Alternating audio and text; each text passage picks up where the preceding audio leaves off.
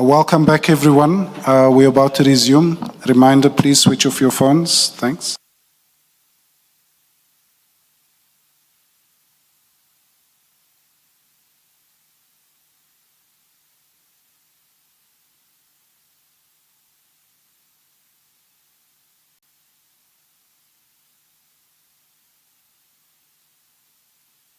Thank you, Commissioners. Ms. Hassan, before you proceed, let me ask this one.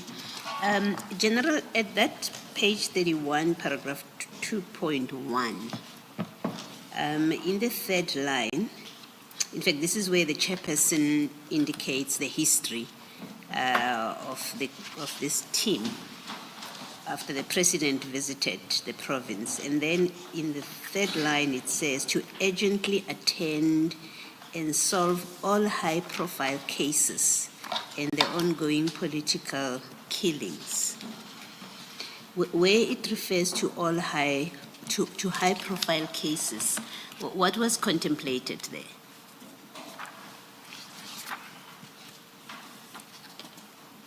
That's at page 31.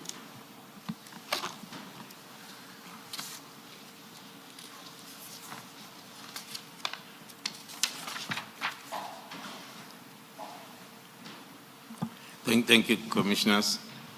According to our interpretation, the high-profile cases will refer to, because the criteria of allocating a political related case will have a list of categories, with the last category being a political activist, a member of the political party. And then the high profiles, according to us, are those political figures that are office bearers and those that are also serving in local government especially. That was our understanding of high profile.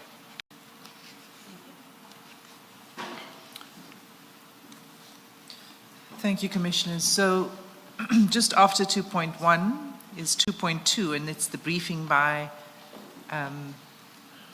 the National Commissioner, the first one which we just dealt with, about the approach of the task team.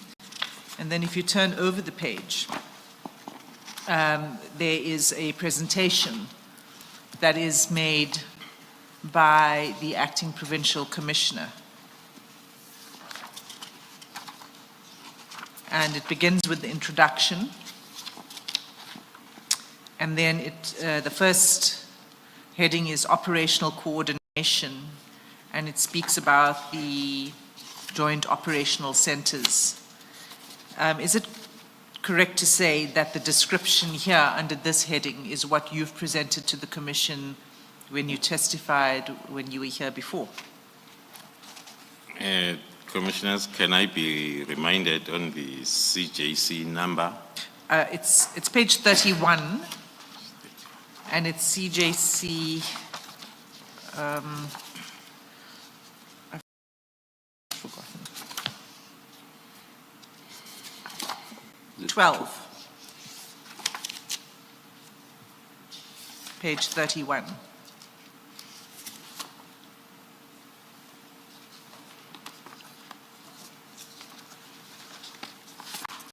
Yes. Okay, so 31 was where we had ended off. And then, sorry, 32 is now the presentation by the Acting Provincial Commissioner. The second heading is operational coordination. And I just wanted to confirm with you whether what is presented here is the same as what you presented to the Commission when you testified earlier. That is correct, Commissioners. I can confirm these were accountability levels and structures that were set up and were then part of the briefing of the IMC, starting with the tactical joint operational centers that I referred to as 4 of them that were established that were meeting and accounting on daily basis to the mission area right up to the National Steering Committee. Thank you. That then is described fully, and then the next thing I'd like you to turn to is page 34, where the acting provincial commissioner at the time described the composition of the team. Is this now in terms of the revised structure? Yes, commissioners, that was in terms of the revised structure and the command and control as was presented previously, looking at the mission area joint operational center, the first box on the left, the task team leader referred to as Major General Ramatswele, as we have presented before, and the project manager referred to as the then Brigadier Kumalo, which is myself, and then other tactical commanders for different disciplines, and those four operational teams below that were implemented. Thanks. And then page 36, which deals with the table of case dockets. Is this presentation and analysis of the dockets that were within the control of the task team at the time? That is correct, commissioners. At the initial stages of the task team, we had to indicate the cases that were presented during the previous IM. We can show the additional cases in that page or slide. We were reflecting that on the previous report, the cases allocated to the team were 98, but then during this meeting, there were now 126. Thank you. And then if we go to the end of these minutes, that's page 41.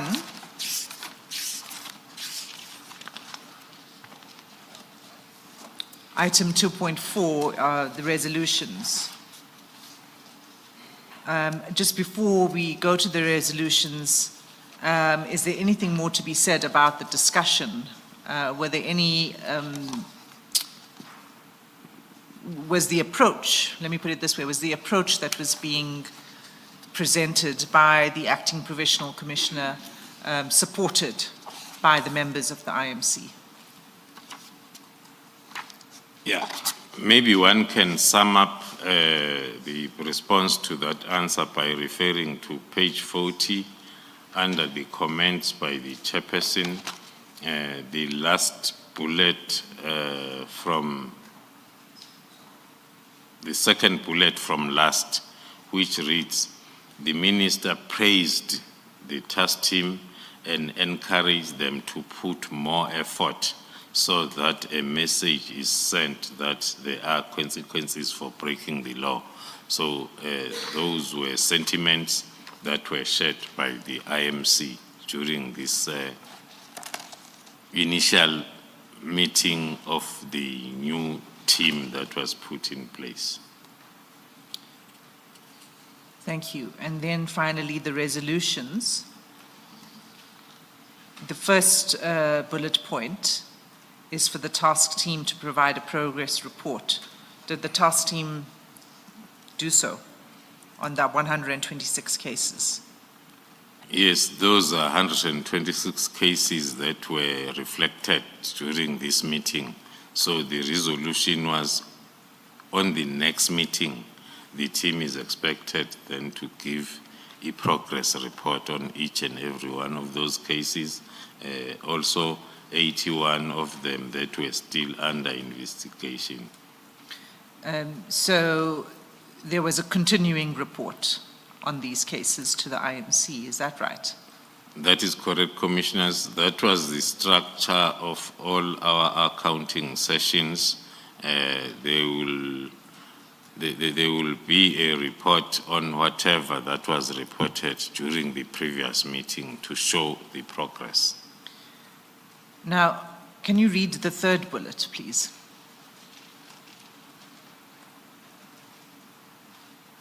The third bullet under resolutions. Under resolutions. The task team in the next meeting will provide progress report on the progress made on the following priority cases: Mr. Mkunu, the killing of Mr. Mkunu, Mr. Stole, and Mr. Spelling mistake Makak. Why were these cases singled out? As per my response to the question by Commissioner Baloyi, that the cases will be rated as high profile, depending then on the deceased. So these three, the first one is the one that was a reason for the establishment of the task team. This crime scene that was visited by the president, that is Mr. Kashana Mkunu, and Mr. Sitole was also another high-profile politician, as well as Mr. Makaka, who was the former ANC Youth League secretary. Thank you. The next set of minutes, if we can go there, then is on page 42. That's CJC 13. And that's dated 13 September 2018. And were you present at this meeting, General Khumalo? Yes, I was present, Commissioners. And again, was it chaired by former Minister of Police, Cele? That is correct.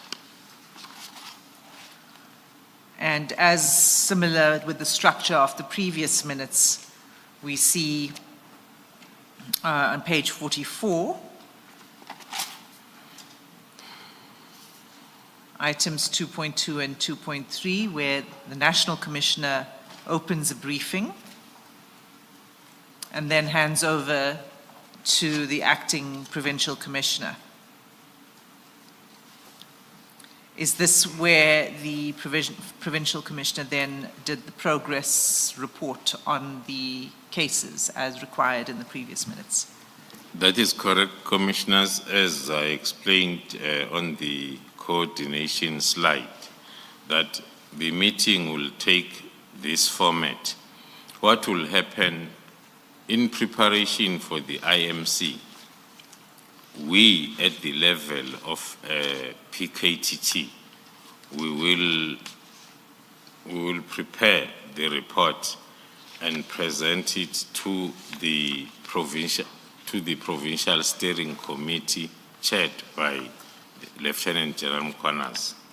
And then as the National Steering Committee comes in a day before IMC, led by the National Commissioner, then the Provincial Steering Committee will then brief them. And then on the day of the IMC, it will take that order.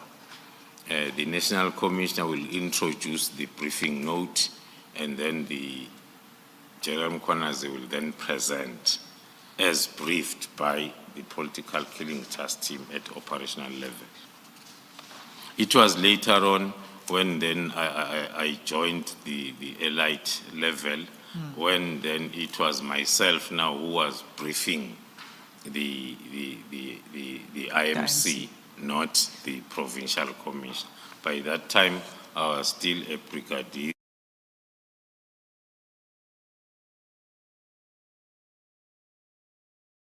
And brief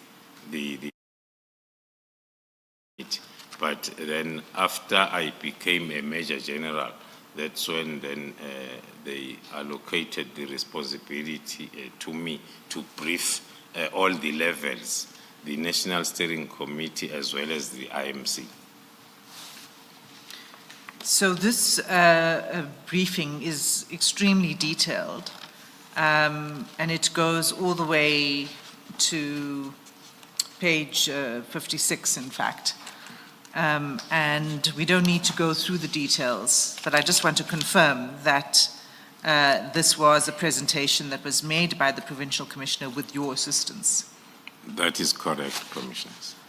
So if we turn to page 55 of the bundle,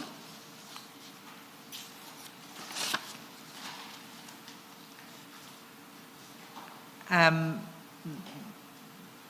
the middle of the page, it says the need for fast-tracking ballistic and biology analysis, that paragraph, and then the following bullet points.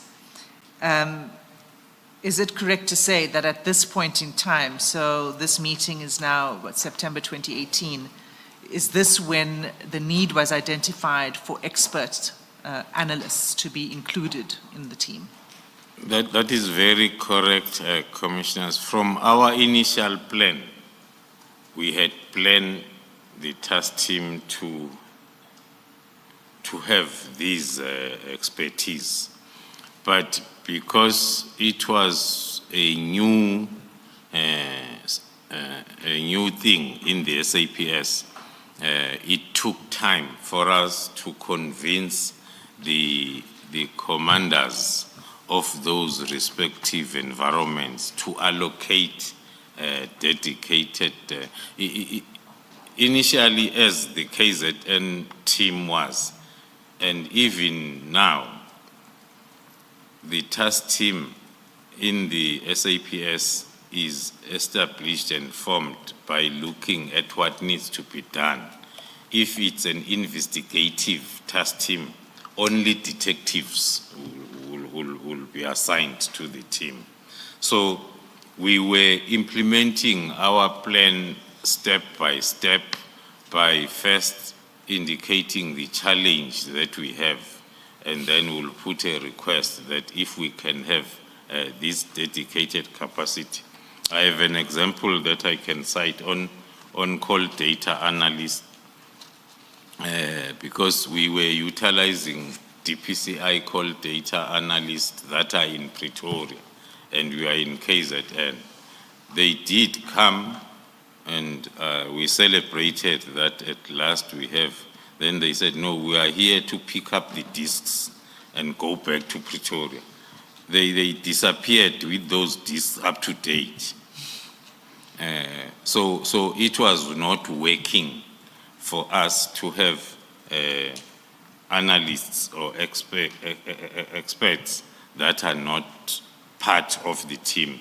So with these recommendations, we were trying to implement to influence that our plan is properly implemented, including the ballistic experts. All these experts were not yet part of the team. But I think from 2020 onwards, that's when then we had the full capacity. Thanks. And so that meeting followed, so it was a detailed report, and it concluded with resolutions, and that's on page 57. And again, as per the previous minutes, the request was for continuing reports on the progress of cases. Yes, that is correct. And for a specific report on the high-profile cases as well. Yes. Sorry. General, in that page 57 and the resolutions, can you just explain that first bullet point, which requires a progress report on 22 case dockets not related to the task team mandate? Yeah. Why that was being included for discussion in the work of the task team? Thank you, Commissioners. Initially, the use of parallel investigation was an internal exercise. We were doing it to assist our investigation.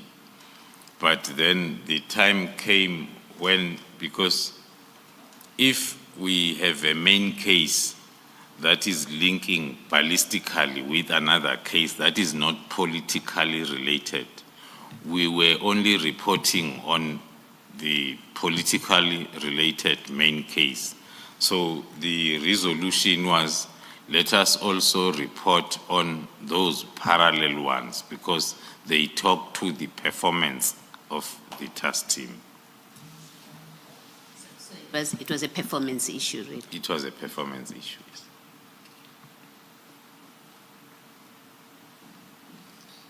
Was any question raised at any point by the IMC about the fact that these parallel dockets were included in the work of the PKTT?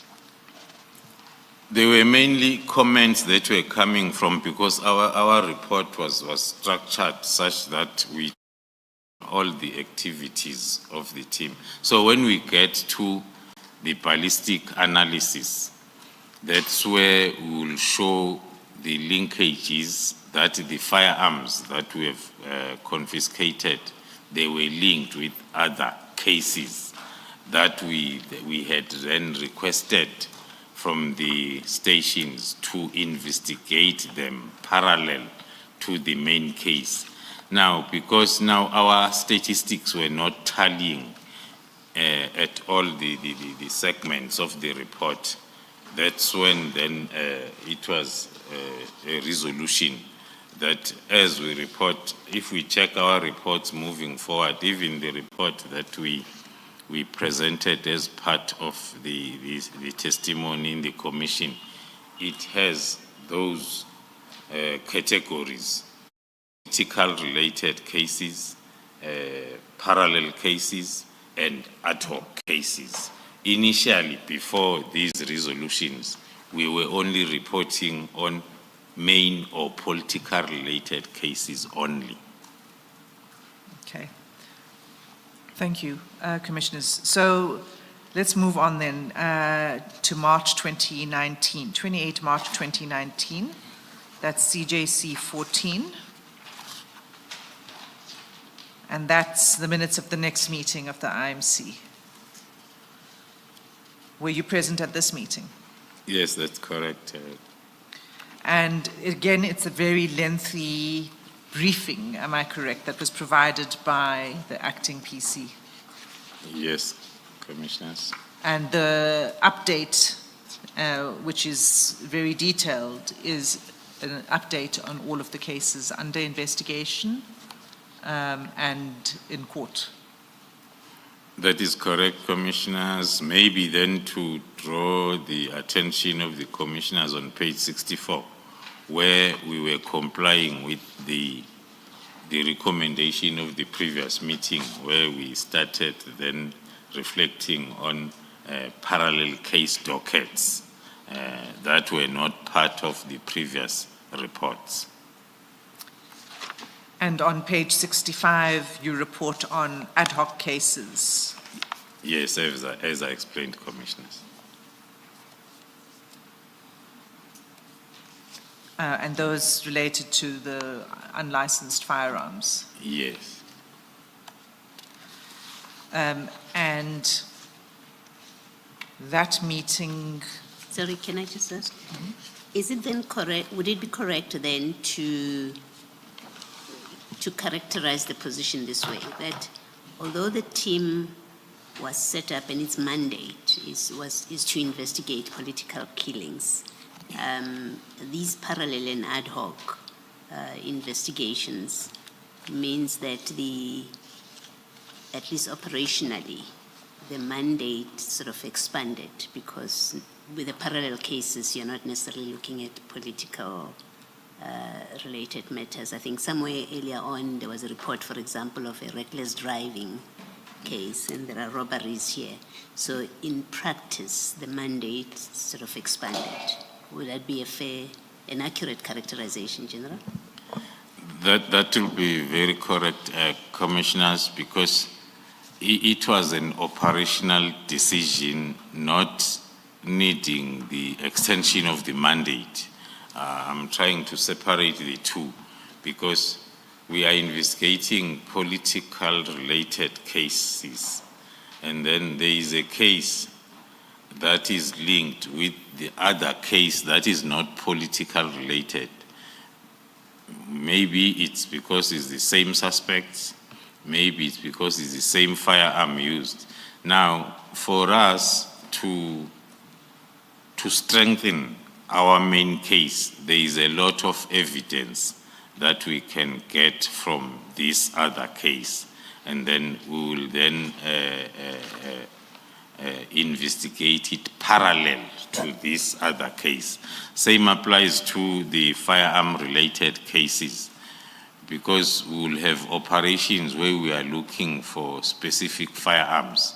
Now, when we register a possession of unlicensed firearm for that particular firearm, that case will be investigated by the team because it is linked sometimes with a parallel docket that is linked with the main political related case because this firearm was used in both these cases. So initially, it was an operational decision which was part of our methodology. Hence then, when we were reporting on the mandated group. But then as we were explaining how we are so successful, then it was then requested that we bring also those cases in our report. Thank you. And am I correct to say that in all of these reports, you began to then report in terms of those categories? So you separated out the categories in your reports? That is what we did throughout up until the last 27-page report of January 2025. Yes. Okay, so I'm going to just move on to the next. The resolutions here, just for the sake of completeness, to wrap it up, are similar to the previous resolutions, which is to continue your reporting on the cases and to intensify efforts on certain cases. Correct? That is correct, Commissioner. Okay, so the next meeting then is 30 July 2019 at CJC 15, page 73. Were you present at this meeting? That is correct, Commissioners. And can you tell me whether this meeting followed the same format as the previous meetings, meaning a very detailed report by the Acting Provincial Commissioner?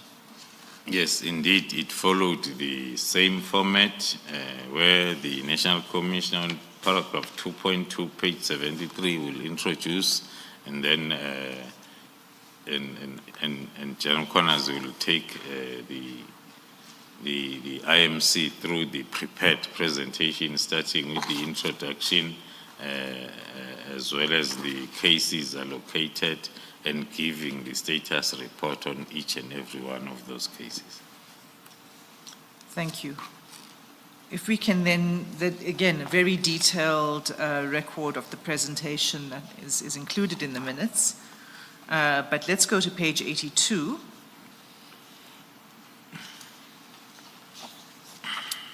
There's a section that's headed Remarks by Member of IMC and Others. Yes. Okay, so the first bullet point, it says the meeting noted the incorporation of 78 cases which are not related to political killings. Can you just explain that bullet, please? It is referring to the explanation that I've been giving, that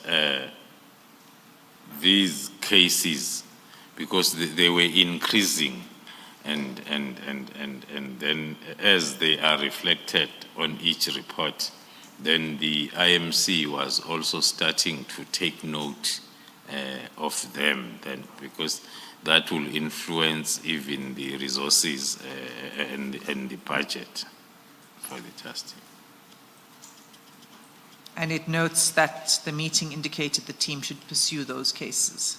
Yes, as I explained, that if the meeting indicated that the team should pursue these cases as if they indirectly have relation to their mandate. So it started as an operational decision, but then during this meeting, it was then accepted as an indirect mandate, although it's not talking to the mandate of political killings dockets. Can you comment on the second remark by the IMC? The meeting also stressed the importance of strong and better coordinated intelligence operations as the key to successful investigations and prosecution. That was the time when we had the team that was at least 98% capacitated, sufficient, and we were then able to deliver in line with the plan in terms of activities and the timelines, because we had better coordination from within the expertise. And there was also, by that time now, an understanding, as I explained yesterday, that when we call people up, they come in with their understanding of how things are done. So indeed, it took time for the team to gel and understand that the methodology here is in a process format. Hence, then there was this comment. Okay. And the third bullet? Can you comment on the third bullet?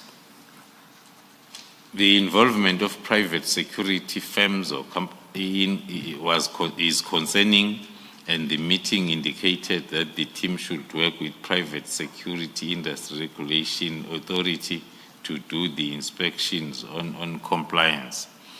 The team had adopted a concept of compliance inspections, because we had since realized that the firearms that are normally used are belonging to the private security companies as well as municipalities.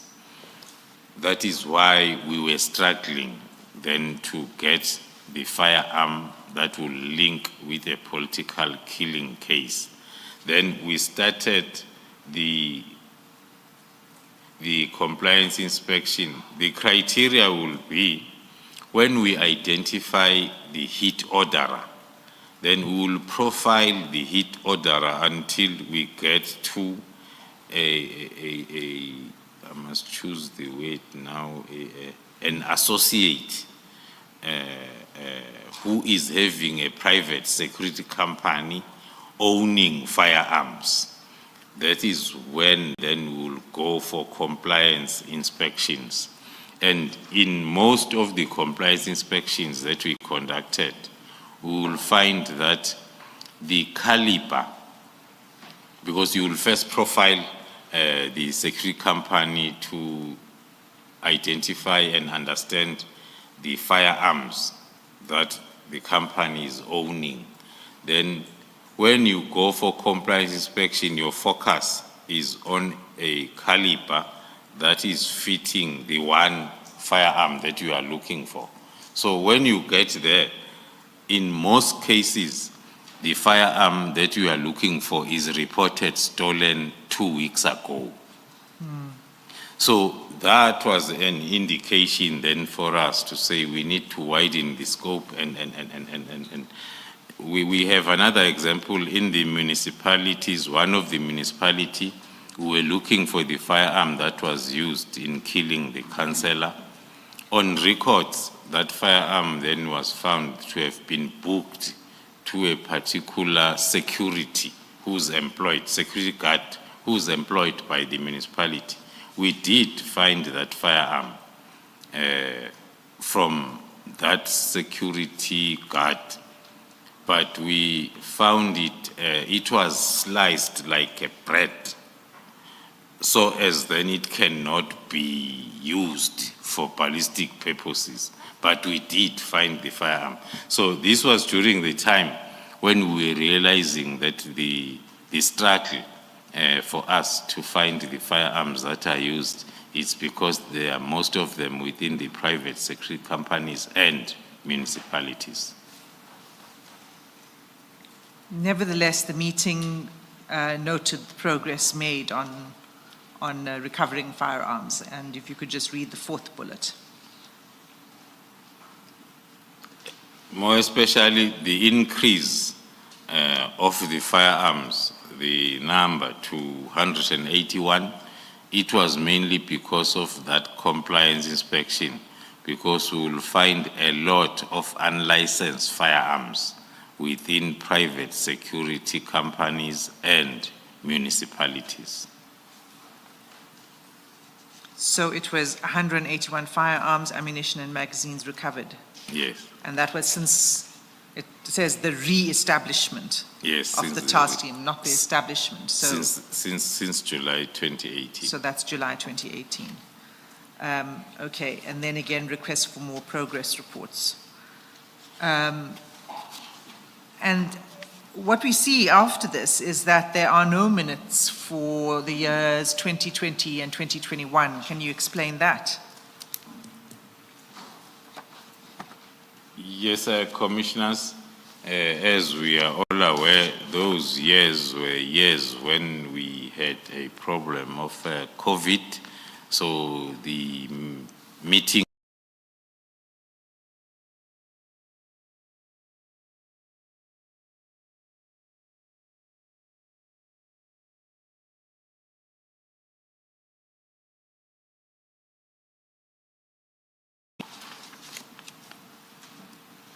Yeah, that's correct, Commissioners. It's dated 2 February 2022. Were you present at this meeting? Yes, I was present, Commissioner. And again, we see the similar format, a very detailed briefing. And this briefing was by the acting provincial commissioner again, is that right? Yes, that's correct.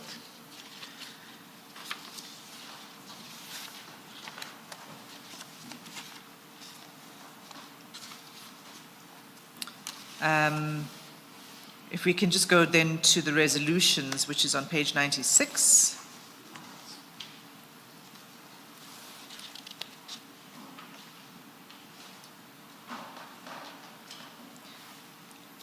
There are 5 resolutions, 5 bullet points. Can you explain the first bullet point? Thank you, Commissioners. The resolutions, in most cases, the resolutions will be linked with the challenges that will be brought to the attention of the IMC by the team. So the first one that talks to the must be specialized or dedicated court for political related cases. That was during the time when we were experiencing delays at court. We had so many trial-ready cases, but now because they were competing on the court roll with other local cases, looking at the task team being time-bound and being a project, then there was that request that the dedicated court be provided, of which then the ministry had identified that Saudi court case that after threat and risk assessment and other processes, mainly because of the conditions of the cells in that court, then the interdepartmental, especially the provincial steering committee, decided against the use of the court. Then the next one talks to the dedicated prosecution team at lower courts to deal with firearm-related cases. The main problem there was, as the team will register a case of possession of unlicensed firearm, and the dedicated team of prosecutors are dealing with politically related, more especially if the firearm is not linked with the case. Now, those cases were also suffering a lot, and then the team thought that maybe they must also put up that request for their cases that are at lower courts to have the dedicated prosecution team. And did that happen? Unfortunately, it did not happen, Commissioners. Okay, if you can just then finish with reference to the third bullet point on these minutes. The Department of Correctional Services should improve on security, especially unlawful access to cell phones by inmates, and report in the next meeting. This has been an ongoing problem up to date, but it was something that was also brought up by the task team for the IMC to assist on. There were lots of proposals that were put on, but were not implemented. That is why we still have the same problem. And it's one of the reasons why the request that was approved and the recommendation to use Kokstad prison, because communication within that prison is impossible. So that concludes those minutes. The next set of minutes is CJC 17, and that meeting took place on 5 September 2023. Were you present at this meeting, General Khumalo? Yes, Commissioners. Now, this meeting, again, followed the similar format to the previous meetings, except that the report of the work of the PKTT was presented by you and not the Provincial Commissioner. Is that correct? Page 100. Yes, that is correct. And again, as with the previous reports, it's a very detailed briefing, and it goes on for quite a number of pages. I don't know if there's anything specific you want to highlight in relation to this meeting. If not, we'll just go to the end of the minutes. There is nothing more other than to flag that on this report we had included a threat and risk assessment, because it was built up to the upcoming local government elections. So can we then go to page 123? And you'll see this is a section dealing with remarks by other members present in the meeting. Yes. There are a number of comments here. Are there any, there's some that are notable. Some of the issues that are addressed here are issues that seem to recur. The importance of dedicated courts, for example. But we also see that the Deputy Minister indicated that he agrees with the recommendations of the task team and that the team should be enhanced. What did that mean, that the team should be enhanced? It was referring to the increasing workload and also in preparation for the upcoming local government elections. Hence, then, after the TRA was presented, that formed part of the remarks and resolutions by the IMC. Okay, so it was linked to the threat and risk assessment and then the upcoming elections, Yes. the need for enhancement. So then there's a bullet that says some members have been taken back to their original station. Why is that?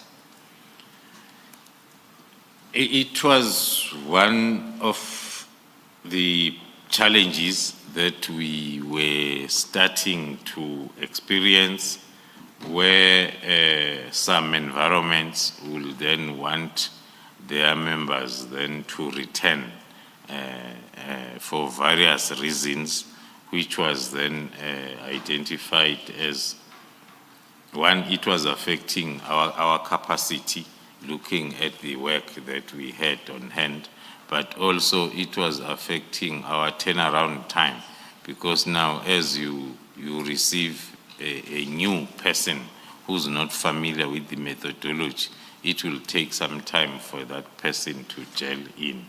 But that was basically what we're experiencing. Maybe to add, there is a point above that talks to the minister indicating that the task team is also now involved in the investigation of Fort Hare University cases. That was after the extension of the mandate. Now that also affected our capacity, because we had to move then other members of the team to relocate to the Eastern Cape. That was one of the reasons why then the capacity was a problem. Thank you. I note that two bullets from the bottom, that the Minister Lamola commended the work of the task team. And then on the next page, page 124, we have the resolutions. And can you read out the last two bullet points? The last two bullet points of the recommendations, first one being the success of the task team should be communicated to the nation via press briefing. The second one, the task team cannot be dissolved, it must continue. And that is the end of the minutes of the meeting for September 2023. Was there any other IMC meeting after that? Maybe we don't have minutes. There were no other IMCs, because this one was the last IMC towards elections. Hence, then it had also a recommendation or a threat and risk assessment, and a recommendation of enhancing it, and also the decision not to dissolve it. I should think that maybe in line with the change of administration, this is the last decision taken by this IMC, that it should not be dissolved, so as the next IMC, when it comes in, it continues this good work that this current IMC have seen.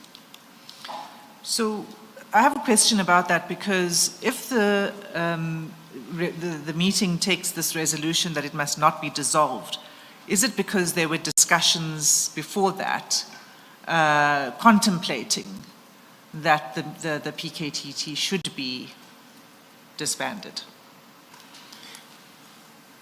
Not as far as I understand it. It can only be that in our reports, we will also look at the timeline.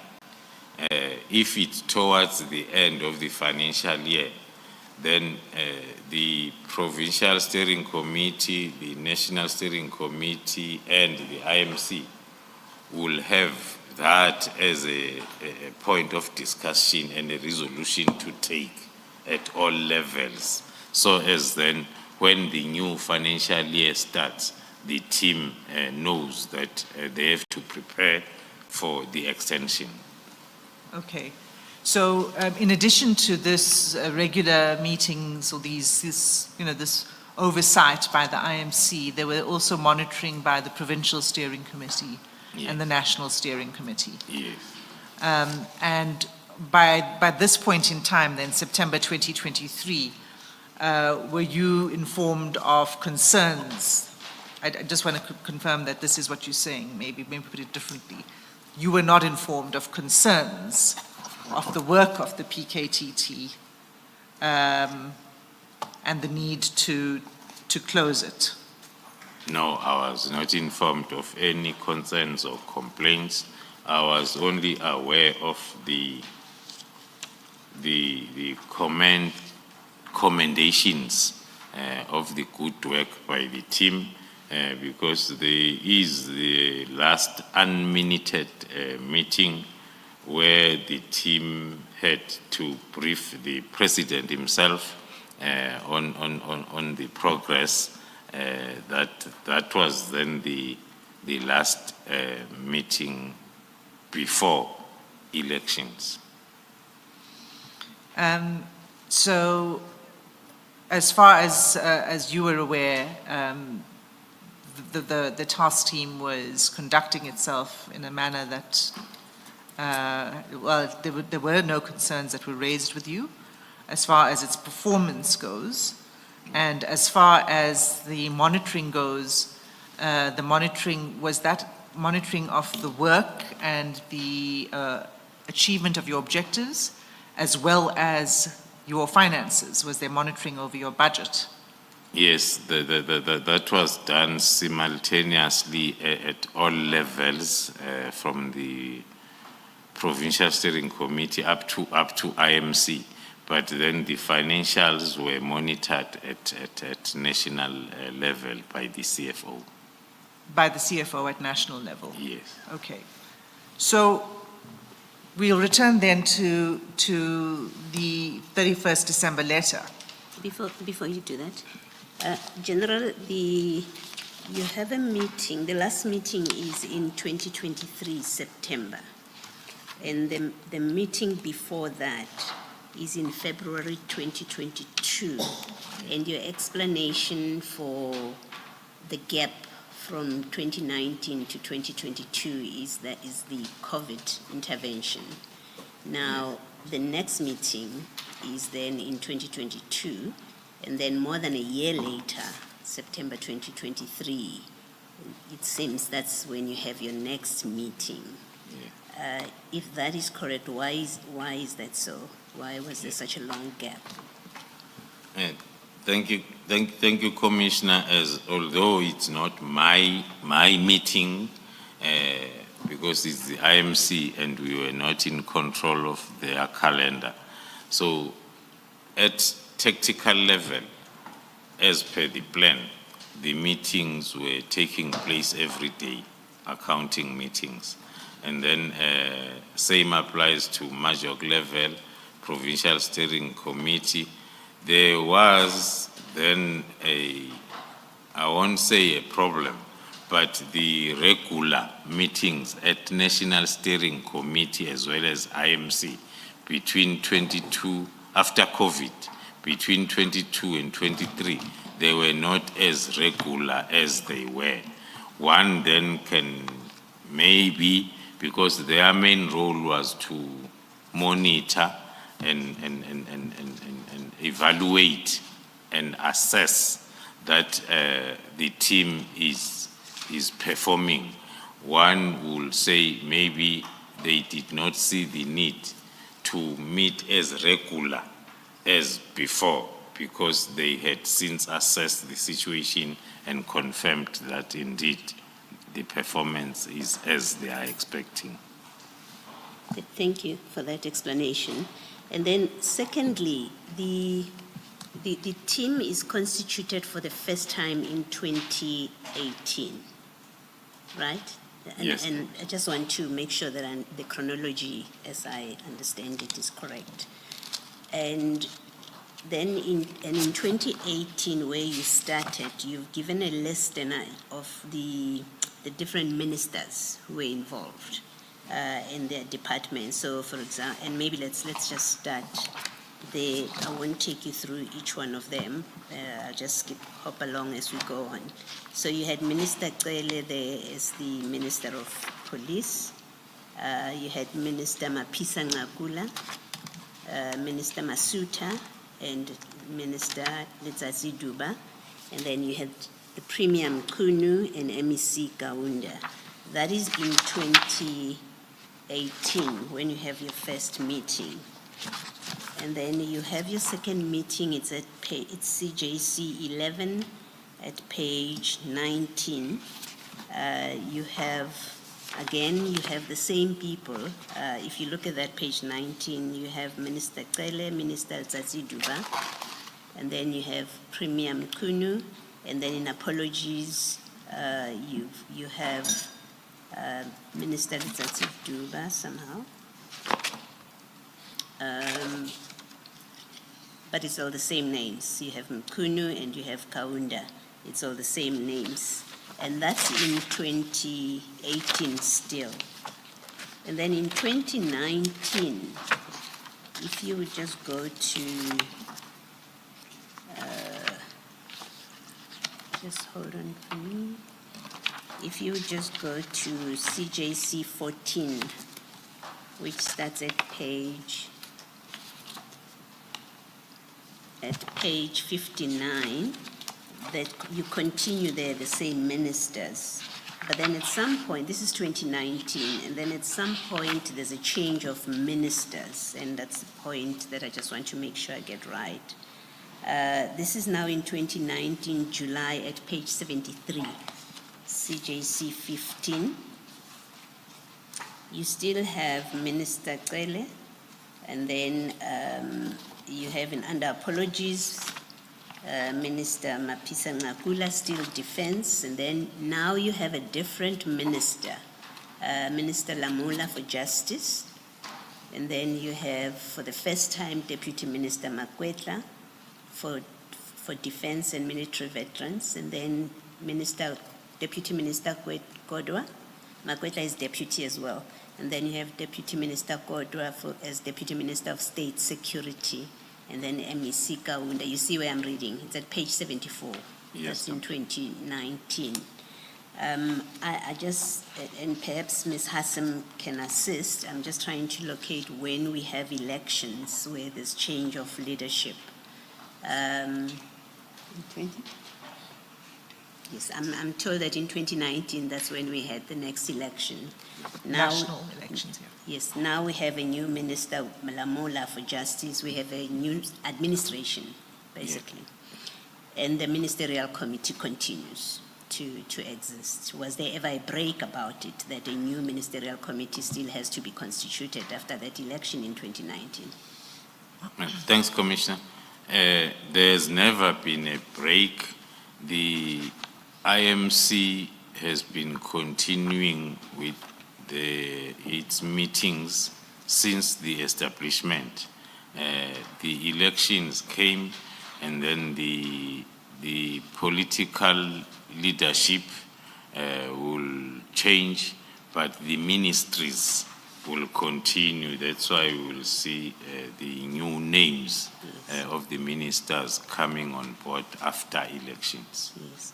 And you see that in 2022 as well, at page 84, this is your February meeting, and then if you turn to 85, you now have Premier Zikalala as a premier, and then you have Deputy Minister Matale, and under apologies, you now have Minister of Defense Modise and Lamola. So the departments continue and ministries continue to be represented, even though there was a change of administration and ministers. That is correct, Commissioner. Even at provincial level, the first premier who started with the initial was Premier Mkunu. Then as we move on, Premier Zikalala, because of elections again. So the political figures will change, but the ministries Yes. will remain within the IMC. Thank you. Thank you, General. Thanks, Ms. Hassan. Thank you, Commissioners.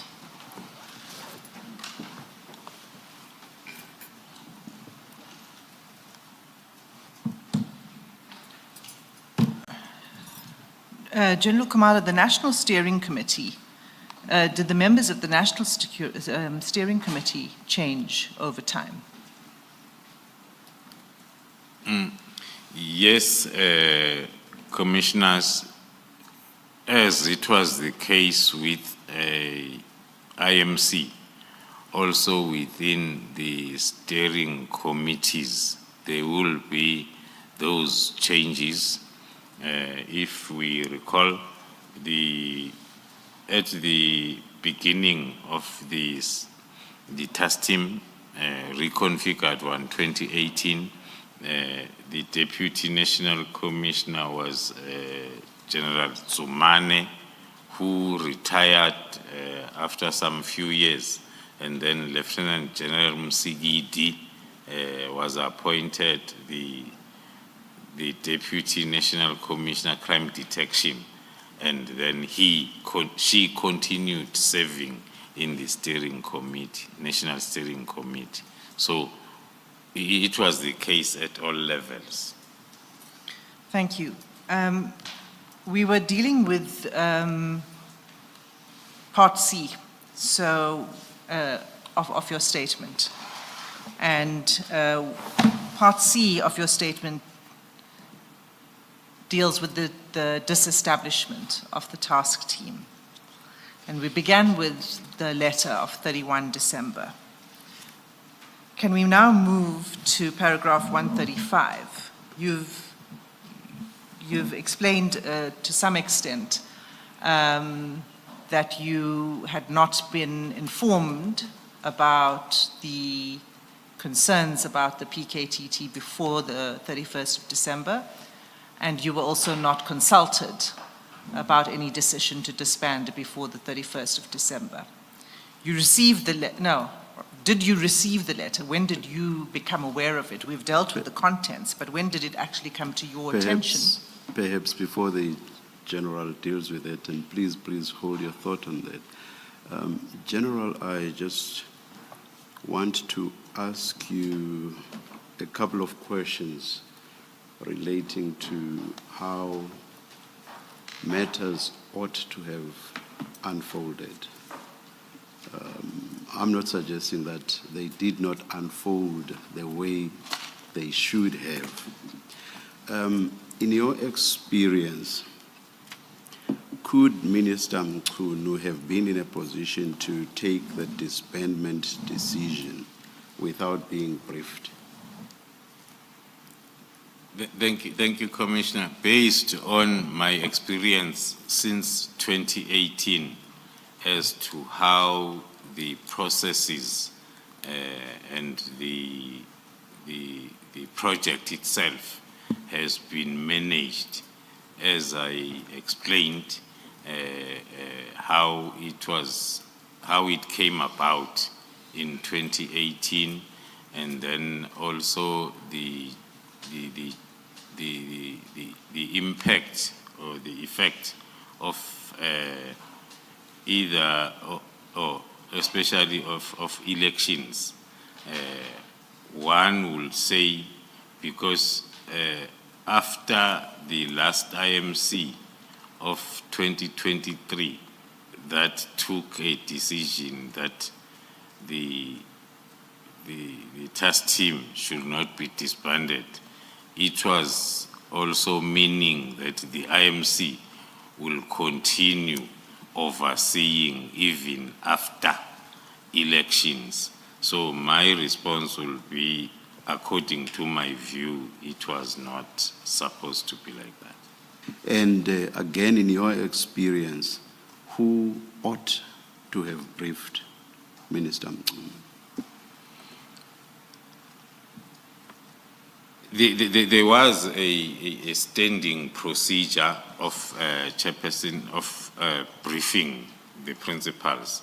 Maybe if I may answer that, starting with the last briefing on the last administration that was given to the IMC in 2023, and then few months before elections to the president.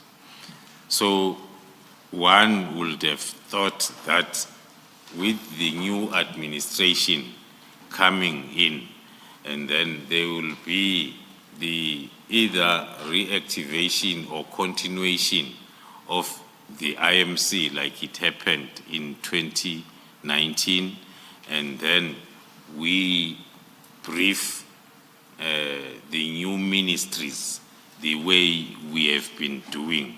But coming closer home within SAPS, because PKTT was and still one of the projects, important projects of the department now.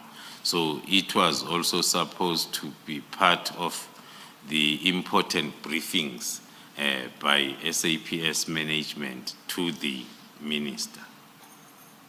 And who would those managers be? You say management.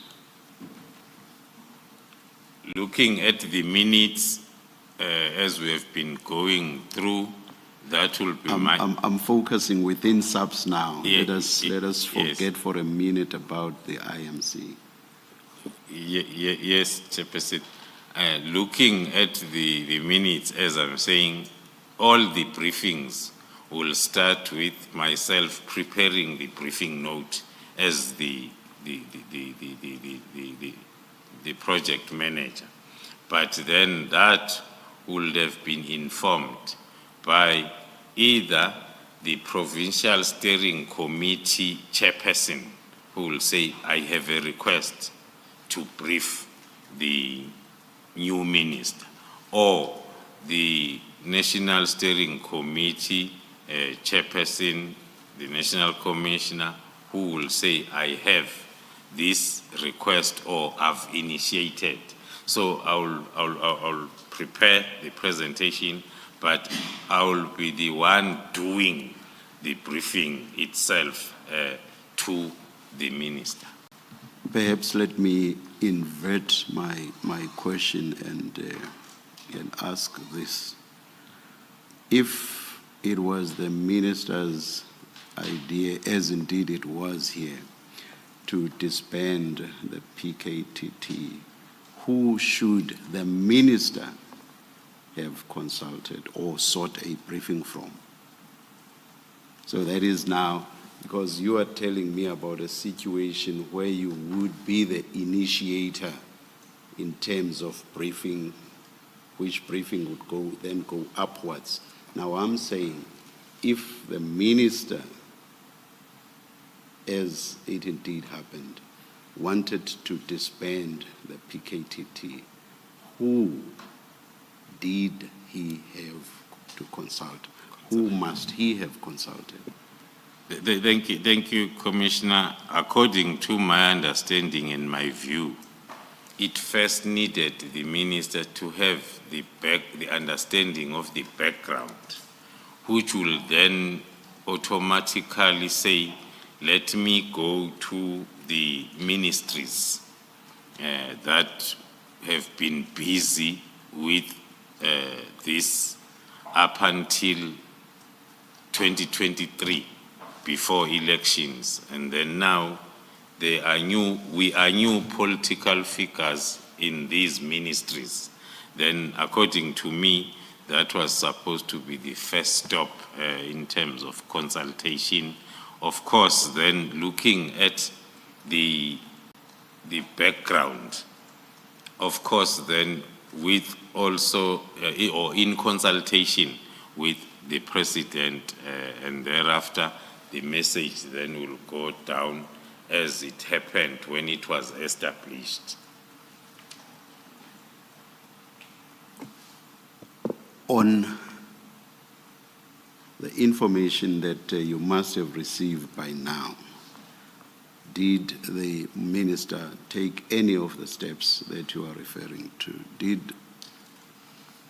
the minister make contact with any of the members of the IMC? Did the minister consult the top management of the SAPS, which I assume would obviously include the National Commissioner,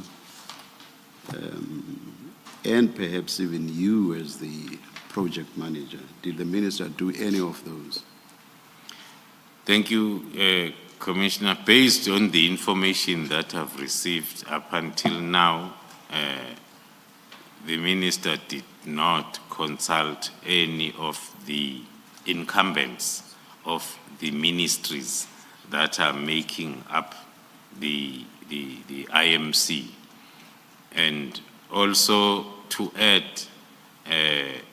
even the information also received up until now, even the current deputy ministers were not consulted, of which then with the previous IMC, by then we had one deputy minister of police who was now and again in attendance on some of the IMCs. So at that level, I will say, based on the information that I've received up to now, there was no consultation at that level. And then on the second level below, I will confirm that we have never have been given an opportunity to brief or also to be consulted before the decision was taken. The minister knows best why he did not do any of that, if, as you say, he indeed did not do it. But I will still ask you this. Do you know why the minister did not do any of these? I will not definitely know as to why that consultation did not happen, Commissioner. But according to my view, that I will hold on to it up until I'm given the real reason. I will hold on to the view of what was happening during December, the busiest month of them all in terms of PKTT, their support and assistance to the GCI ops. All that can be supported by our operation that took place on the 14th of May, when we had to analyze the communication, which was starting to give us more supportive information as to why we say the reason was because of the activities of December. I pointed towards the format of the letter. According to me, it's my view again, it was not a letter that was given the attention that it deserves. That needs to be crafted such that, so it talks to the letter that had to be speedily finalized, and now looking at the happenings of December, I will stick to my view up until I get the official reasons for not consultation and for disbanding. Lastly, do you not find it strange that on something so important, with as much history as it had, that what the minister says is so terse or so brief and without much substantiation. Do you not find that strange? I'm referring to page 204, paragraph 3 of the letter, and that's annexure SDK 24. Do you not find that strange?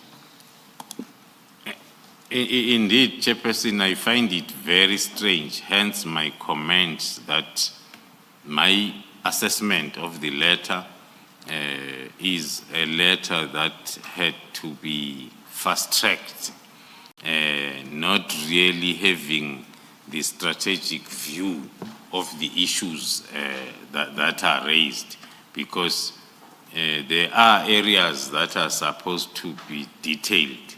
And excuse me. So those details will only be informed by the briefings that are received prior to the crafting of the letter.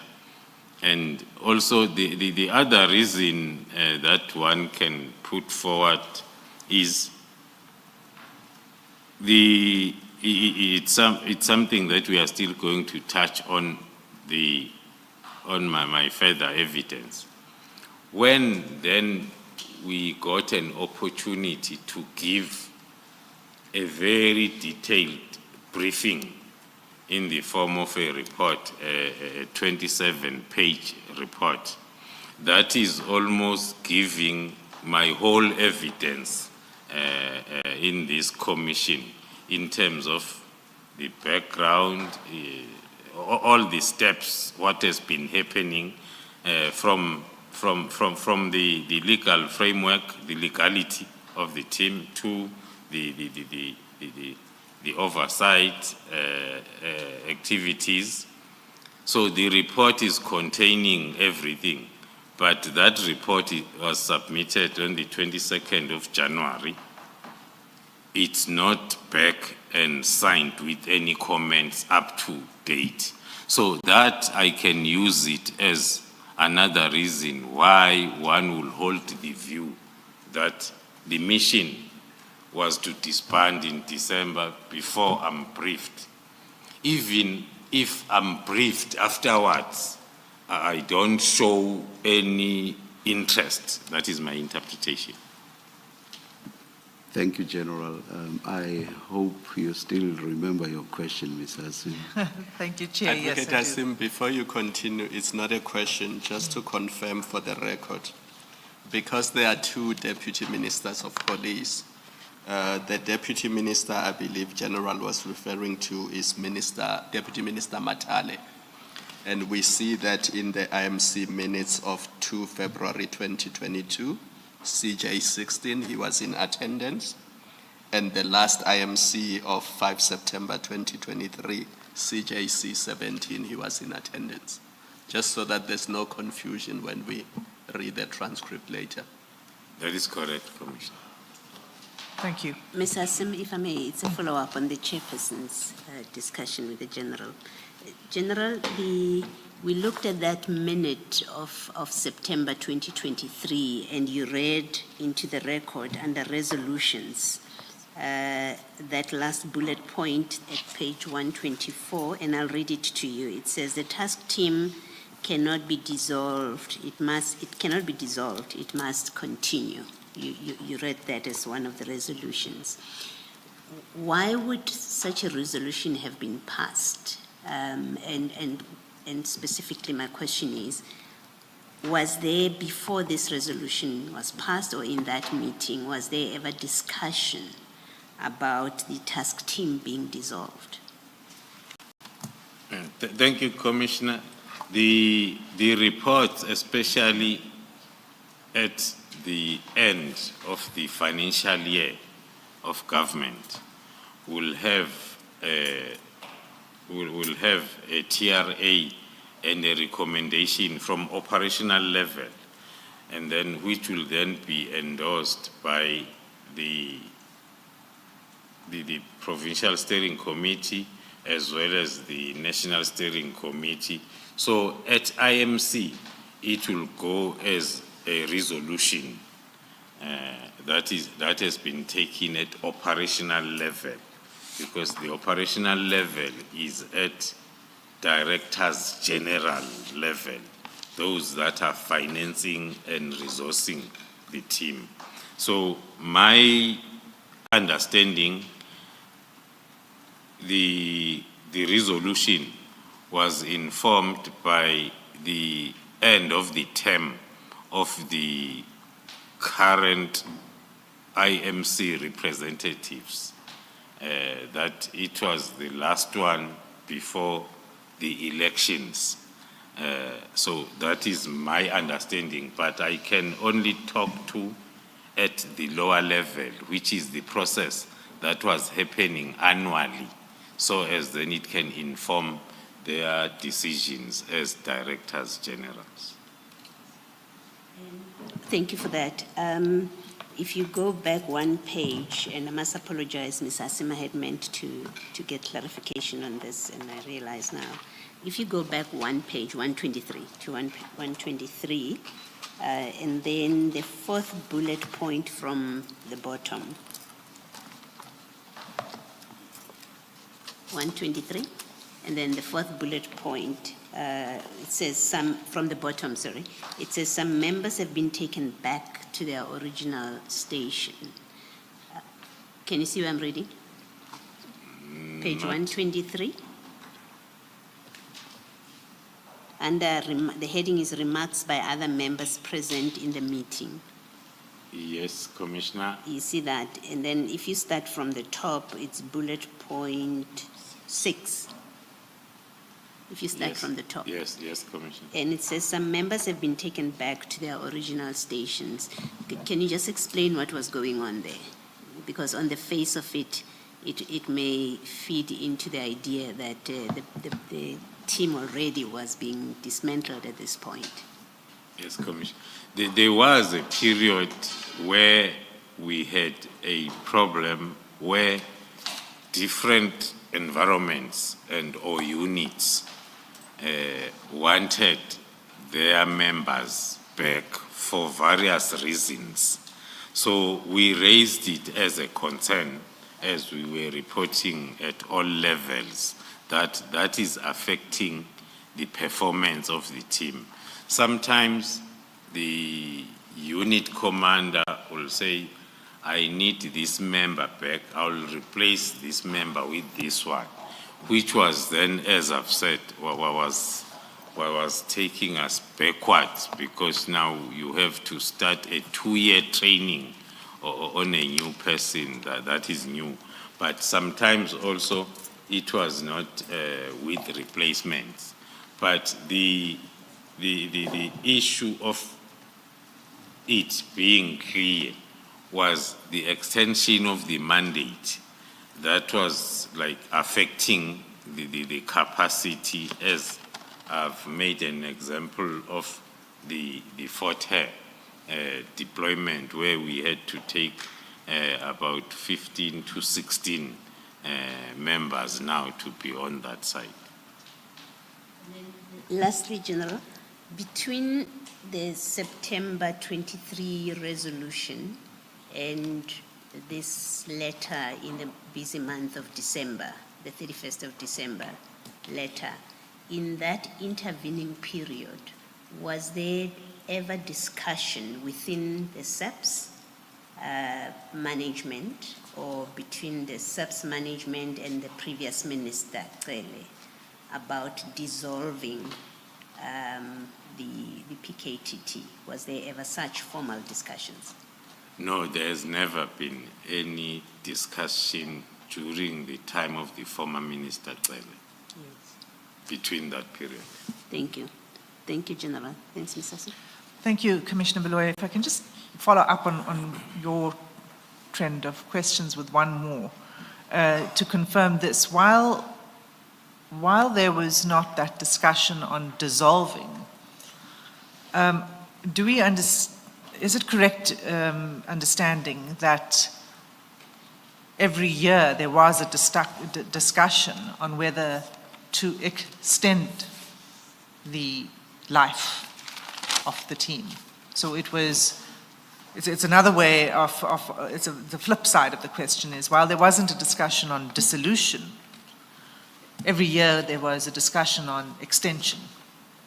Is that correct? That is correct, Commissioners, but that discussion will be at a national commissioners level, or I will say at national steering committee level. I've said the reason is, as the financial year is coming to an end, the Directors General must plan for the new year. So it will be, because each and every department that is part of this interdepartmental was and is carrying the cost by itself. So that's why there will be that discussion. They will mainly request for the threat and risk assessment, the progress made, and then a detailed report, so as then they are able to take that informed decision at their level.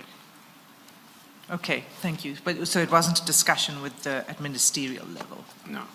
In fact, in bullet point 4 on the same page, the recommendation was the enhancement rather than the winding down of the task team, as I understand it, on page 123. And that was supported by Deputy Minister Matale.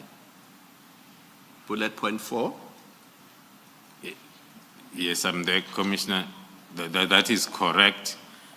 So hence, in my response from the chairperson's question, I had said, if the process that led to the disbandment letter had followed the normal process, it was not supposed to be that difficult, because the Deputy Minister of Police, who is still the second Deputy Minister of Police, was in the last IMC present and these resolutions taken.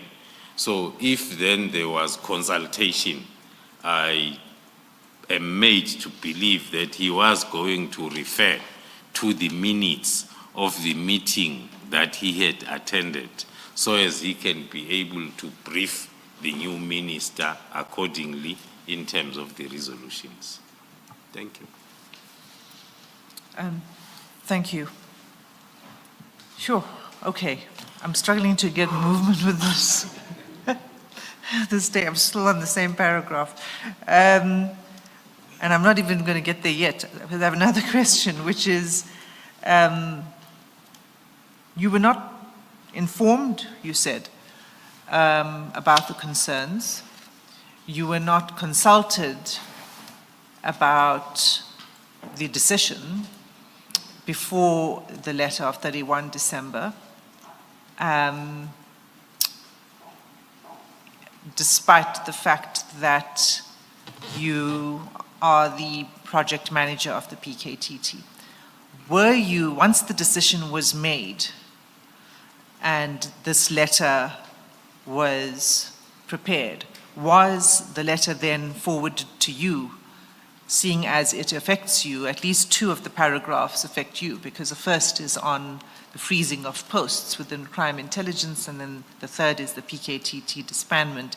So when did you become aware of the letter formally? I know you said you saw it on social media, but was it sent to you formally in your capacity as Divisional Commissioner of Crime Intelligence? Thank you, Commissioners. The only time the letter was shared with me officially was on the 14th of January, which is like 2 weeks after it has been out, when the National Commissioner came back from leave and then called me in for the discussion of this letter, and then he handed over the file with the letter.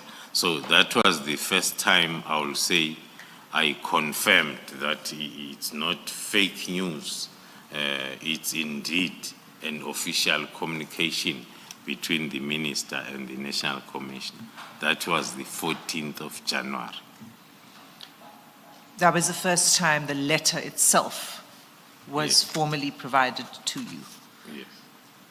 So let's go back then to your statement, because your involvement in the beginning of the notification to you, as I understand it, is on the 7th of January. And if we can start there with SDK 23.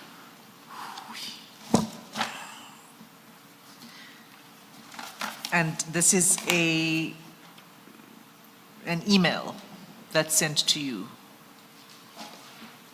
on the 7th of January 2025. Can you explain what this email is saying to you? Let me go there, let's see.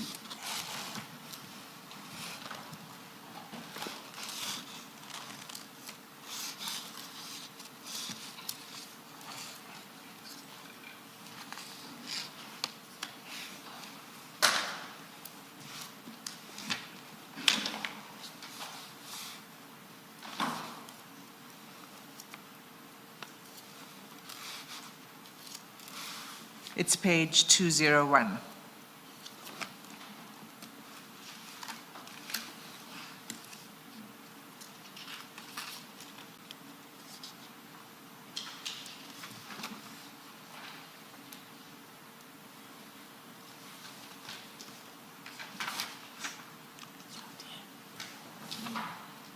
Is it not in your bundle?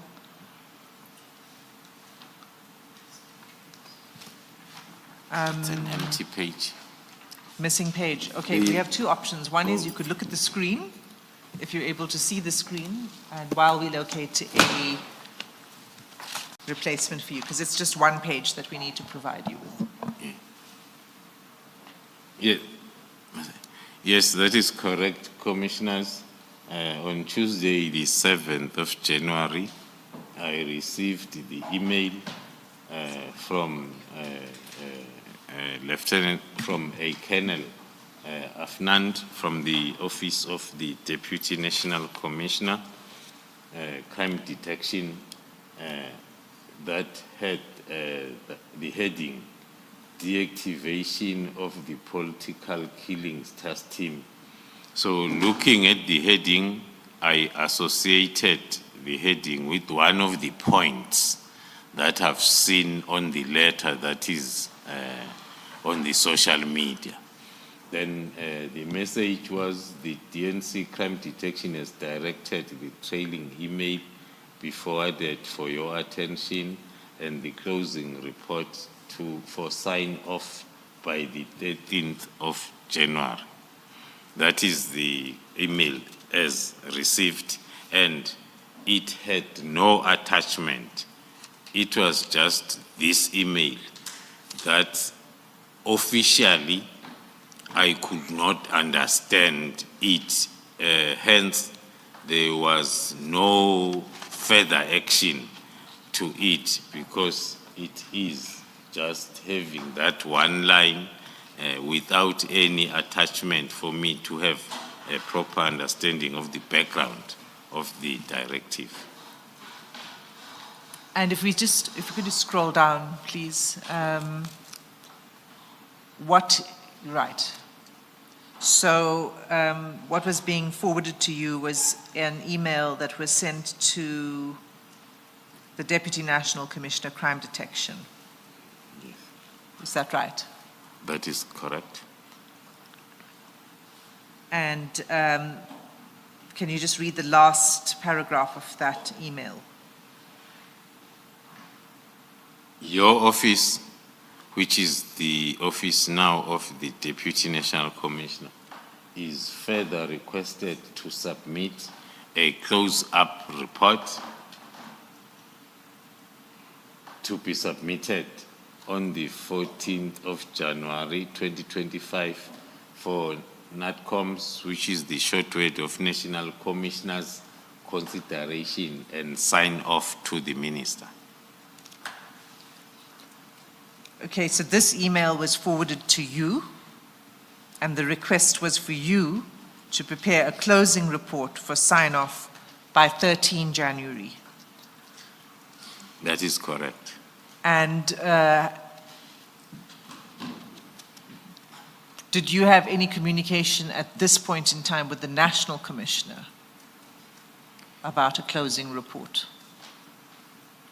Yes, in fact, I did have the communication even before the 7th, as I've indicated that from the 1st, when this letter was trending, I was receiving lots of questions and calls from the team members, from the stakeholders and PA, from correctional services, from everybody.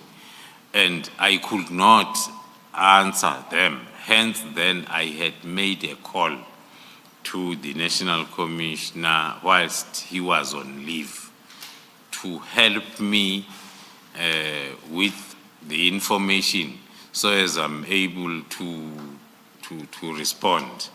Then I got the response that he is also in the dark. The best thing is just wait until I come back. That is exactly what I did. I disowned the letter from the 1st when it started trending up until the 14th when I received it officially, and we had an opportunity now to discuss and try to understand it with the National Commission. And did you raise your concerns with the National Commissioner at that point in time? Indeed, my first call was a complaint to say, I'm receiving lots of calls and I do not know what to tell people from the task team members to the stakeholders. Now help me, what must I say? And the advice was, tell them as I'm telling you that we do not know what's happening. We are still going to try and clarify the issues, and then we'll come back to them. So when you get this email from General Sabia's office saying that you need to prepare a closing report by 13 January, what did you do? Did you begin to prepare the report, or did you do nothing? I did not do anything, commissioners, because as I've indicated, there was no attachment. I did not want to legitimize and think that the letter that is trending, this email is referring to it. For one main reason, the heading of the email is talking to one subject matter amongst the 3 subject matters that are in the letter that is trending. That was the first reading, the first reason. But secondly, without the attachment itself, it was not easy to understand the directive from the Deputy National Commissioner because it's one line. Then for me to be able to understand this one line, there must be this attachment that I must go through and understand. So hence then my decision not to do anything, instead to wait for the National Commissioner to come back from leave as per our agreement. So then if we go to 138, paragraph 138 of your statement. Before you do that, General, this at 2:01, these emails, the bottom email of the 3rd of January from Brigadier Litoko. Now we know from the National Commissioner's evidence that on the 3rd of January, he was on leave, and you have confirmed that. That's correct, That's correct, Commissioner. right? Who was the acting national commissioner at this point? The appointed acting national commissioner was Lieutenant General Musigidi. It wasn't General Sibia, No, it was not General Sibia. okay? And then in that email of the 3rd, it's addressed to, and you do mention in your statement at paragraph 135, the email is addressed to Captain Keketsi Sibongile and Mabula TR, and then copied to General Sibia and General Sibula. Where in terms of office does Captain Keketsi sit? In whose office? Captain Kekesi is in the office of the Deputy National Commissioner at Crime Detection, Lieutenant General Sibia. And Mabula TR, do you know? I won't know, Commissioners. And then Sibula FM? General Sibula? Sibula FM is in the office of the National Commissioner. She is the executive manager. Yes. And then in the email to you, which is the email of the 7th of January, it is addressed to you, and then is addressed to you and to Captain Sibongile. And it doesn't appear that anyone from the Office of the National Commissioner is copied on that email. Am I correct? That's correct, Commissioner. Thank you. Thank you. Thank you, Commissioner Balois. So, let's go to the 14th of January. This is when the National Commissioner returns from leave. And can you just tell the Commissioner about the discussion you had with the National Commissioner on that day? Thank you, Commissioners. I'm not going to repeat what I had explained because the understanding and the confusion that one had when the letter was still unofficially trending continued even during this meeting, because both of us, we could not really understand the letter itself as to what might be informing these directives. But when it comes to the timelines that were on point number 3, there was also a long discussion between myself and the National Commissioner as to what is the meaning of a preliminary report that is required on the 20th. Because now that discussion came after the National Commissioner had said, go and prepare the preliminary report. I said, but when I read, I don't understand as to what is the preliminary report. So I want the understanding, so as whatever that I go and draft, it's what is required on the 20th. Is the preliminary report that talks to how are you going to disband, or is the preliminary report that talks to how this task team came about, or the progress report, or what is happening? So we had a long discussion, hence then the preliminary report that was submitted ended up having both.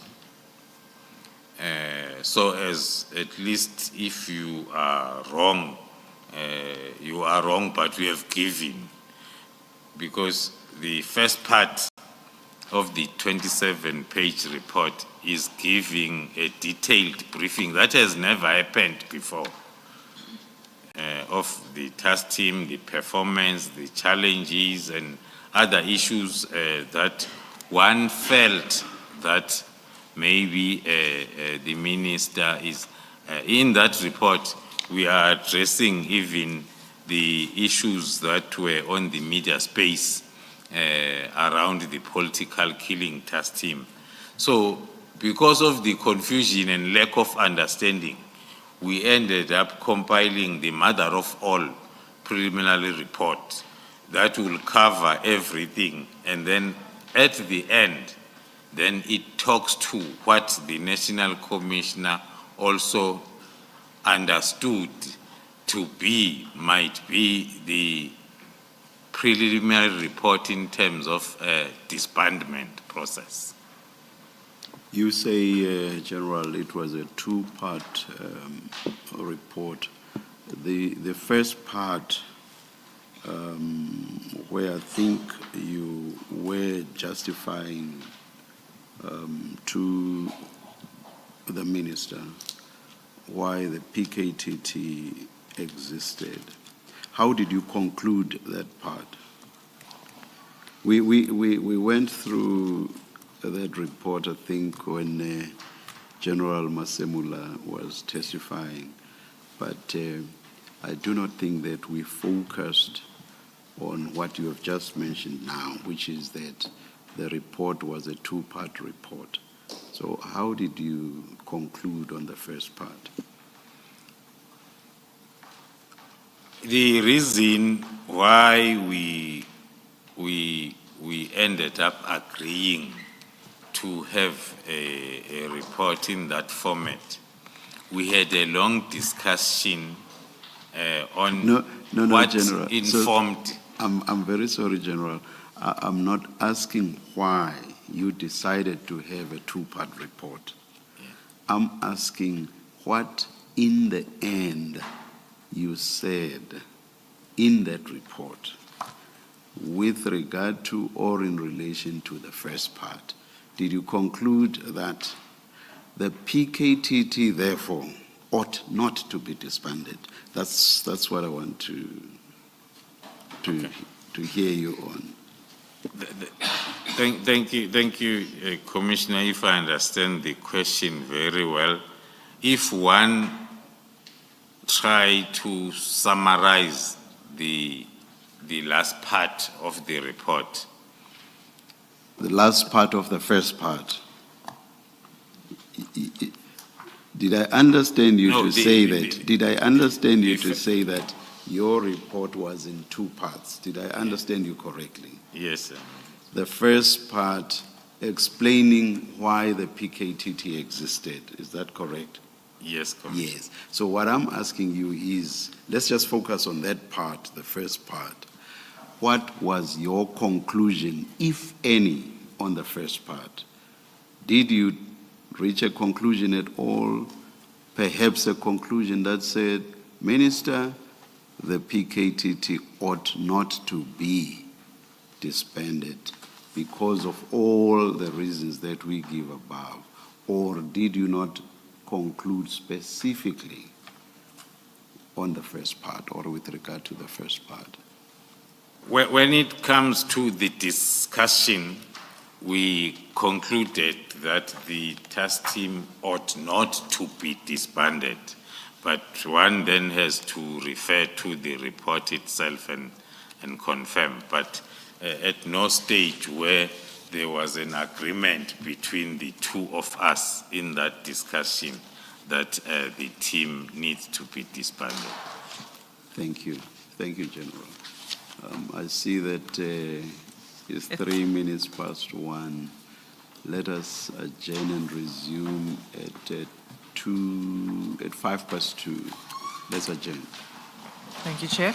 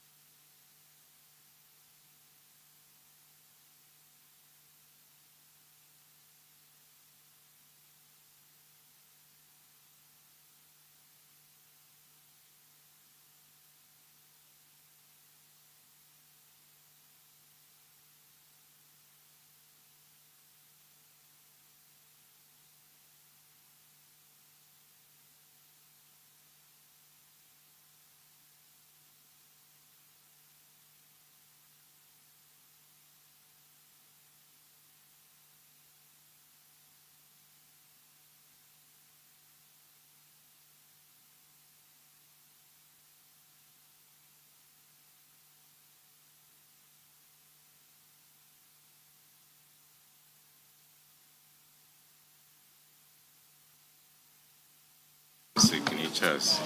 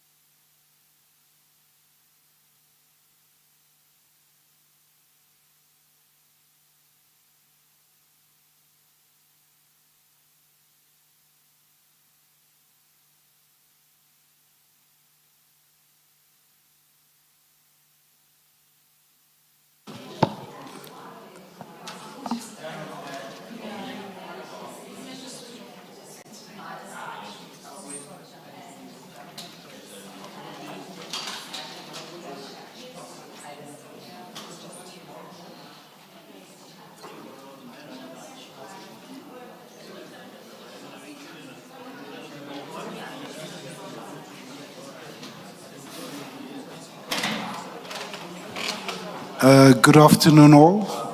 We are ready to resume. Thank you.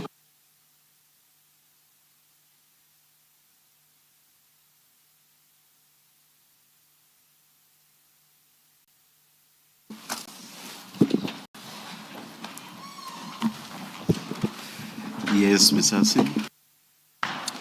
Thank you, Chair.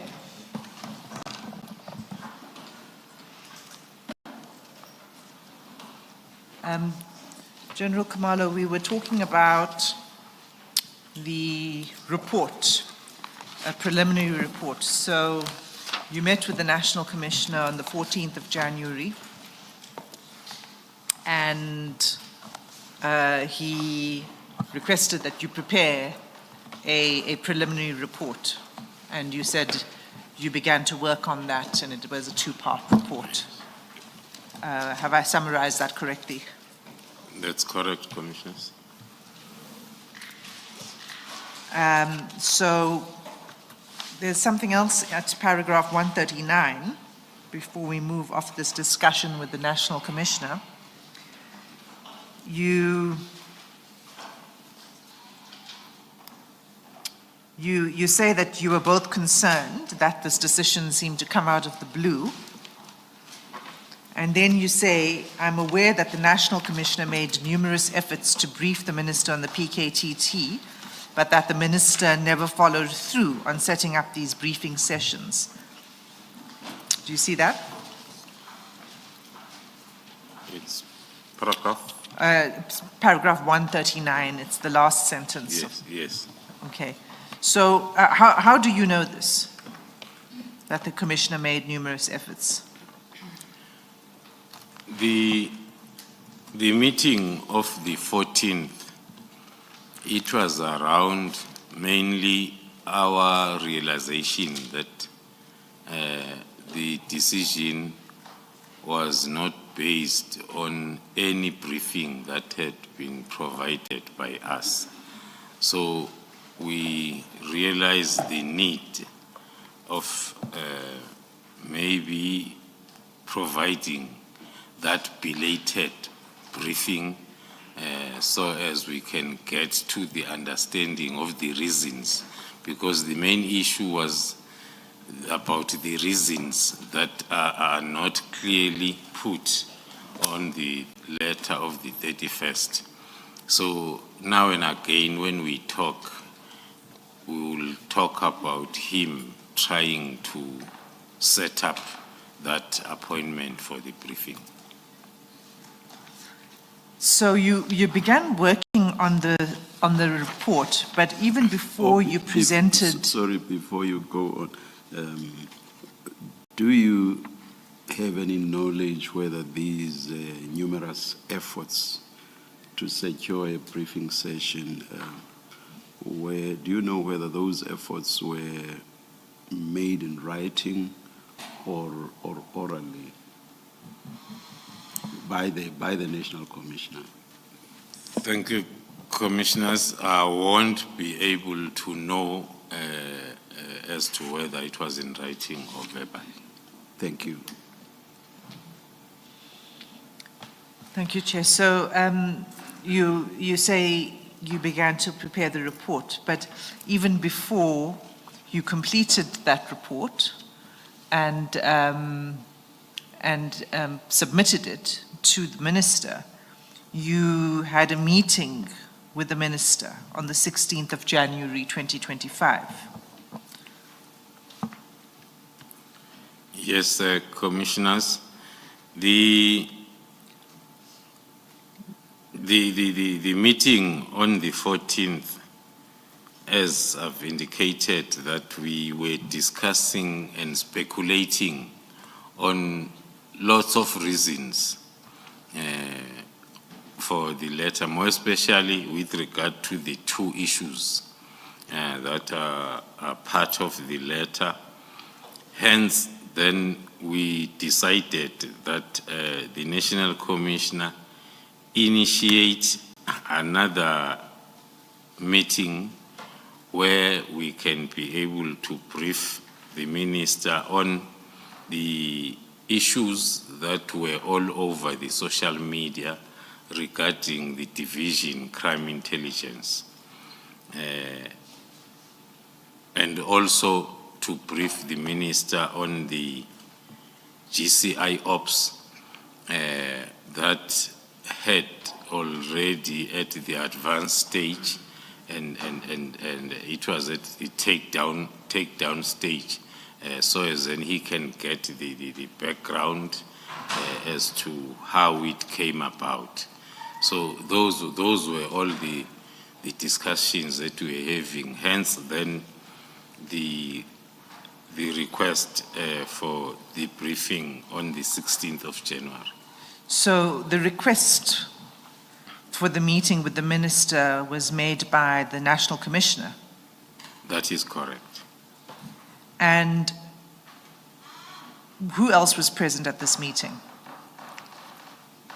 In this meeting, because it was going to include the discussion on the GCI ops, the request was specific that it will be the three of us, the Minister, the National Commissioner, and myself only. Okay, so at this meeting, you made a presentation, and that presentation has been made available to the Commission. at least a part of it has been made available to the Commission. And that's at CJC 21. It's the exhibits file 1.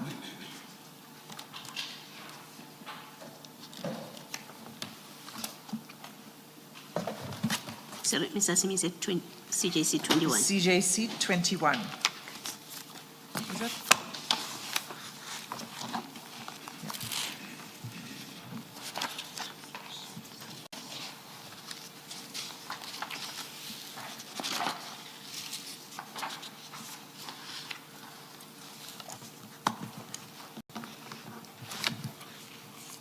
Let me know once you've found it. Have you Yes, found it? yes, Okay. Right, so the first page is the title of the presentation. And the next few pages, can you tell us what these concern before we look at each page? The next pages are containing mainly the motive behind the activities of the Big Five cartel, respective roles, as well as their identification. And then also the second slide talks to the identification of the senior officers within SAPS that had been identified to be working with the cartel. So, so it's the GCI Ops briefing. GCI Ops briefing. So the first slide, can we turn to the first slide and just after the title slide? Yes. This is the briefing on the Vereeniging case. Yes. Okay. So I see that on the right-hand side of this slide, there are a number of names that run down of police officers. That's So correct. can you just explain that to the Commission? Yes, we were painting the picture of the support structure of the cartel, concentrating mainly within SAPS, those officers that had been identified to be working with the cartel. So would you like to name them?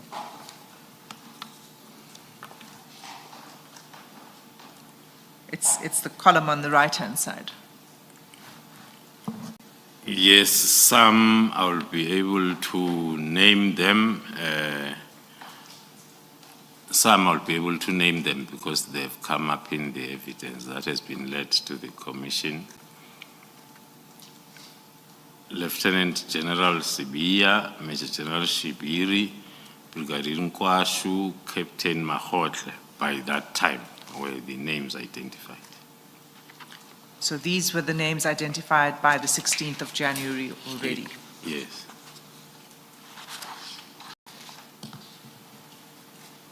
The fourth name that you are not naming, what is the reason for that? As it appears here. The reason is because there are still investigations that are at a critical stage.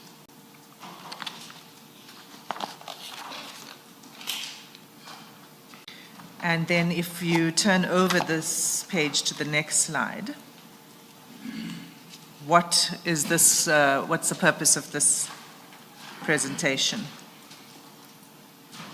The next slide, it's going into details on the same, but talking to the structure of the SAPS officers identified to be working with the cartel, but on a standalone. So Okay, so I'm assuming when you're briefing the minister on this, you're providing the minister with details as to Yes. why you have these members of the SAPS as That- potential implicated persons in your investigations. That is correct. On our verbal briefing and also on our speaker notes, we had all the facts as well as evidence that had been collected by then that are linking the identified to the cartel.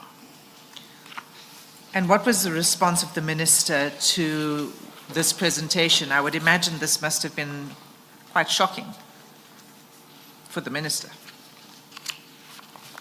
It's supposed to be shocking, hence then I'll say it was shocking, but then with the comments that we can continue with the project or investigation, and also will provide him continuous briefings as we move on.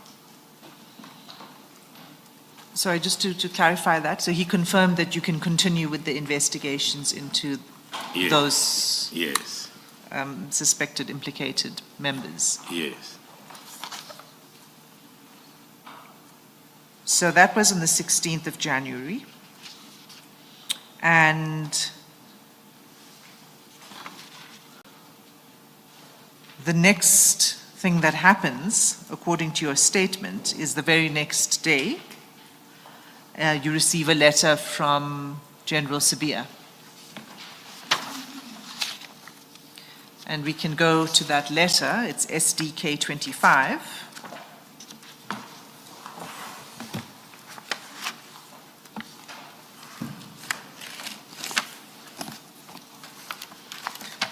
Now, this letter is dated 17 January. Had you had any communication with General Sabia between the first email you received on the 7th of January from his office for the close-up report? So between the 7th of January and this letter, did you have any communication with General Sabia? After I received the email on the 7th, there were few calls that I received from him trying to find out as to how far. Then those questions will be met from my side with the same explanation that I've given, that I do not understand what is it that I need to do, because you just forwarded to me an email without an attachment, so as then I can understand what is it that I need to do. So our discussions were around that, and then there was also somewhere during the discussions when then I indicated that I'll rather wait for the National Commissioner, to whom then the letter that was trending was addressed to, so as then I can officially understand what is it that must happen. So it was those discussions. And then, as I've indicated, on the 14th, when the National Commissioner came back, then we had those discussions and way forward, followed by the briefing on the 16th, and then preparing for the report for the 20th of January, as per the letter. But then, after the briefing on the 16th, then on the 17th, I then received the letter as per Annexure 25. Okay. So the communications you had with General Sabia when he was calling you to ask about the progress of writing the report before 17 Jan, did you discuss the decision of the minister at all, and why, what informed the decision? With General Sabia, no, Yes. we did not get to that discussion. It was a matter of, because even when he made those calls, he will ask as to how far with the report. Am I going to get the report? Then my response will be the same, that I'm nowhere. I've not started because I do not know what to compile in terms of this report because of this one-line email that is without an attachment. And for me to understand, as I've indicated, even when the National Commissioner came back, it was still a problem to understand. Now, if I could not understand without the attachment, if I could not understand when there was an attachment, it was worse than when we were discussing the issue of the report when I had not received an official attachment that, again, would have needed us to discuss, so as we are on a common understanding. So that's why our discussions before the 14th, the National Commissioner came back, were not taking us anywhere. And General Sabia didn't offer you any information as to why the minister made the decision? No. We did not get even to that part of the discussion. It was a matter of, as the email is saying, that one line, the report, the preliminary or the closing report, if I'm not mistaken, the closing report, because that is the other issue, that even if I wanted to use the unofficial letter that I had seen, the unofficial letter was talking of a preliminary report before or on the 20th. Then towards the end or somewhere of January, then the closing report. But I think during our discussion, I even raised that as one of the reasons why I'm stuck, because the email says provide the closing report, if I'm not mistaken. But the unofficial circulating letter says provide the preliminary report first before the closing report. So it was just those discussions. So General Sabia was asking you for the closing report, and was he putting you under pressure? I mean, was there a sense that it had to be done immediately? Yes. Okay, so that's the only communication until 17 January when you received this letter? When I received then this Okay. letter, that's correct. So the letter is at page 206 of the annexures bundle. Can you just read paragraph 2 of that letter, please?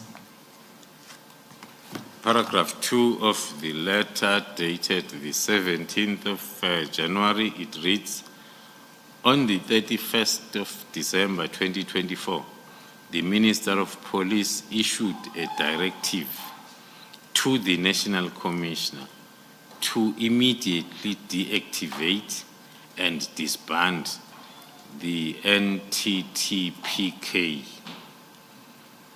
This decision was informed by an assessment that the task team no longer significantly contributed to policing efforts. So that sentence, the decision was informed by an assessment. Did General Sabia, with this letter, send you the assessment? I've never received any assessment that was informing this sentence. So you don't know what the assessment is that is being referred to? Yes, Commissioner. And in your, the decision, assessment that the task team no longer contributed to policing efforts. Now, this is still 2020, this is early 2025.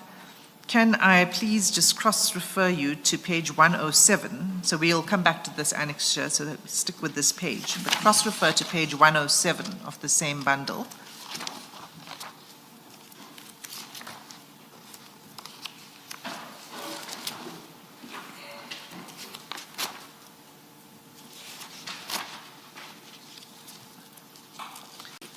Yes, There. I'm there. Can you just describe for the Commission what this document is? The annexure is about the information note that was compiled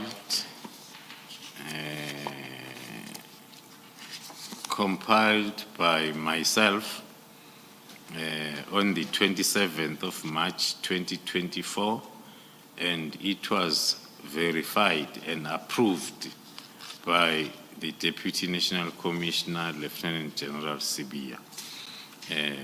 It was a request for a financial authority for the financial year 2024-2025 of the National Task Team investigating political related cases in KZN, which is PKTT. So can you go to paragraph 4 of the information note? On paragraph 4, I included as a compiler the fact that the achievements, the performance, as well as successes of the task team has been found to be outstanding during the continuous evaluations by the National Steering Committee, the Interministerial Committee, and the President of the Republic. The current phase of the task team was approved up until 2024-03-31. So this information note was compiled on the 27th, which was 3 or 4 days before the expiry of the authority that was there, that was approved. And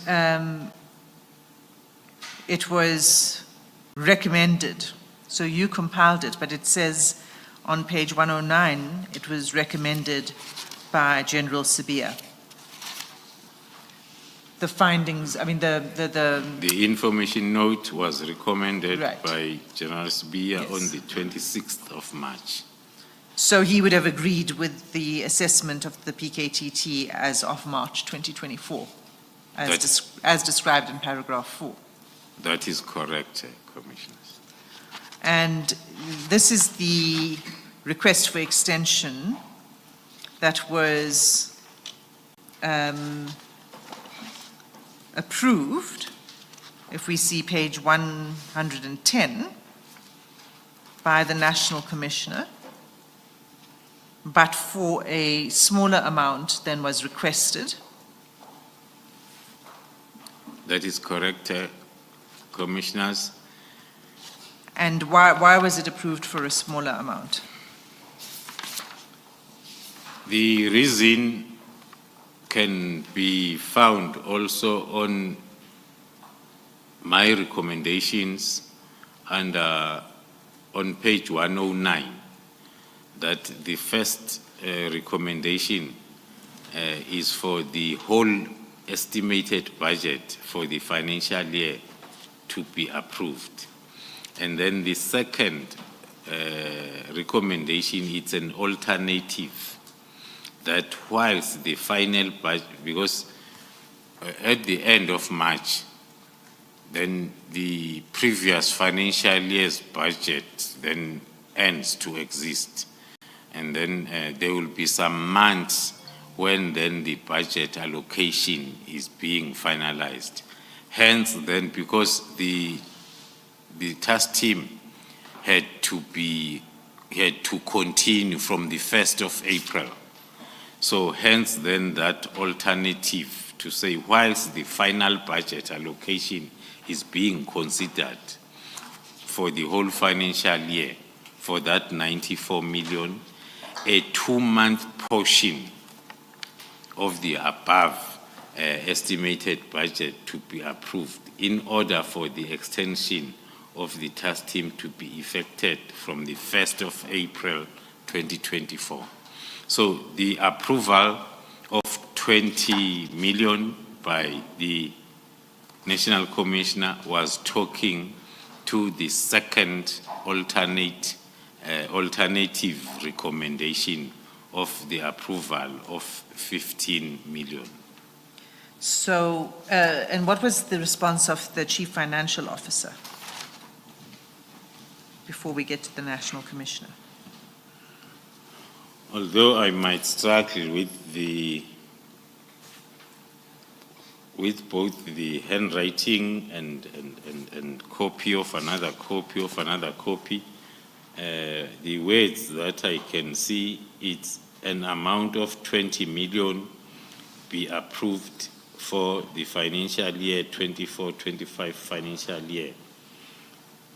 And secondly, post-elections, the task team be deactivated as it has been in existence for 5 years. And the component organizational OD be tasked to urgently conduct a work study investigation for the establishment of a permanent structure in KZN. Okay, so this, and then we go to the National Commissioner's approval, and if you can just read out the National Commissioner's approval. Reading the National Commissioner's approval with comments in comparison with the CFO, the first one, the approval of 20 million is given in line with the recommendation of the CFO, who had also recommended the amount of 20 million. And then the National Commissioner continues and say, this is provisional, whilst the finalization of allocation is processed, which talks to my alternative recommendation, not the comments by the CFO. And then it continues, and the National Commissioner says, the task team will continue beyond elections, which now talks to the recommendation by the CFO that says, post-elections, the task team to be deactivated. Then the National Commissioner says, the task team will continue beyond elections, which is contrary to what the CFO had recommended. The reason given by the National Commissioner is, so long there is work to be done, the team cannot be localized to KZN, which is a direct disapproval of the recommendations by the CFO, the last part of the recommendations by the CFO. The part where it says there should be a permanent structure in KZN, there should be consideration of a permanent structure. That is correct, Commissioners. So, and then after this 20 million approval, was in the adjustment, in the final allocation of the budget, was there an allocation then to the task team for the remainder of the financial year? Indeed, that is correct. So we have this information note, and we've established that General Sabia recommended it in line with the way in which you had prepared the report. And so between that's March and December, did anything happen to change the picture of the work of the PKTT between March, when this was approved? Well, we know in September 2024, there was still, no, that was September 23, sorry. So between March 24 and December 2024, did something happen that would give one pause and say that the work of the PKTT needs to be re-examined? Did something unusual occur? From the Office of the Deputy National Commissioner, as his recommendation of the Political Killings Task Team to continue because of its good work in March up until December 2024, there has been no other report or complaint contrary to that. Instead, although it's not part of my statement, there was a time when there were killings in the Eastern Cape, and the Deputy National Commissioner was on his way to attend to that, and he sent me a message to say, it looks like you'll have to prepare your PKTT, some of them that was before December, but it was between March 2024 and December, just to prove that the performance of the PKTT, that he was aware of the performance of the PKTT, because he had requested to extend the mandate of the PKTT then to that other investigation in the Eastern Cape. And in that communication, he even suggested that the team that is already in the Eastern Cape doing Fort Hare cases also do those cases that had happened in the Eastern Cape that he was attending to. Okay. So the letter goes on to say then that the directive must, what General Sabia is saying is the directive requires immediate compliance, and that there are certain measures, sorry, paragraph, where are we now? page 206. Back to the letter, page 206. Yes, I'm there. The directive requires immediate compliance, he says in paragraph 3. Yeah. And he asks you to undertake appropriate measures to ensure the effective disbandment of the team. And then he says the following: these measures must ensure that ongoing investigations are not disrupted or compromised. In your statement, you disagree that the measures would not have this effect of disrupting, and I'd like you to explain that, please. That is correct, Commissioners. Maybe before I even get there, the cross-referencing that we were doing now, it talks to the financial approval up until the end of March 2025, which was recommended by the Deputy National Commissioner. Now, if in December you don't even maybe raise that issue to say, but the minister's directive of immediate disbandment is also affecting the financial authority that is still on. So there will be some sort of wasteful expenditure. I'm citing that because of the cross-referencing that we were just talking to say, even from the office of the DNC, to write the immediate disbandment together with the financial year authority without raising that matter, especially with me, who wrote the information note that he recommended. I would have expected that maybe writing to me, my supervisor must tell me as to what is it that I must do now with the funds that are committed already until end of March. If now my supervisor says disband now, beginning of January, whereas the supervisor said, here is the financial authority that you can commit up until the end of March. Then coming back to the sub-paragraphs of paragraph 3, the measures that had been forwarded to me to implement or to put in place in order to ensure that the ongoing investigations are not disrupted or compromised.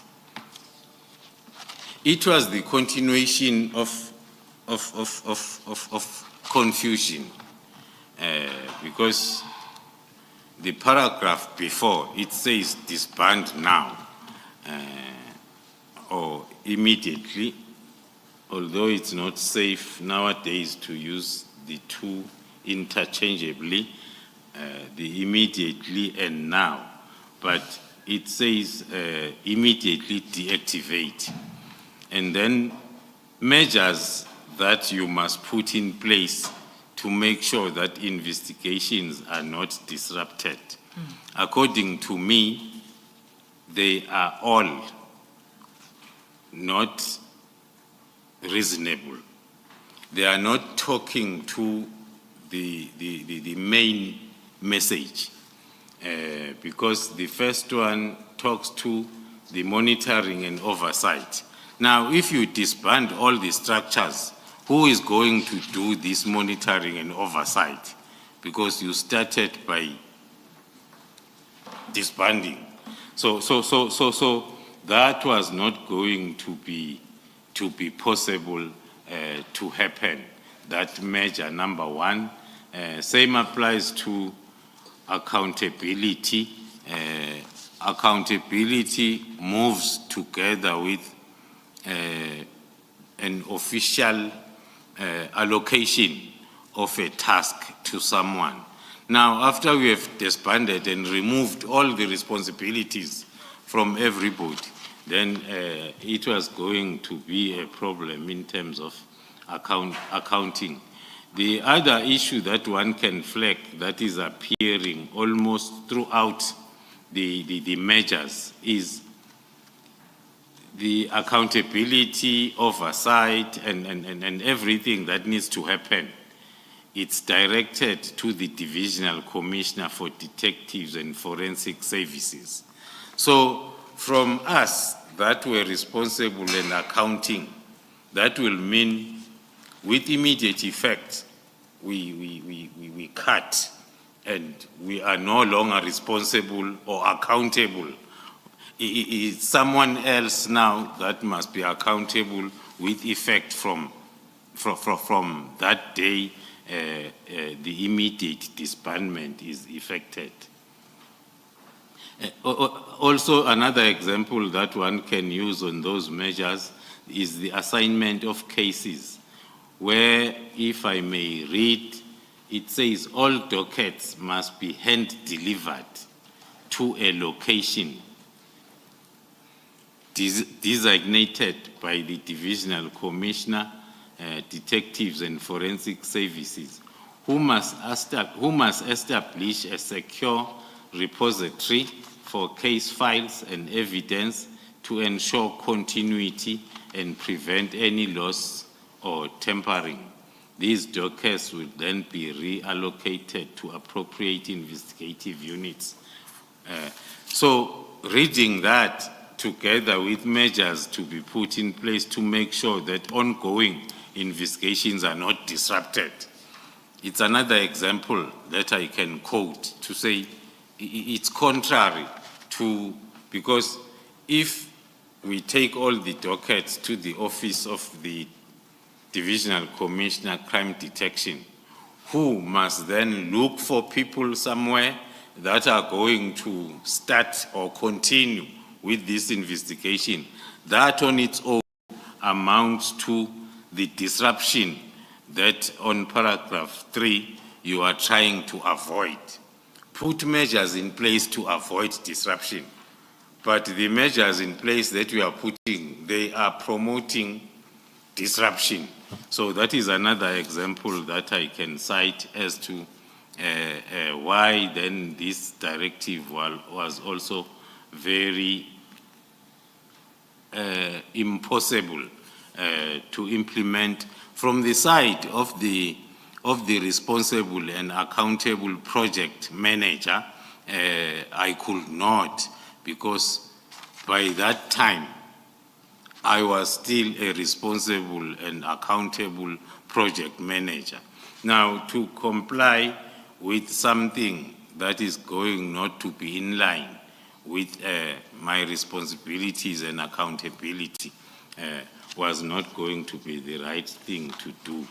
And it was also talking... Before we proceed to go further, what specifically stated is that the dockets will be reallocated to appropriate investigative units with the capacity to continue the investigations.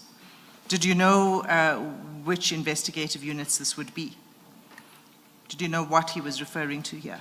No, all what I knew was what was written in the letter. There was no additional information or an attachment that tells me that which unit is going to continue. It was just this letter. Hence, then, my interpretation was, if then investigating officer A was busy investigating this docket, then he or she is told to put it down and then take it to the office of the divisional commissioner.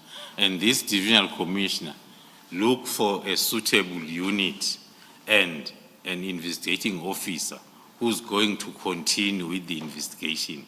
According to me, that is contrary to the bolded part of paragraph 3 of the same letter, that these measures must be put in place to ensure the ongoing investigation is not disrupted, because that alone is disruptive.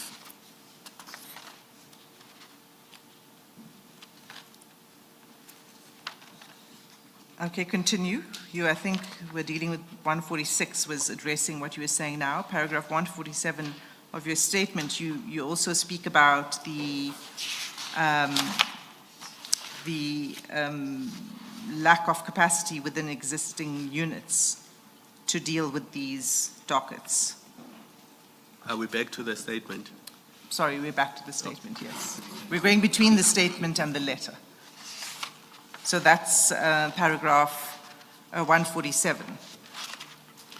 So, on paragraph 147, to still talking to the measure number 3.4, cross-indexing to the letter, it still explains that the initial reasons for the establishment of the PKTT was the failure of the normal units to effectively investigate these cases. Now, there we are saying, for that reason, that PKTT was formed because of the inability by the existing investigating units, and also them being ill-equipped.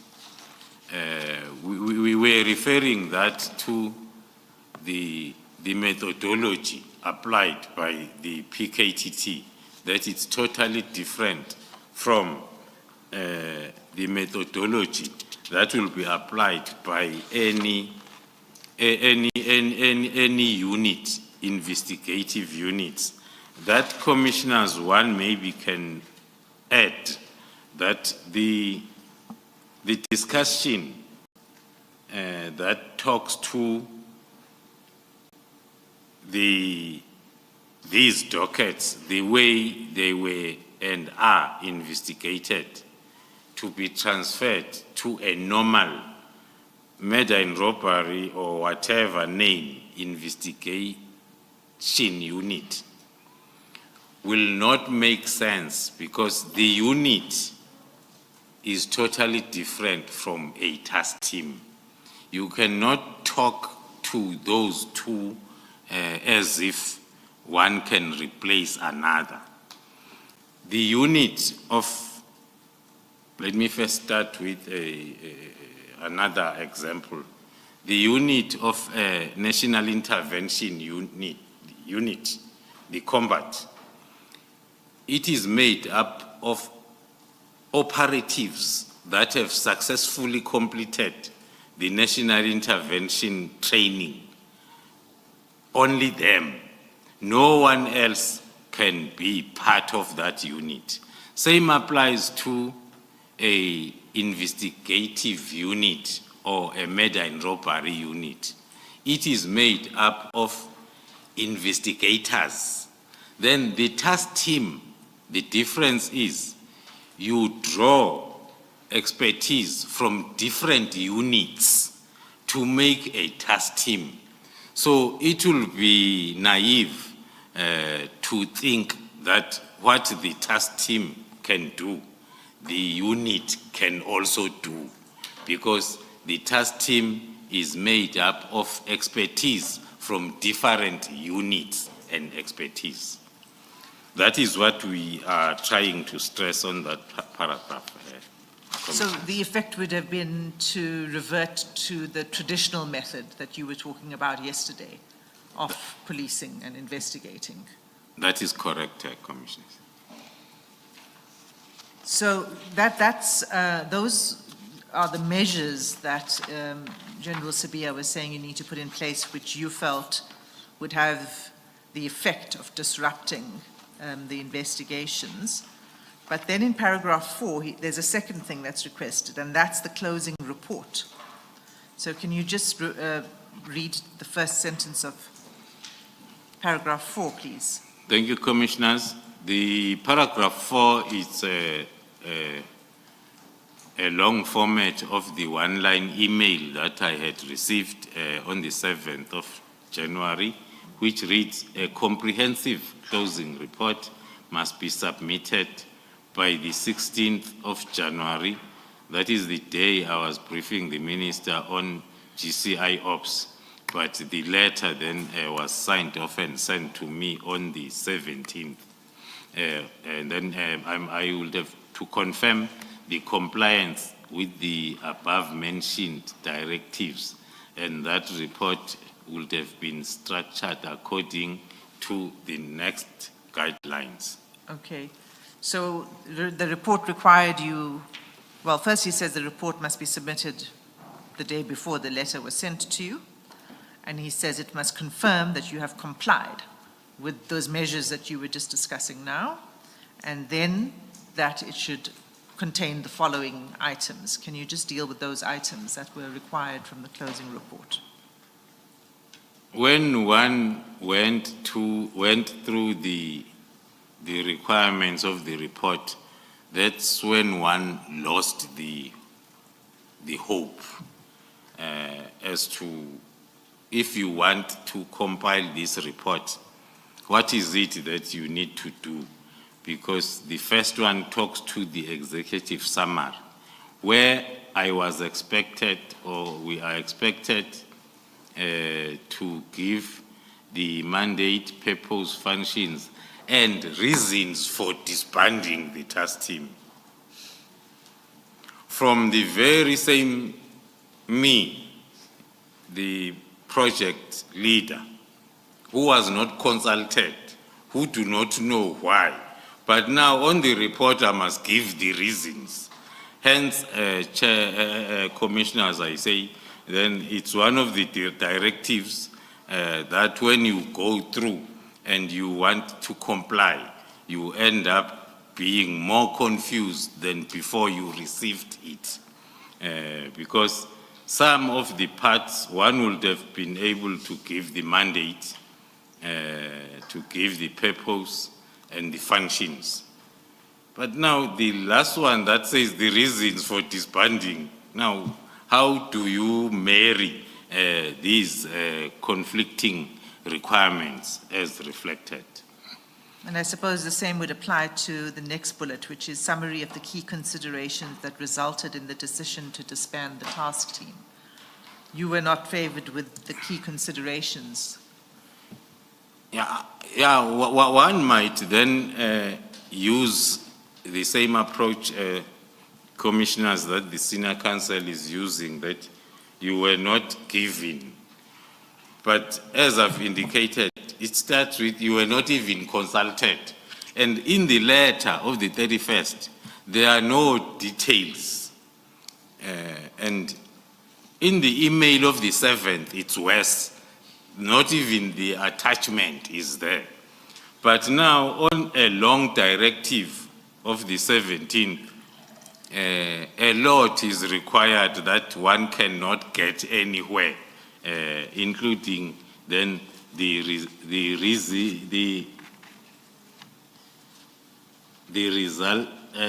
considerations or the reasons that resulted in the decision to disband the task team. One then was forced to ask himself this question, but who decided to disband the task team? Now, why are you looking for reasons from a person who did not decide? Because this letter maybe was having a wrong address.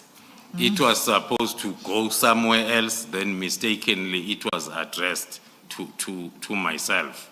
So it's one of the issues that will make it very difficult to attend to the issues raised in this directive. So you've given that response in paragraphs 148.1 and 148.2 of your statement. So, but then you give a second criticism in 148.3 of your statement. Can you deal with that?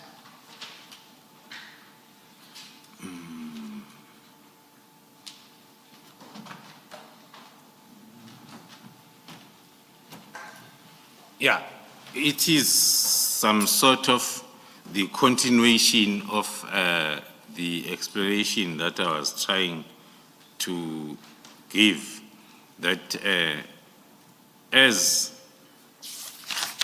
I was instructed to include the analysis of the PKTT's effectiveness and the impact on crime reduction, with specific reference to the PKTT's mandate. That was supposed to be required before the decision. Now, if I'm going to include it in the closing report, it is not going to make any sense or the reasons thereof, because the decision, if the decision was taken in good faith, the minister will have presumably have already done this analysis that is required in the closing report. That was supposed to be done prior to the decision. That is my view on that point, commissioners. And then, thank you. Ms. Hassim, perhaps the witness should read 148.3 and 148.4 into the record. I would actually have loved for him to have read even maybe a couple of other paragraphs before that, but perhaps because we are way past that now, if the general could read 148.3 and 148.4 into the record, please. And even 149, all the way up to 149, please. Thank you, Commissioners.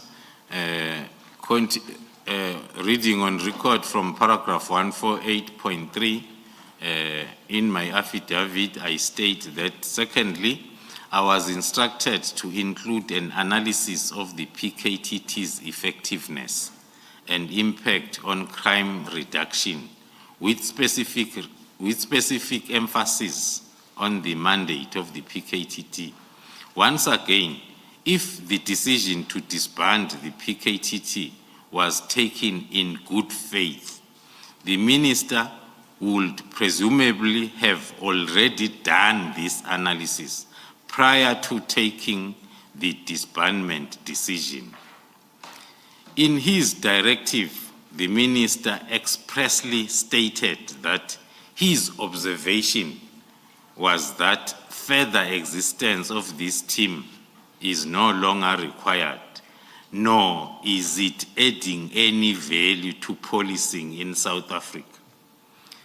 If the minister did not have any analysis of the PKTT's effectiveness and impact on crime reduction at the time of his decision to disband, he could not, in good faith, have reached the conclusion that the PKTT is no longer required and add no value to the policing in South Africa.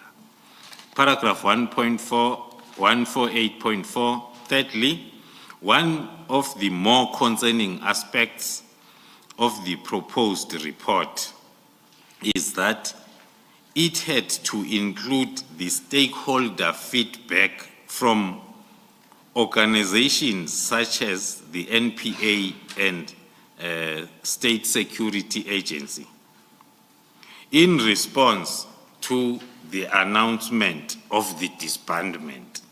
In other words, when the minister took the decision to disband the PKTT, he apparently did not engage the NPA and SSA on the effects that the disbandment would have on pending prosecutions and the general state and the state security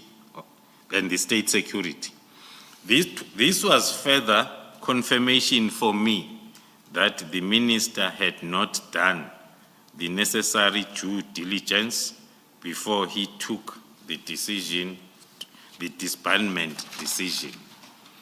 Paragraph 149. It appears that the minister did not consult with the individuals he ought to have consulted with for purposes of making a decision regarding the disbandment. From my discussions with the National Commissioner at that time, it was clear that he was not consulted by the minister regarding the disbandment. Thank you, General. If I may, before you move to another paragraph, General, in that letter from General Sibia and the format of the report, what you should include in the report, under the stakeholder feedback, you've referred to key stakeholders, NPA and SSA, but there's also another sentence there where you were required in the report to summarize any public or media reactions when the disbandment was announced. Did you ever get to understand why you had to do this exercise of finding out what the media and public have to say and why it was necessary information? Thank you, Commissioner. Other than to sum up that maybe the purpose of this directive was for me to try and clean up the mess that might have been created from the 31st of December, which was impossible.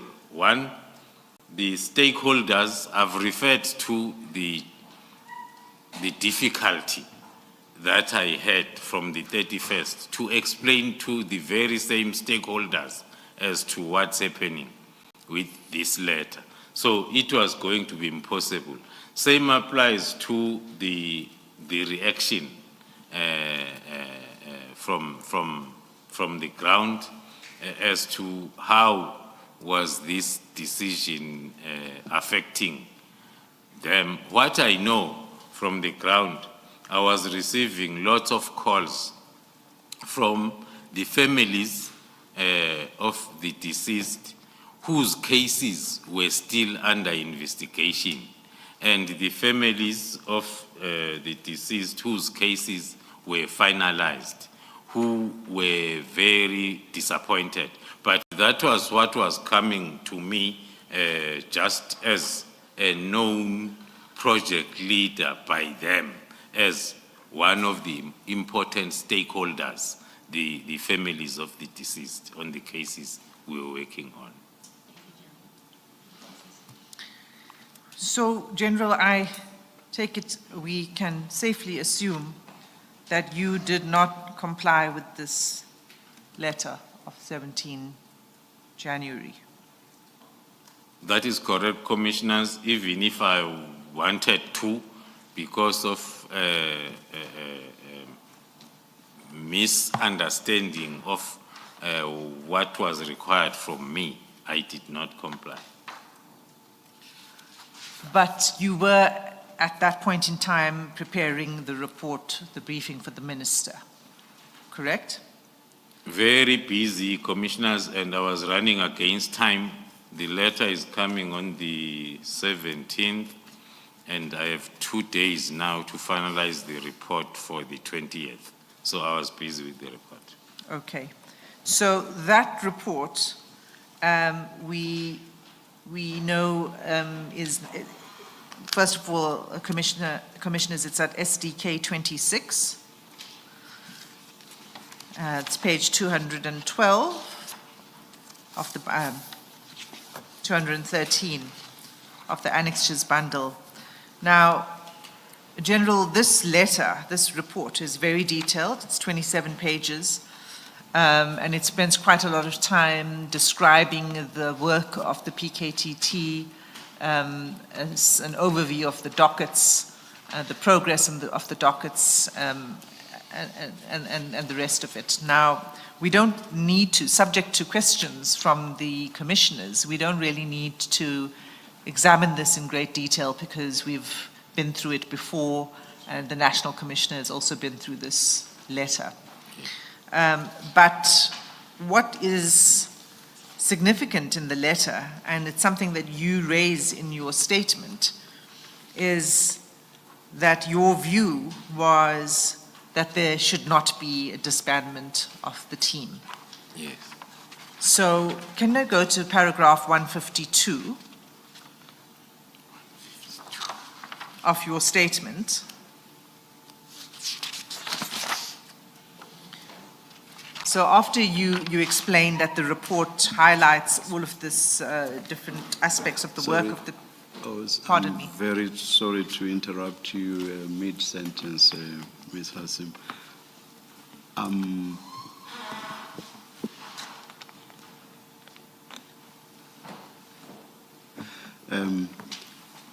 Annexure SDK 26, only the cover letter at page 212 is legible. The report itself is illegible for the most part.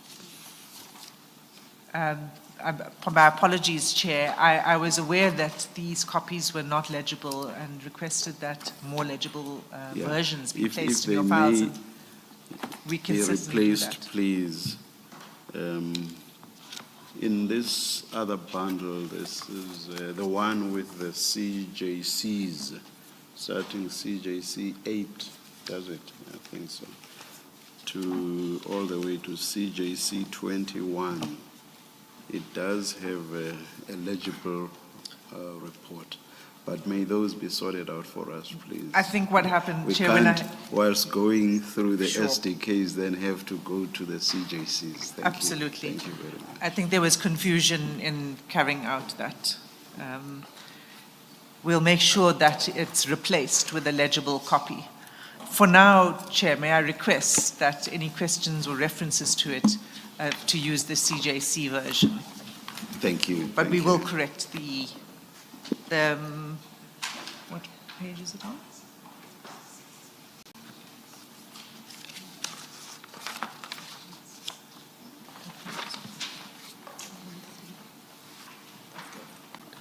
No. Yes, Ms. Hassim. Sorry, Commissioner Baloy, I was trying to answer your question. I'm not sure which page it's on. You've got it. I'm told it's CJ's, hang on. SDK 26 in CJC. In, Found CJ, it. in the Found it. CJC bundle. Found it.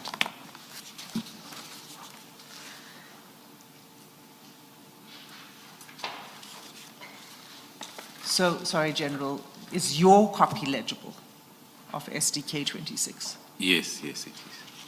Thanks. Okay, so in paragraph 151 of your statement, you describe a general overview of what it is you addressed in the long report, SDK 26. And then at paragraph 152, can I ask you to just read that paragraph into the record, please?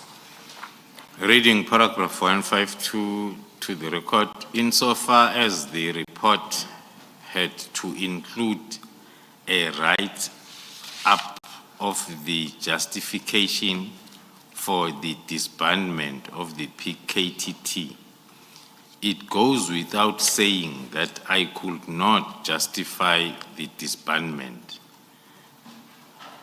Neither could the National Commissioner. The position has always been that the PKTT had to remain.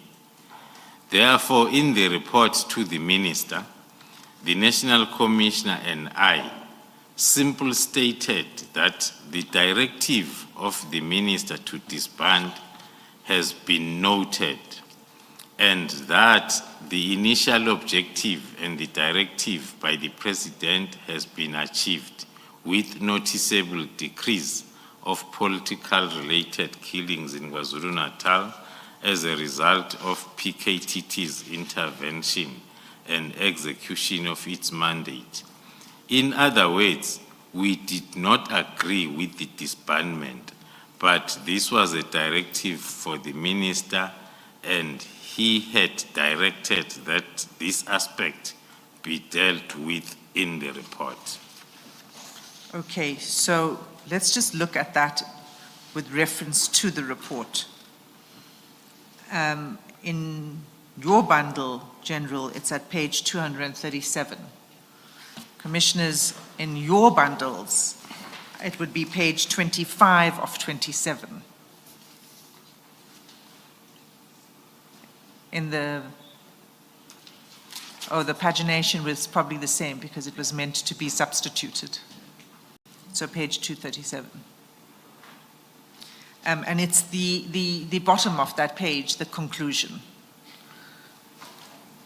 So, General, there in the conclusion, that confirms what you've just said in your statement. Is that correct? That's correct, Commissioners. So maybe you could read the first paragraph of the conclusion.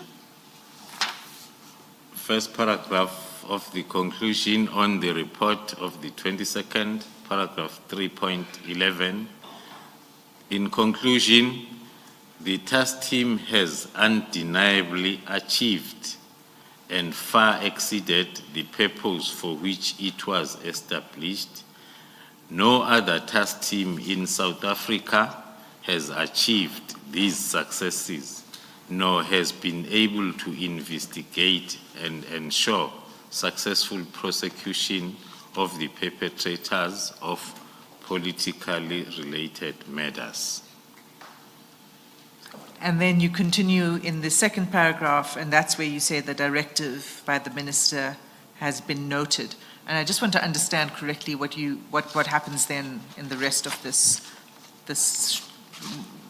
the rest of this report, which is now almost near its end.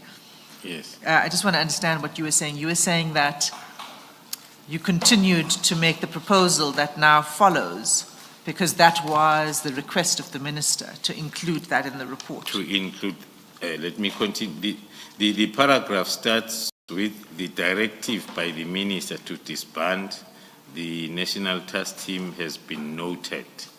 And the initial objective and the directive by the President has been achieved noticeably, as we say in the conclusion, also in my statement.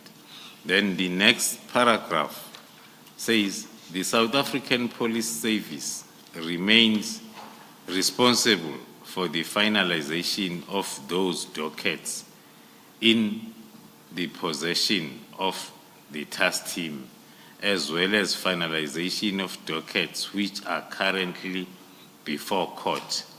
The following steps are being taken to wind down the task team without compromising pending investigations or court purposes or court processes.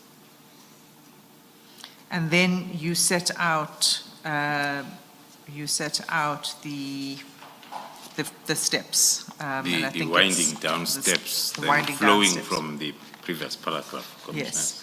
And those steps are also summarized in paragraph 153 of your statement. Is that correct? That's correct, Commissioner.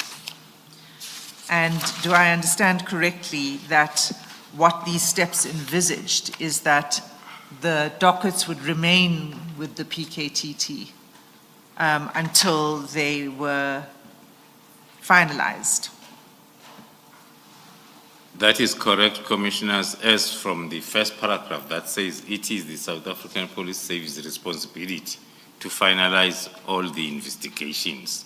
So this is how then the process is going to be followed in order to ensure that all the investigations are finalized. But the SAPS could be any part of the SAPS that can be responsible for the finalization. But what you proposed in those steps is that they must remain with the task team until they are concluded.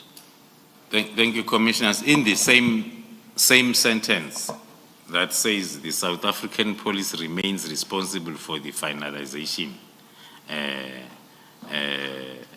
of the dockets in possession of the task team, as well as finalization of the dockets which are currently.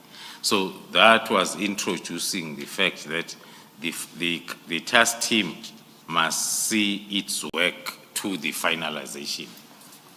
Okay, Is so that this, not Roman 2 that we should be looking at? The first sentence of Roman 2 on the same page 238. that's correct. And maybe the witness could just read that. It was also one Roman of 2, the advices or recommendations forwarded by the National Commissioner addressing this letter to the Minister as a response of the 31st December letter to say stakeholder engagement to be conducted with other external role players in the task team, especially the National Prosecuting Authority, who have a dedicated capacity of prosecutors working with the team. It's the Roman numeral 2 that we were referring to. If you can read the first sentence of Roman numeral 2. On the report. Yes. The 128 case dockets which are under investigation and allocated to the National Task Team will be retained by the team and investigations will be finalized. An audit will be done of those dockets that are still under investigation in order to establish which dockets can be returned to the station of origins or allocated to other investigating units within SAPS. Okay, so at that point in time, there was still 128 case dockets. They reduced as time went on. As discussions were ongoing. Yes. Yes, Commissioner. And then in Roman numeral 3, you proposed that no new dockets would be taken by or allocated to the task team. That's correct.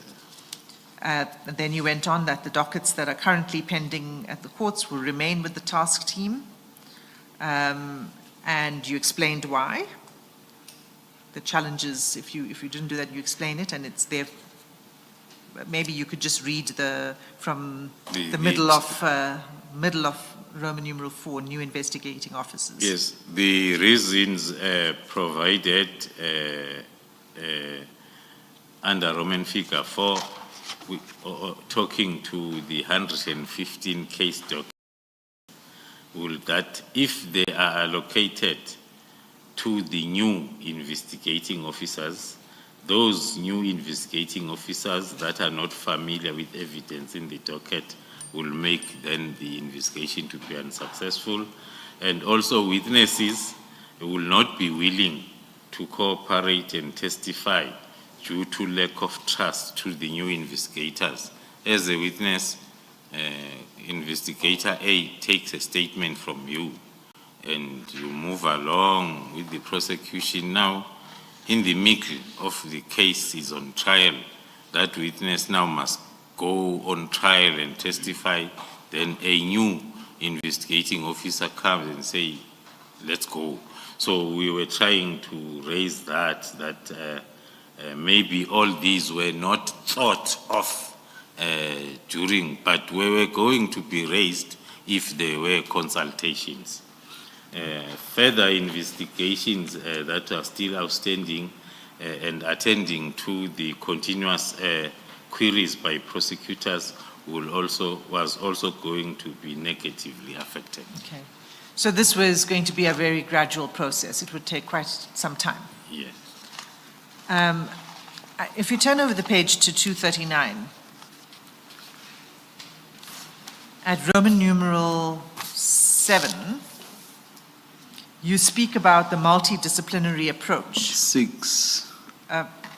Is it, my copy is also not that legible, Chair. Thank you for the correction. It's 6. You talk about a multidisciplinary investigative approach that will be applied. Can you just explain what you are referring to in that paragraph? What is it that you were proposing, you and the National Commissioner? Thank you, Commissioners. Yesterday, I stated that in all our reports, we are trying to maintain this view because that's what we believe in. Same applied to this report, that we are saying this multidisciplinary investigative approach,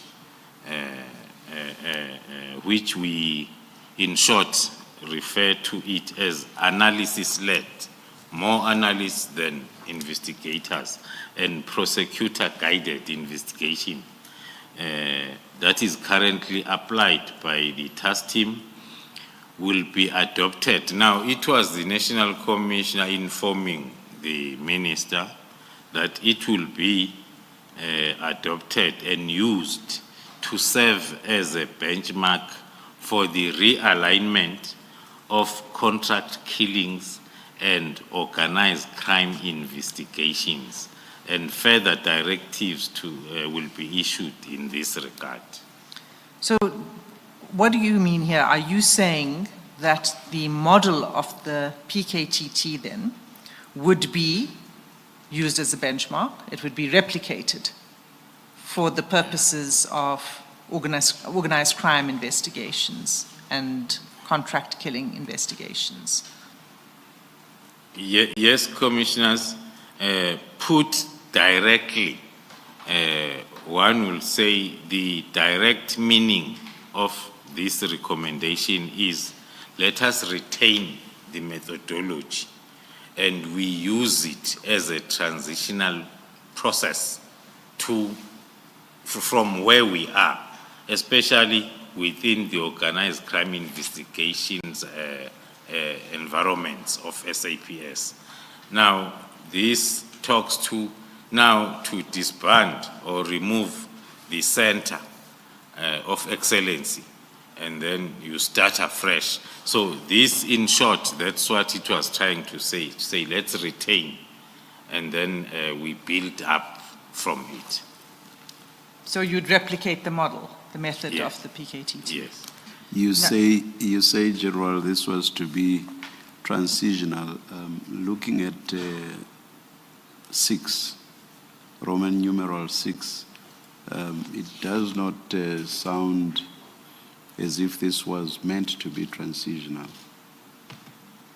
I read it to have been intended to be permanent, once implemented, to be permanent.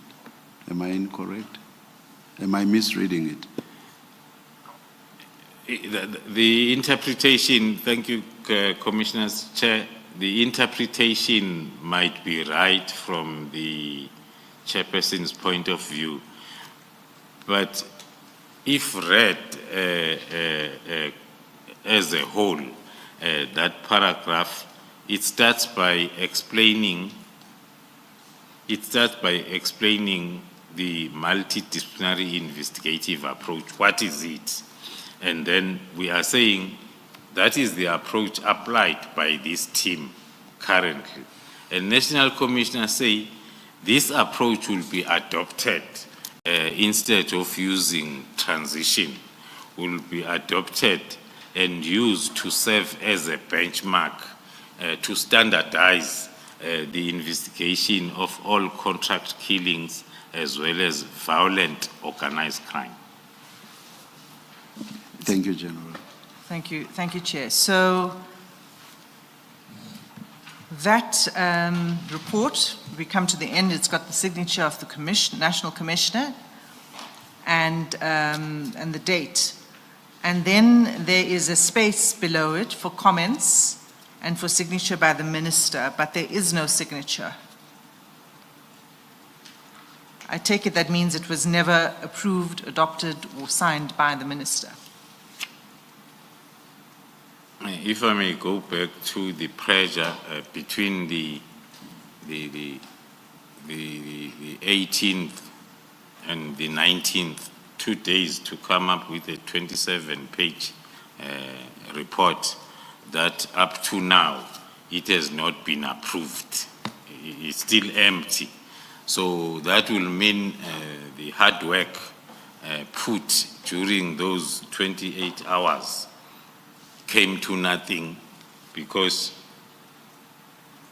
the report is not approved or not signed, or it's. So what was the response of the Minister to this? Was there any response from the Minister to this letter? Was there a verbal response?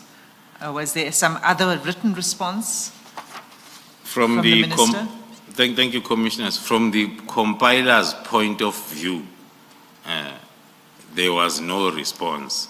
Even after inquiring from the writer, who is the National Commissioner, I got feedback that there was no response up to date. So the next thing that happened then, according to your statement, is can you tell us what happened then on the 4th of February? Before you do that, General, let's just finish off on these 2 documents. Can you explain what appears to be an anomaly?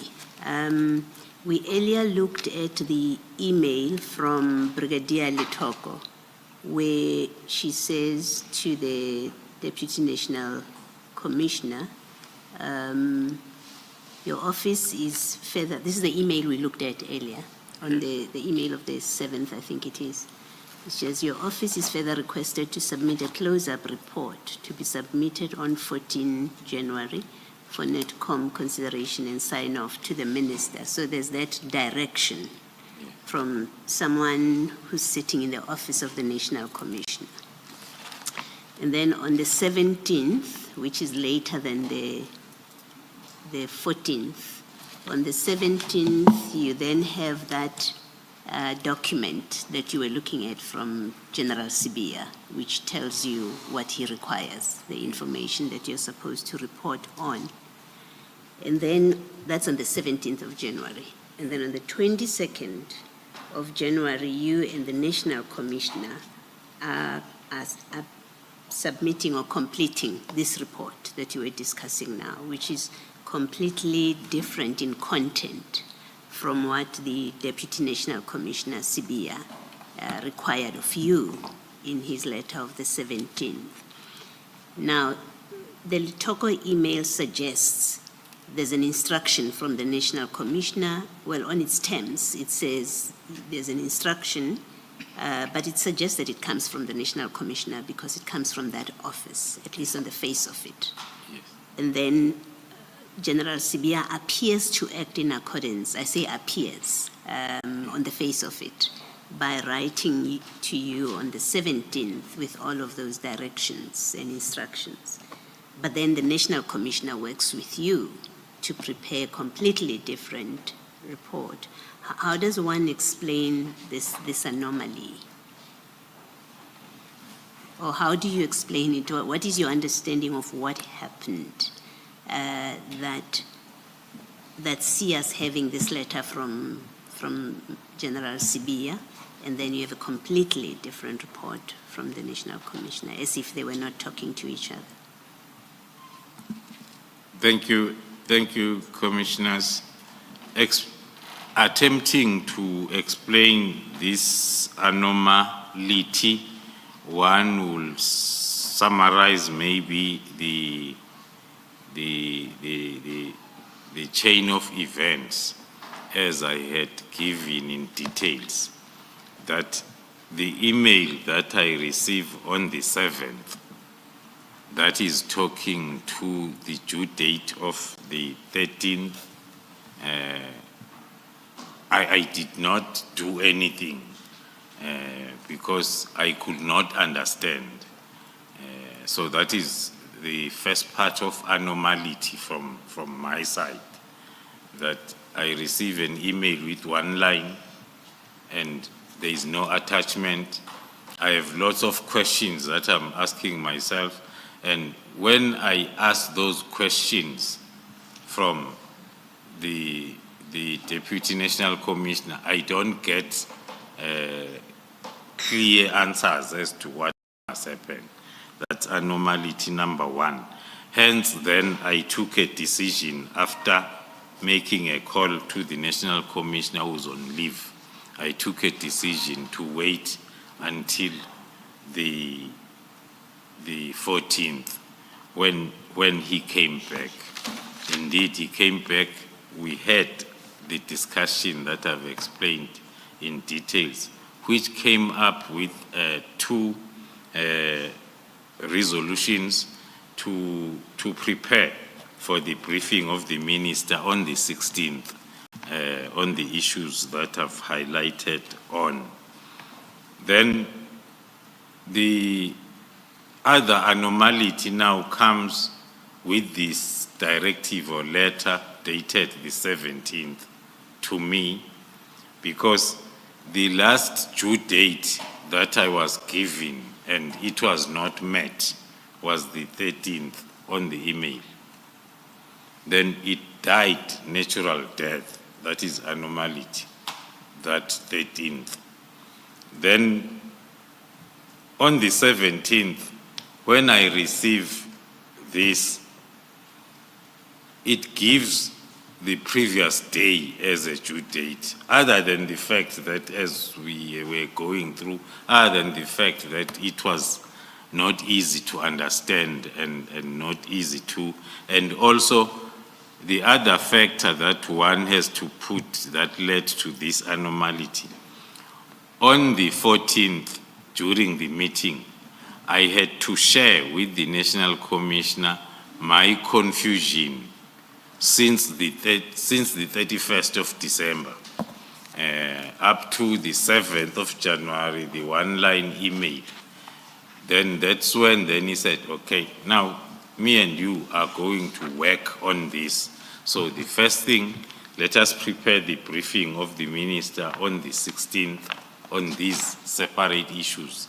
And then let us also prepare the report for the 20th as a due date. I'm asking a more direct question. Maybe it wasn't clear, General, and I apologize for that. What I would like to understand is, does it mean because you worked with the National Commissioner to produce this report of the 22nd of January. Does it mean that the National Commissioner had not authorized General Sibiya to send you that directive? That's what I'm trying to understand. And because you had been discussing and talking to the National Commissioner, you would know what the position was. Thank you, Commissioner, for simplifying the question. It's much easier. The response will be exactly that. From the meeting of the 14th, the agreement was we are working with the National Commission, myself and the National Commissioner on this process. Now, when the letter of the 17th come, confusing and contradicting itself as it is, but I did not consider complying with it because I had this other plan and the arrangement and the instructions from a more senior officer. In short, is it correct, would it be correct to characterize it this way? General Sibiya went and did his own thing when he sent you this directive. He didn't have the approval of the National Commissioner. That's correct. Would that be accurate? That's correct. Thank you.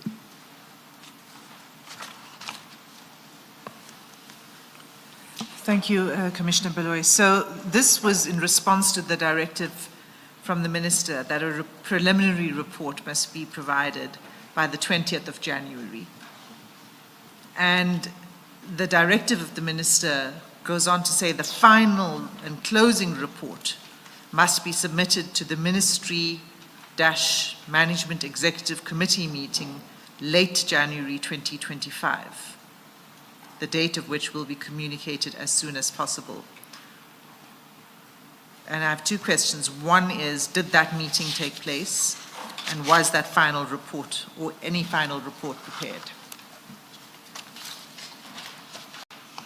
I am not a member of that forum, but then I can respond like if this was going to be part of the agenda, I was going to be requested to prepare a discussion paper or a report. So based on that, I will say then it did not happen.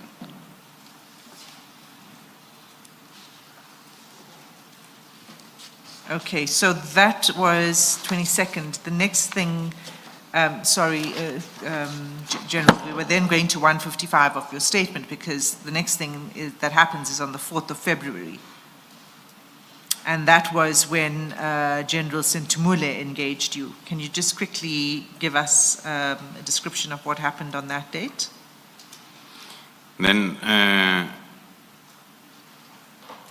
I did not hear anything about this whole process then after the submission of the report to the National Commissioner on the 20th of January. Up until the 4th of February 2025, when then I became aware of a letter, now an instruction from Lieutenant General Sibiya to Lieutenant General Sintumule regarding the handing over of the dockets. And that's SDK 27 at page 241 of the bundle. And that letter requires that all the cases or projects relevant to the political killings task team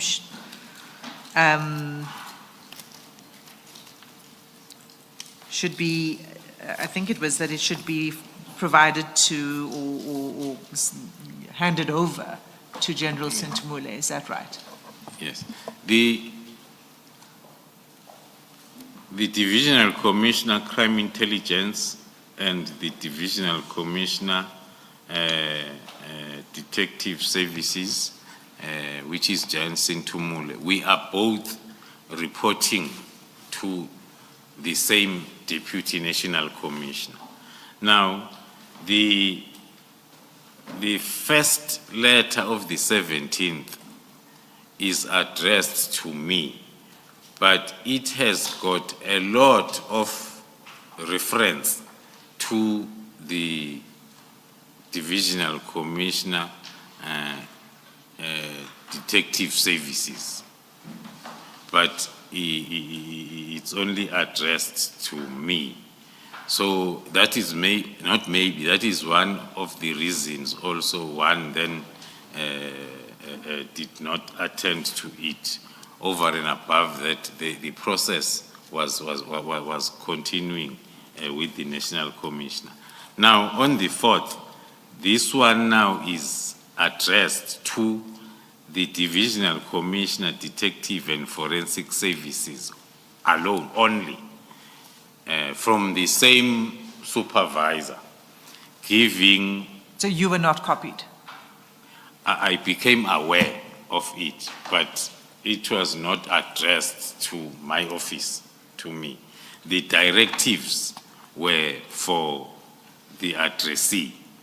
But now, because the addressee, to comply with the instruction, had to liaise with me, that's why then I had to be aware of the correspondence. Okay, so it's quite clear in paragraph 5 of this letter that it says, in compliance with the Minister's directive, you are directed to engage with the Divisional Commissioner of Crime Intelligence with a view to the proper handing over and to follow all processes necessary to conduct a handing over process.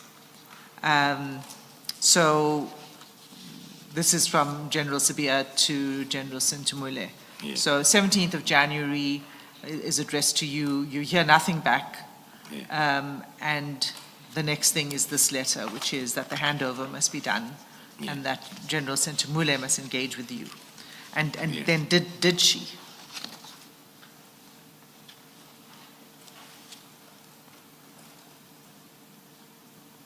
Did she engage with you? Yes, she did. She did engage with me, not even once.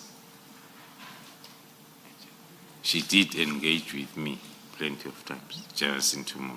She engaged with you many times? Yes, many after times. This letter? After this letter, with reference to paragraph 5 of the letter. So when she engaged with you, she was asking you to hand over the dockets Yes, and to comply with the instruction, because it's her who has been instructed. So mine is to take the dockets that I'm accounting for and give to her so as she can comply. And did you? Yes, I did. I did give the dockets to her. When did you give it to her?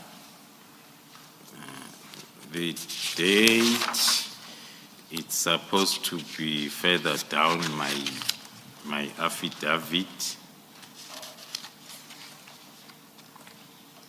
There were 2 dates when the dockets were handed over.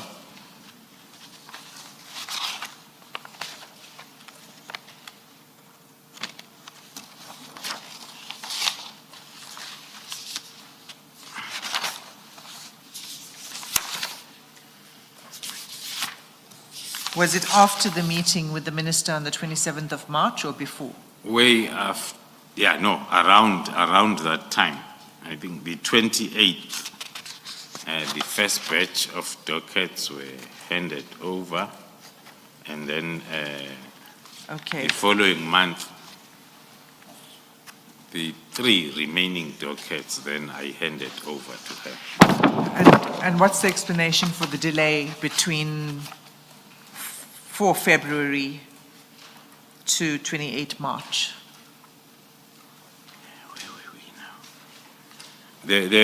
Firstly, there were lots of activities that were happening. Between the 4th of February 2025 and the 5th of March 2025, which talks to the whole month. So it was during that period when the Divisional Commissioner, Detectives and Forensic Services then was engaging me on the need of me handing over these dockets to her so as she can comply with the directives.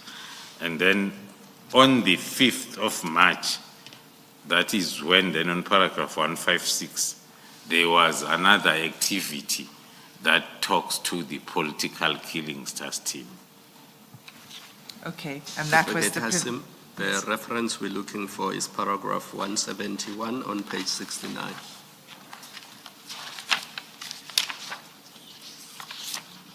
Yes, the 28th of March was when it was handed, when dockets were handed over. That's correct. Thank you, Commissioner Khumalo. And that was after the meeting with the minister on the 27th. And I was asking you why there was such a big delay between this and the 4th of February, between 28th of March and the 4th of February. And you said there were a lot of activities that were taking place in the interim. Yes. Right? And one of them is the 5th of March, appearing before the Portfolio Committee, where you made a presentation. That is correct, Commissioner. And that presentation is attached as SDK 29 in the bundle. And, you know, this presentation was prepared for the Portfolio Committee. Did you make the presentation to the Portfolio Committee? Yes, Commissioner, I was in attendance of the Portfolio Committee and I did present the same presentation. And what was the, there were, well, you, maybe let's just go to that paragraph. It's paragraph 156. And can you just read paragraph 156? On the 5th of March 2025, I appeared before the Parliamentary Portfolio Committee on Police for a briefing on challenges relating to an instability of the Crime Intelligence Division, including the background on the investigation against Major General Khan, then 2, background and status of political killings task team, and then 3, details about KwaZulu-Natal Provincial Commissioner's interview during 2025 Police Day. Okay, That was in line with the invitation from the Portfolio Committee. 2 of the issues that were on the agenda were going to be presented by myself, and 1 was going to be presented by Provincial Commissioner Kaiser. So you were requested by the committee to address these 3 topics? These topics. Well, okay, you and the Provincial Commissioner. Yes. Okay. So one of the topics, as we know, is on the PKTT.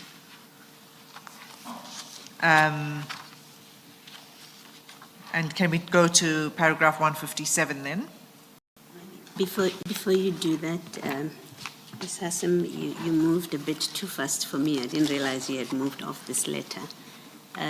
General, that letter from General Sibia of the 4th of February, this is the letter to the Divisional Commissioner, Detective and Forensic Services. Now, the last paragraph, 7, at page 242, it says you are required to ensure, this is to General Sintumule, you say, you are required to ensure that this is done within 7 days after listing what it is that is required of him. It says you are to do this within 7 days, in also considering the content of the attached correspondence sent to the Divisional Commissioner, which you will also ensure that the closing report is submitted as per the directive of the National Commissioner. Now, this is the 4th of February. Had the National Commissioner issued a directive to General Sibia or to you or to anyone to submit a closing report? No, thank you, Commissioner. No, this was the continuation of the anomaly that started from the 13th, 14th, 17th. So this was still the continuation where two conflicting processes were continuing. Yes. And would General Sibia have been aware that you and the National Commissioner prepared and submitted that report of the 22nd of January to the Minister? Do you expect him, or do you know whether he was aware of it? No, I won't know, Commissioner, other than to rely on the feedback that I got from the National Commissioner when I was asking for the way forward. Yes. That said, no, don't mind. I've told General Sibia to leave this thing to the two of us. Okay. So based on that, I'll take it that he was aware that the National Commissioner is dealing with this issue. All right. And lastly, from your discussions with the National Commissioner, or in your discussions with the National Commissioner, did you inform him about this approach from General Sintumule to you?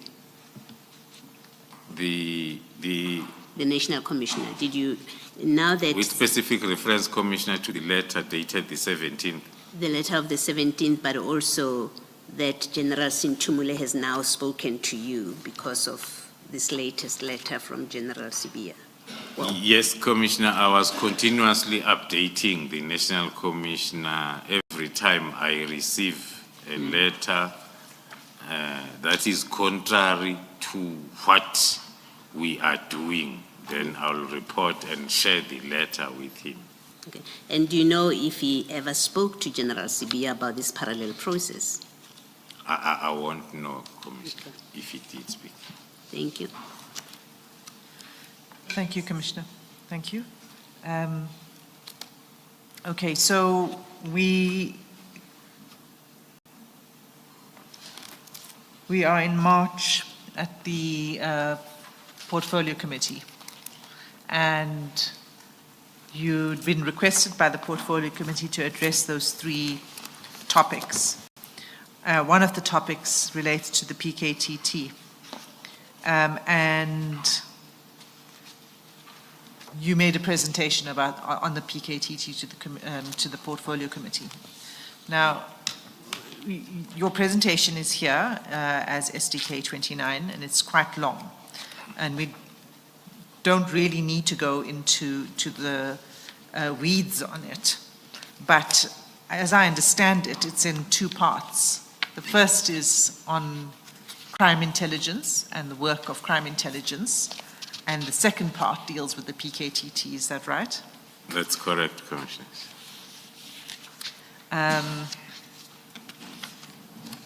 And if I can just turn then to page 273 of that presentation.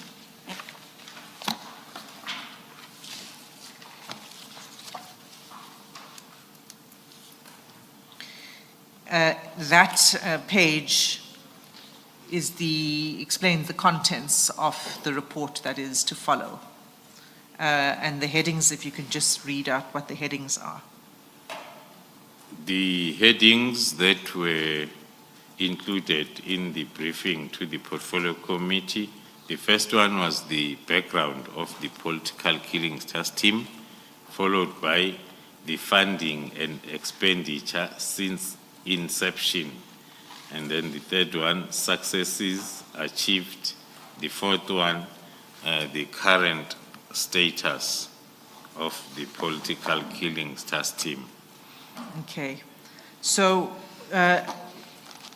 in this presentation, apart from the background and the update on the work, much of this has already been presented to the Commission by yourself and by General Mkhwanazi. There is a slide that deals with the budget.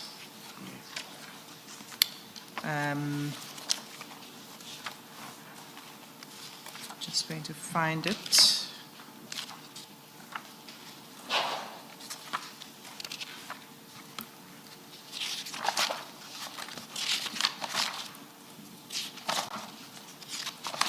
It's page 277.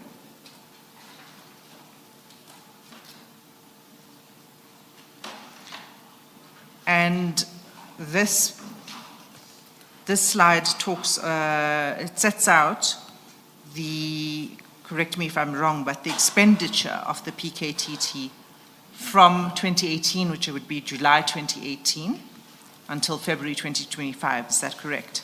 That's correct, Commissioner. And all of these, can you explain to the Commission where this information comes from and whether it was in line with the budget that had been approved for the PKTT? And can you confirm that there had been, that was my sub-question, that there had been budgets approved for the PKTT in each of these years? Thank you, Commissioners. As indicated earlier on, that towards the end of each and every financial year, each department that is involved in this project will then start looking at their financial authorities. So the South African Police Service will do the same. Hence, then there will be an application for both the approval for the extension as well as the budget thereof. So it will be in one approval.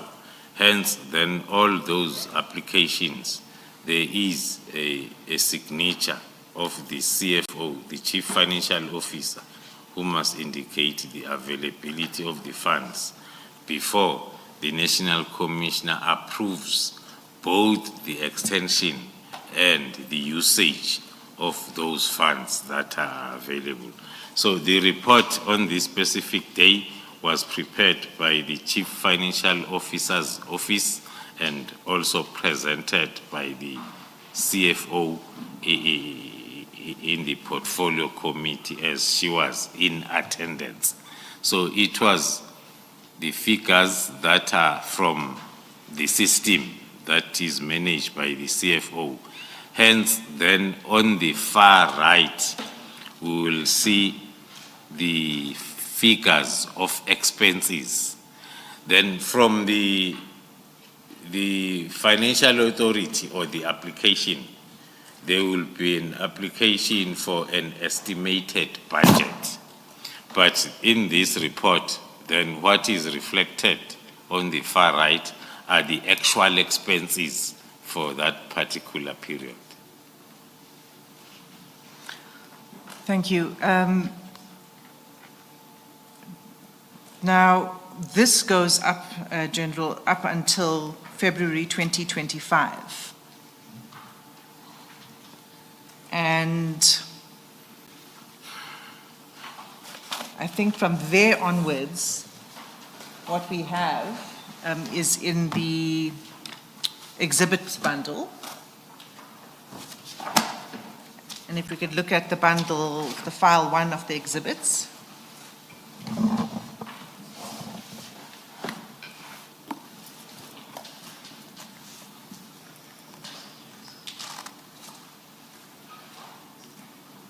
And if we could begin with CJC 18.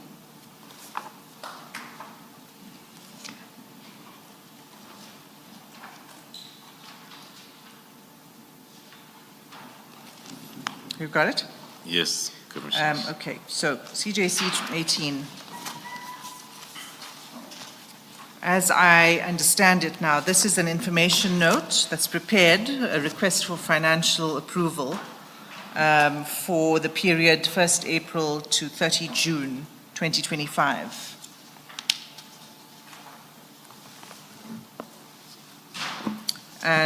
So, Ms. Hazim, if we are going to be much longer, may we take an adjournment and resume at 4:15, please?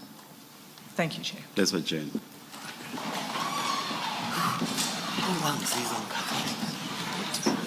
No, I was watching the time. Sorry, so the correct one was put at the back of this bundle. I didn't want to take out stuff and Oh, I- replace it to not create confusion. Oh, it's fine. I'd asked So that Suzanne to they do- replace them. Okay, so we can still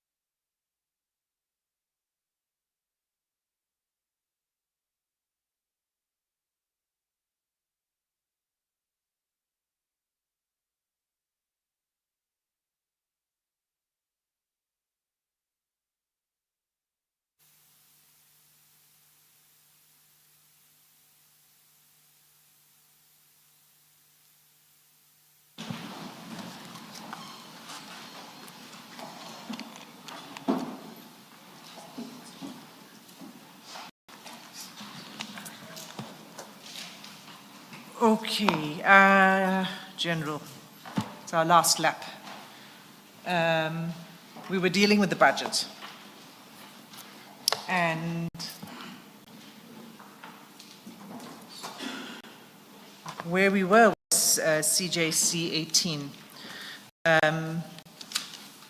This was a request for financial approval for an extension for the period 1 April 2025 to 30 June 2025. Is that right?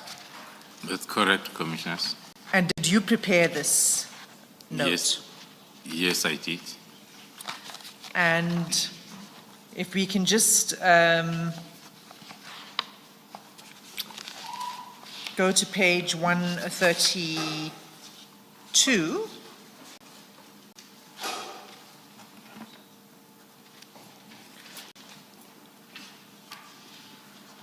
Actually, let's just take it for one step back. Let's just start with the first page.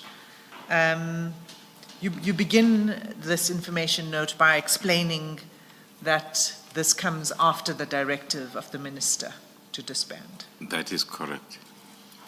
So you then go on to explain why you're continuing to make this request. So perhaps you can just explain that with reference to paragraph 3 of the background.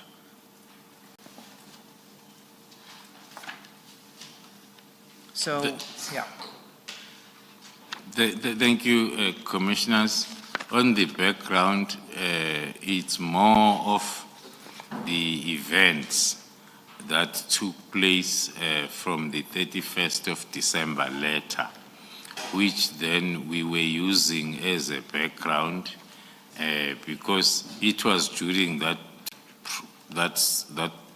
period of uncertainty.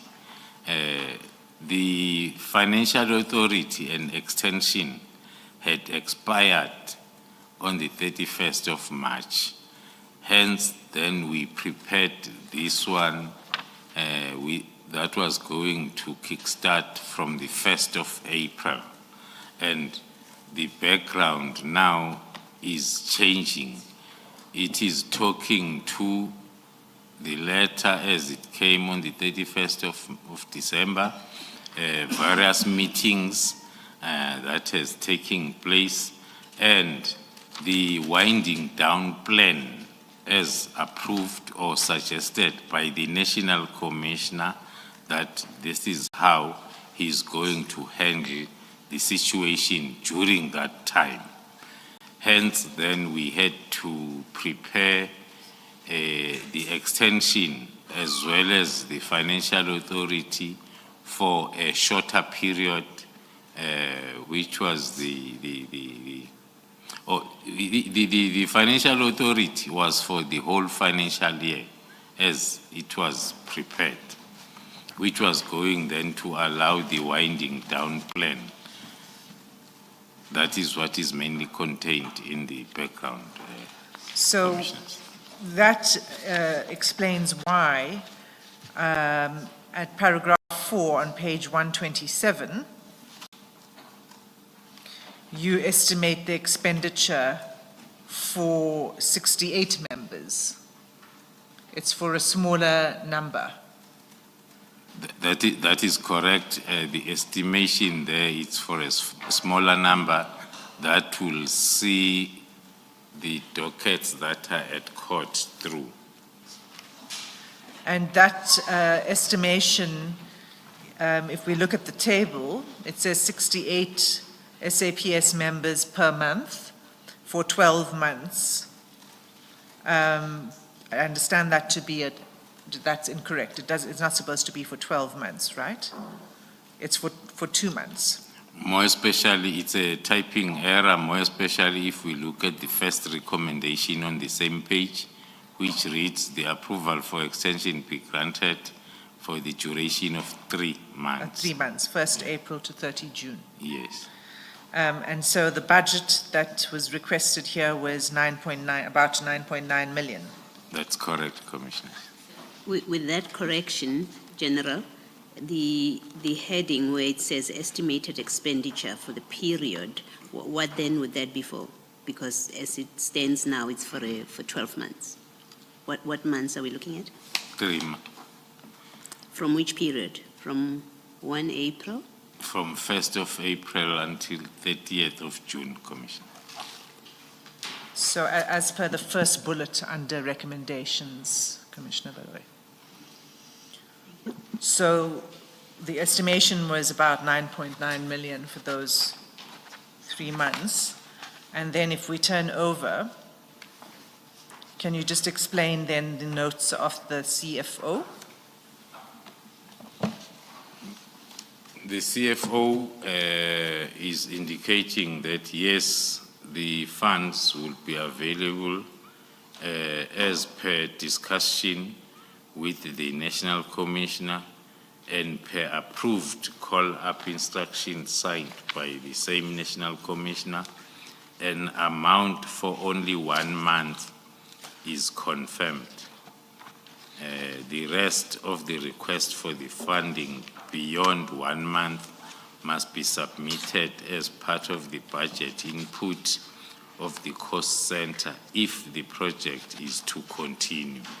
So it's the same comment like we had seen in one of the recommendations by the CFO, where at the beginning of the financial year, she will allocate for the first few months, awaiting the final allocation of the budget. But the difference here is the drafter, the compiler, which is myself, was recommending 3 months based on experience that the final allocation of budget takes the maximum of 3 months. Now, the discussion between the CFO and the National Commissioner overruled the 3 months and went to 1 month. So one can be of a view that maybe it was because of the uncertainty around the task team extension. So the approval then was for 1 month. That is correct. And the National Commissioner's signature was on 7 April 2025. That explains then why there's a request, a second request that's made, and that's at page 130, and it's CJC 19. And that's, again, a request for financial approval for the period 1 May 2025 to 31 July. Is that right? That's correct, Commissioners, for another 3 months.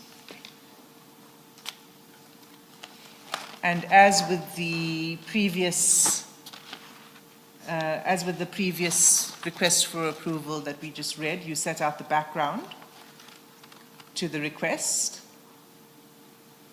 and then you set out the amount that you are requesting at page 132. Yes, Commissioners. And here you estimate expenditure for the period 1 May 2025 to 31 July 2025 for this time 56 SAPS members.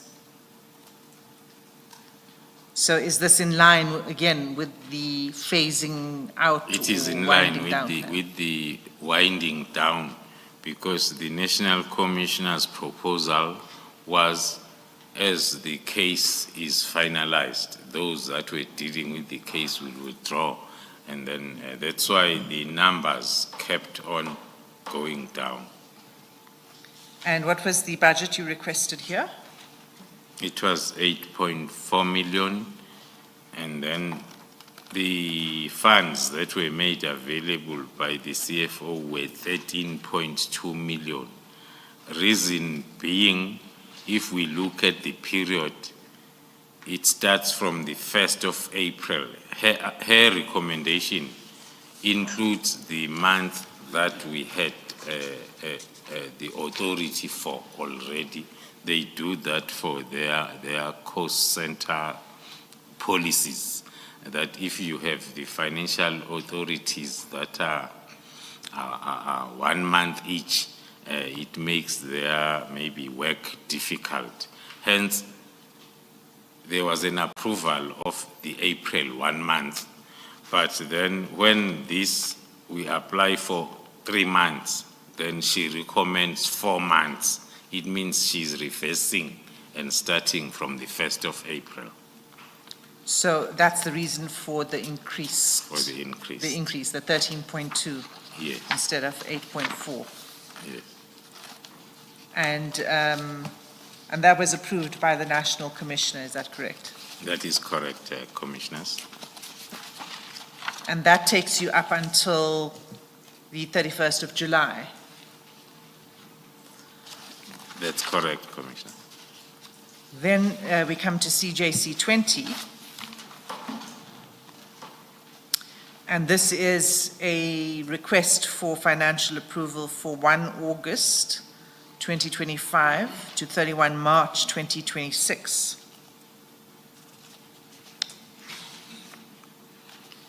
That is correct, Commissioners. Now, this one is for the remainder of the financial year, as the applications have been done in drips and drabs periodically. Now, this one is for the whole financial year. So why is this one now for, the ones that were done earlier, you said was because of the uncertainty, and so there were small extensions. Why is this one for a longer period? Firstly, the budget allocations had been finalized, and then secondly, one being part of, as I've said, that this was the period where there were lots of factors affecting the decision making.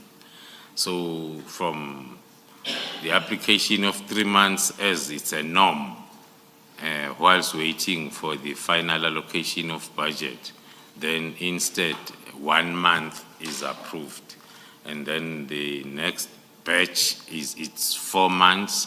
Then this time around, if now we can link this with the other parts of my affidavit, it was after the long sought after reasons for the disbandment were starting to be clear, or they were clear, that they are not genuine.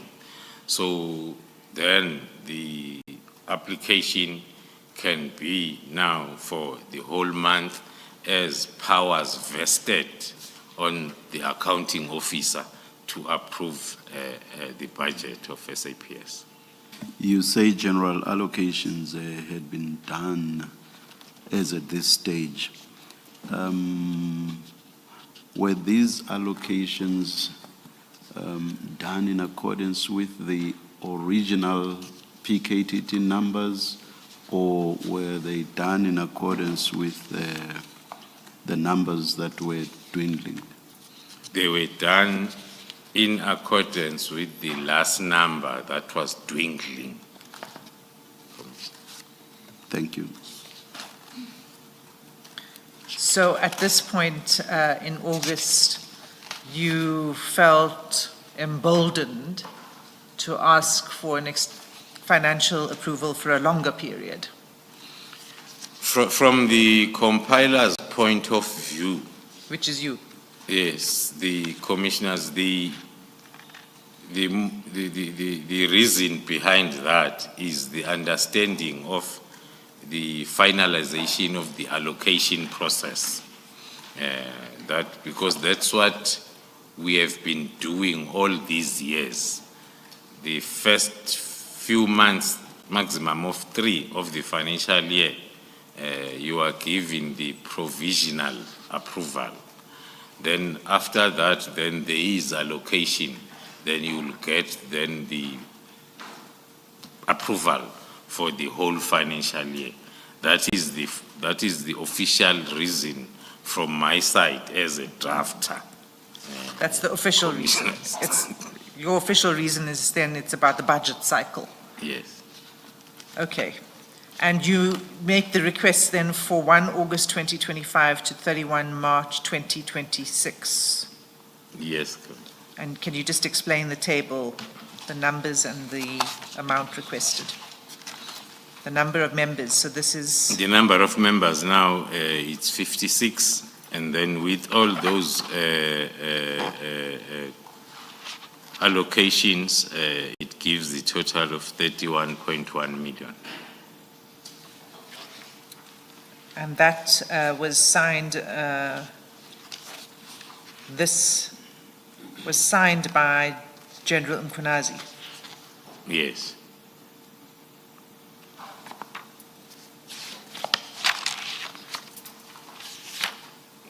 Not by you. The previous ones were signed by you. Yes, the reason being, as the whole world know, that I've been arrested and removed from some of the responsibilities. Now, I could not sign off some of the things that were supposed to be signed by myself. Okay, so that, Hence, maybe to also include, hence then even the cost center as reflected there on page 136, because that will be very specific as to where the budget will be allocated to. Under recommendation number 2, the estimated budget of 31.1 million be approved and funded from the national budget, and such budget be managed at Provincial Commissioner KwaZulu-Natal. Because of my inability since the June or July, somewhere there, the arrest up to date. Just to clarify, General, you haven't been suspended. You're not on suspension from work. Or are you? Maybe let me ask, have you been suspended? I am not suspended, but I am not allowed to perform my duties. All right, thank you.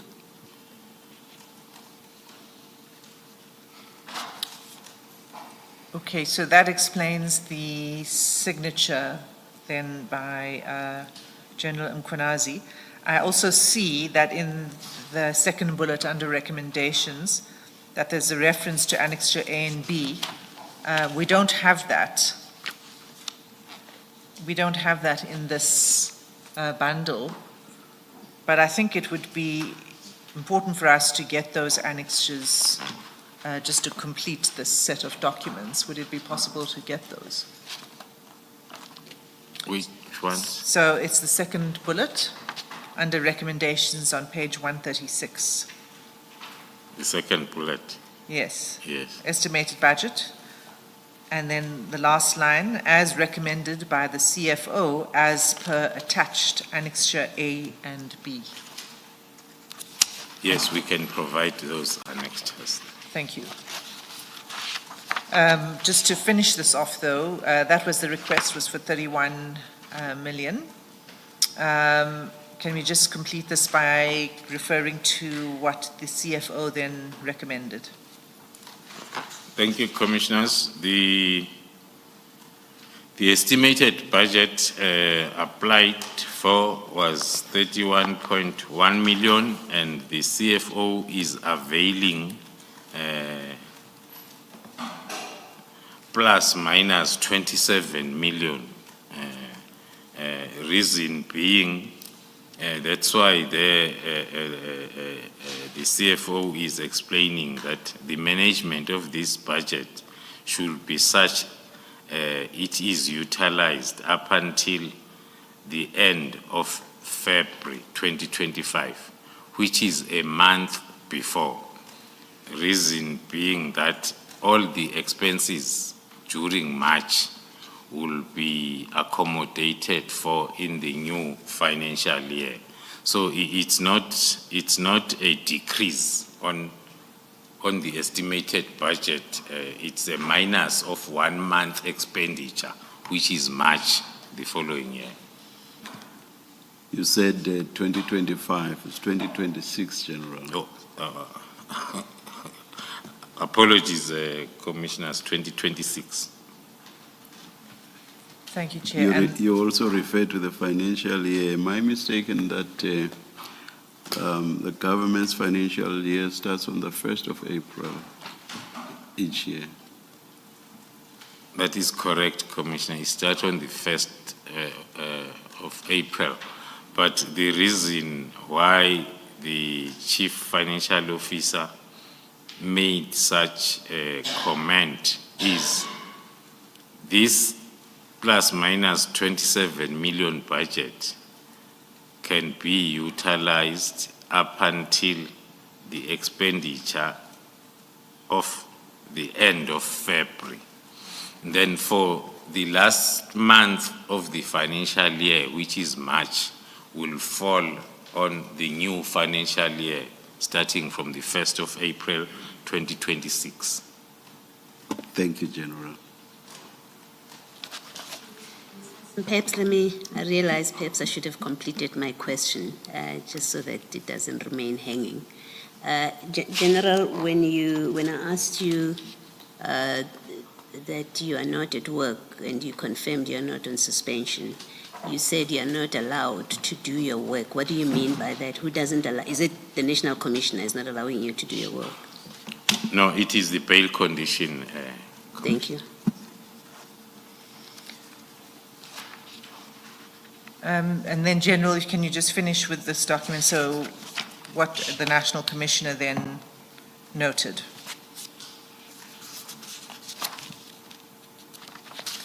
The approval by the National Commissioner with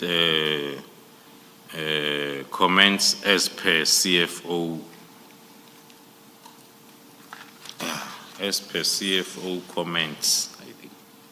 So he approved it He in line? approved in line with what the CFO have said above.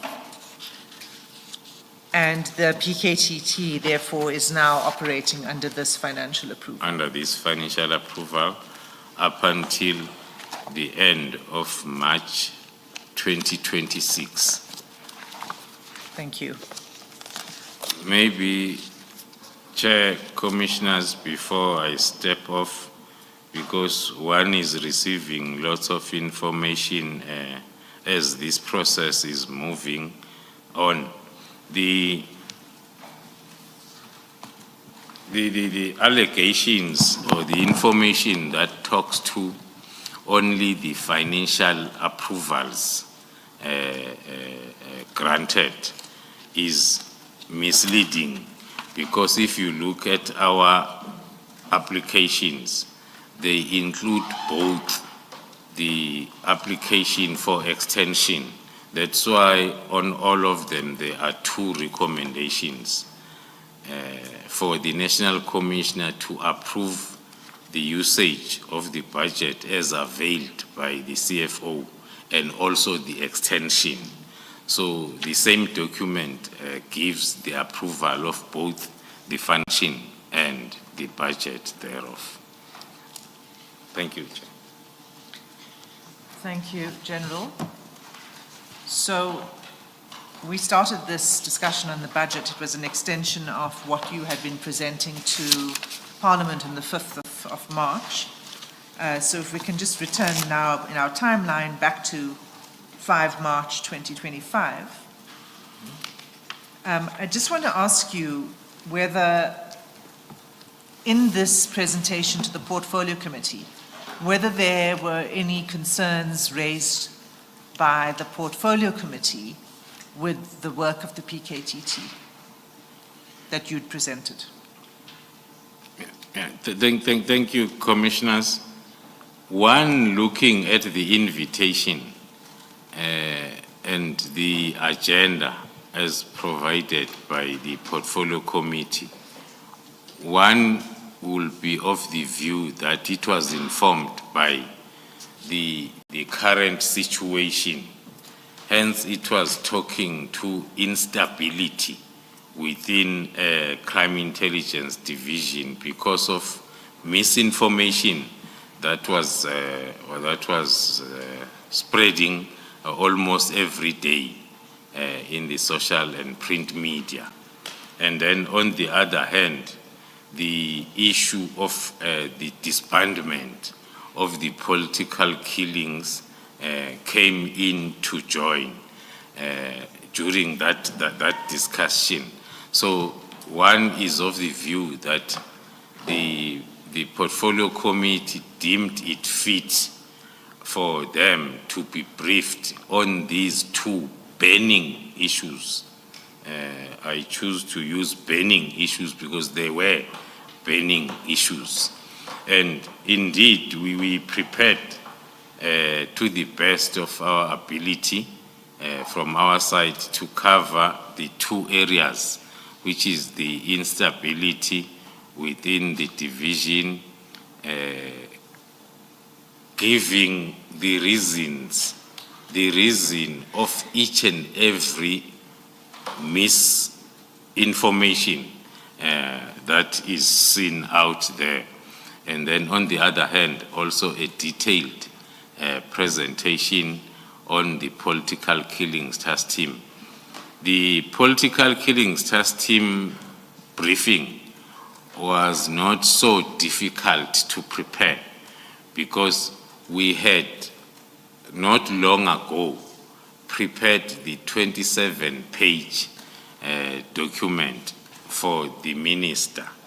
Then it was a matter of updating and converting it into a presentation format that will be used to brief the Portfolio Committee. So after both the briefings, one, this is my view, one was expecting the burning discussion as these were burning issues. But one then did not really get the burning. There were comments there and there, but not really burning discussions around the issues. One of the issues on the attachment is the one that talks to the story that was all over the social and print media of the division employing a 29-year-old girl, which then in the briefing, it was there with all evidence, with everything that was done. But one then also did not get it discussed there the way it's burning when it is discussed on the social and print media. Hence, then 2 months after that, we were still arrested and charged for the same thing that we had explained even to the Portfolio Committee. So my assessment will be the discussion was not as burning as the issues were discussed before we were invited. Can I just make one comment on what you said, General Khumalo? A 29-year-old would not be a girl, but a woman. But the headline? No. You referred to the 29-year-old girl. I'm just saying a 29-year-old would not be a girl. I was quoting the print media headline. I'm glad to hear that.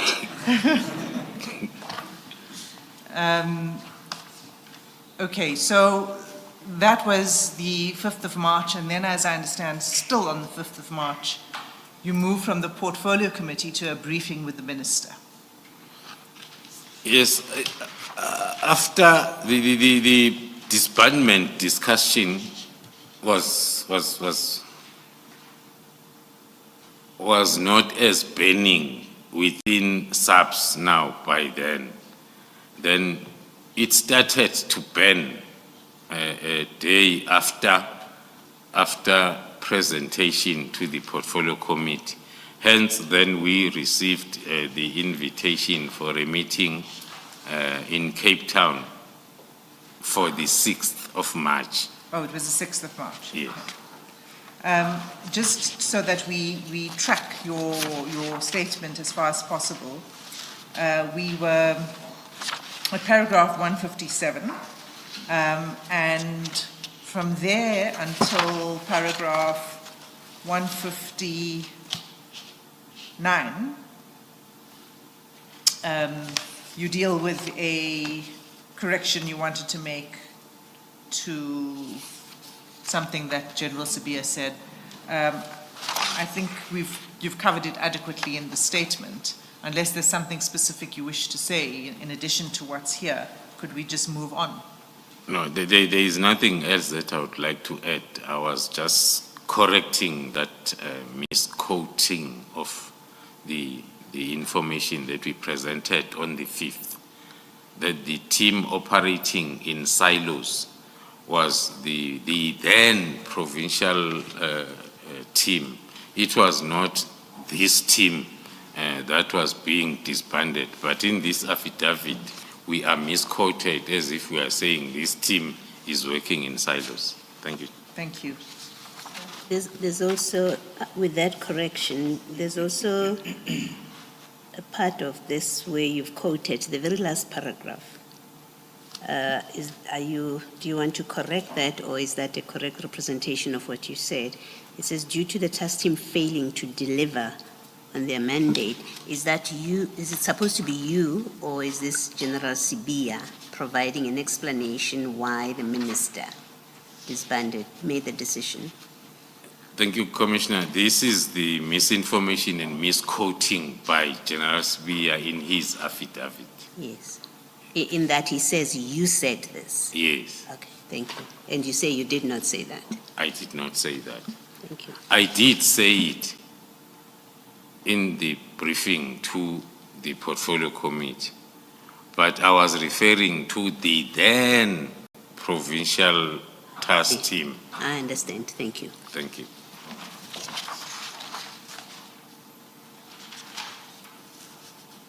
Okay, so let's turn then to the next, to 6 March.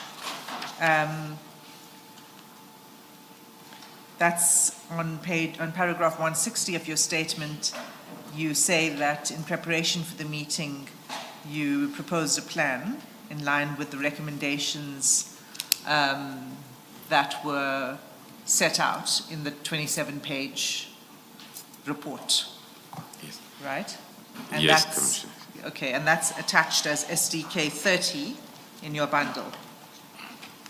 And this briefing on the 6th of March, as I understand it, and please correct me if I'm wrong, again says to the Minister much the same thing as what is contained in that 27-page report, including a plan for a gradual winding down. Is that right? That is correct, Commissioners. We were guided by the invitation. The invitation was not saying, I need a briefing on PKTT. It was saying the meeting is about PKTT disbandment implementation.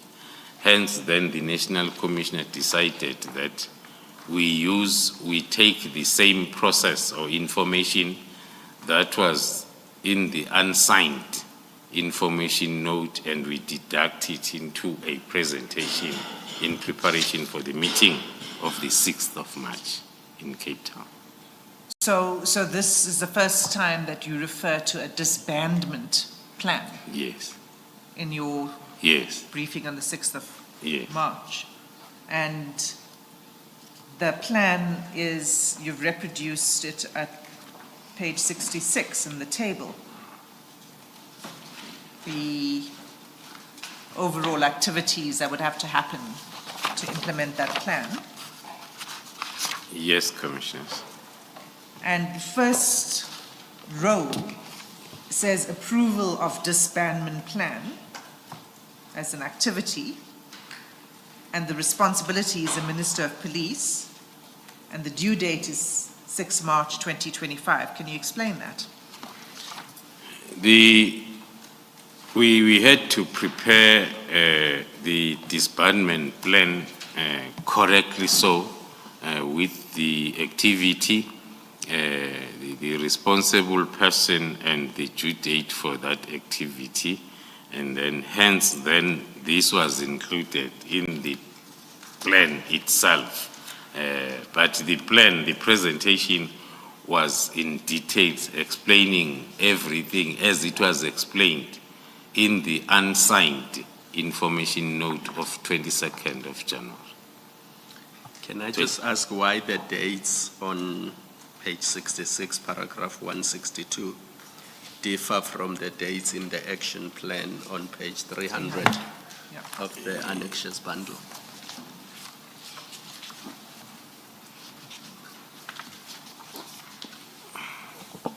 So, Commissioner, can you remind me of the page number? Page 300.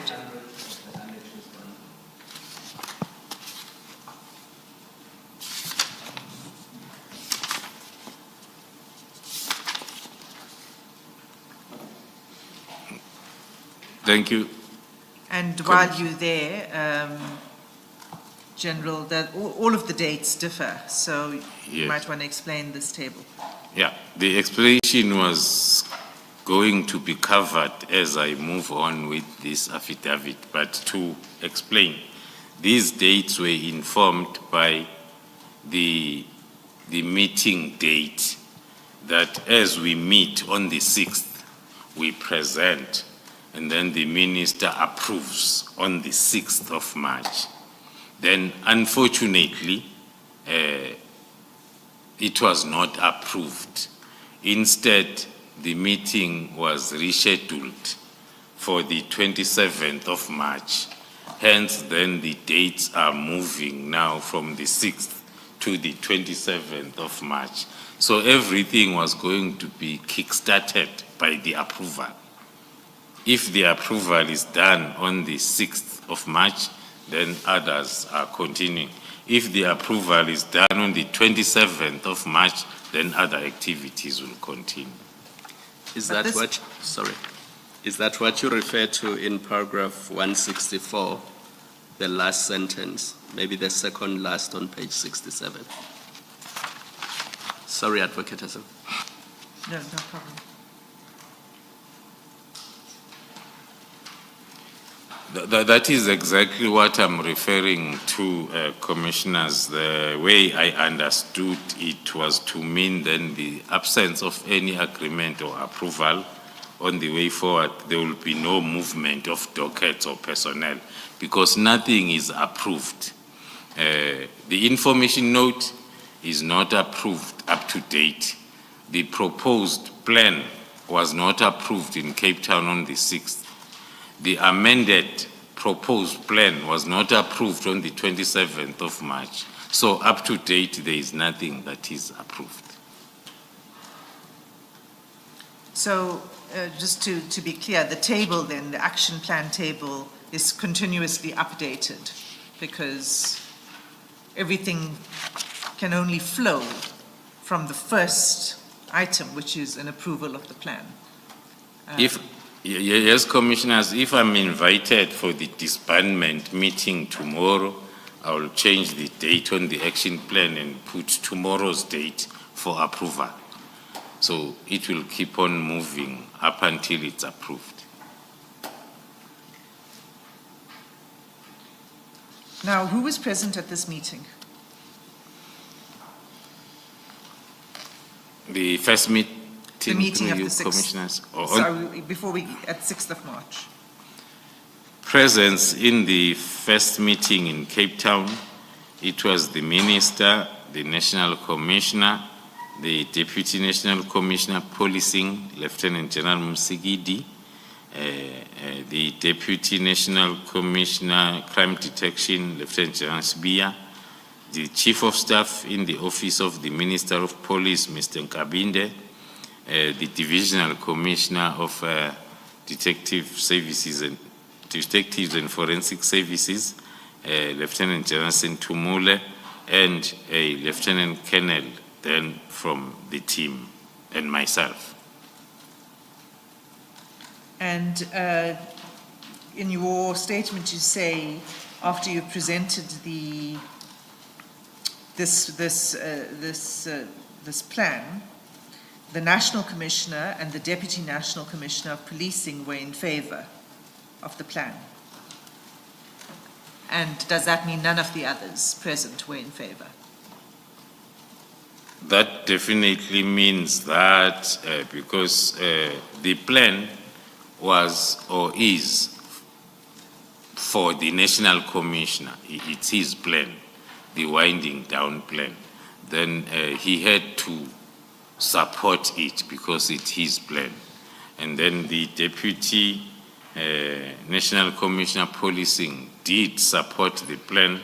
I remember very well even her words, and one of the reasons, because she said, if we disband now, as the letter says, and we say all the members must go back to their respective stations, then a member from Cape Town, by the time he arrives in Cape Town, he gets the subpoena to go to Mtubatuba KZN to attend the court case. And then he comes back. By the time he arrives, then General Musigiri said that will be not so nice or good or possible for the members to continue with these cases whilst they are back to their stations of origin. So indeed, It wouldn't be cost effective either, would it? on top of that, not cost effective and dangerous and impossible. The whole idea of having coordinated work won't be there. So you say that you mentioned particularly General Sabia and the Chief of Staff of the Minister as being against the plan, and they favored immediate disbandment. Did they say why? The main reason, because I was part of the meeting, then everybody, after I presented, especially if you are a presenter, you listen attentively when your audience is now asking questions, because you want to do whatever, to understand whatever input they are going to have. Hence, then I still recall most of the inputs that were made there.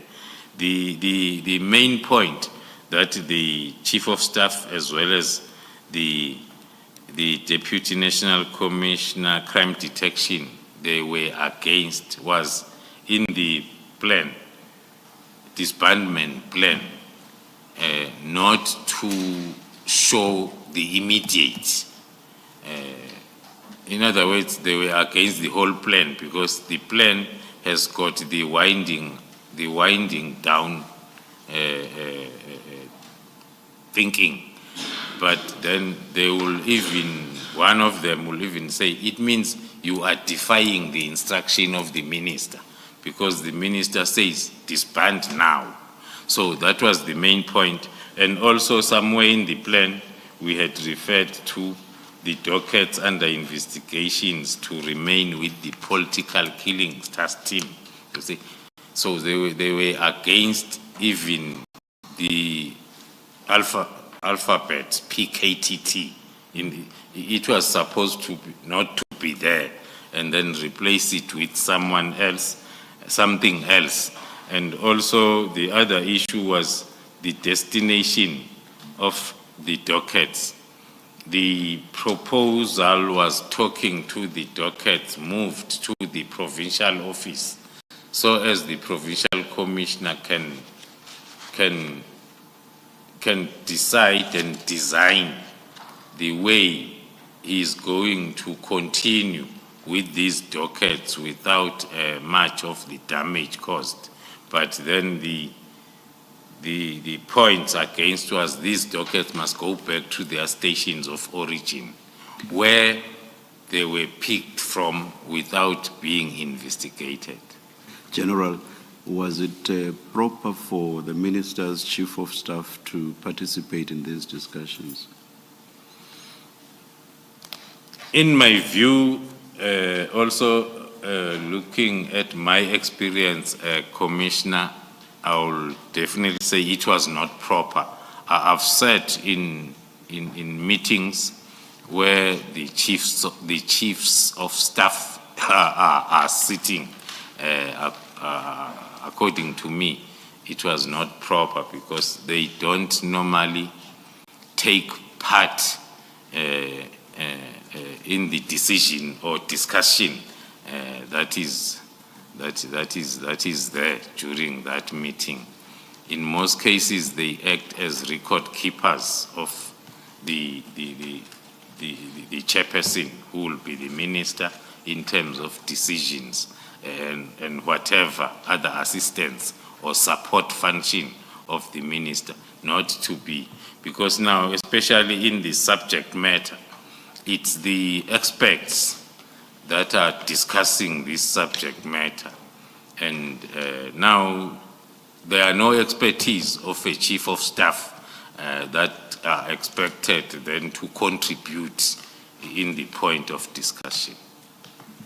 And what was the alternative name they were suggesting? If my memory serves me well, instead of saying PKTT, it was just say investigators, so which will be open to any other investigator. Thank you. General, am I correct to describe, would I be correct rather, to describe the discussion, the plan about winding down as an operational matter and decision? How you're going to wind down and where dockets will go, does that fall in the category of operational decisions? Thank you, Commissioner. It's pure operational.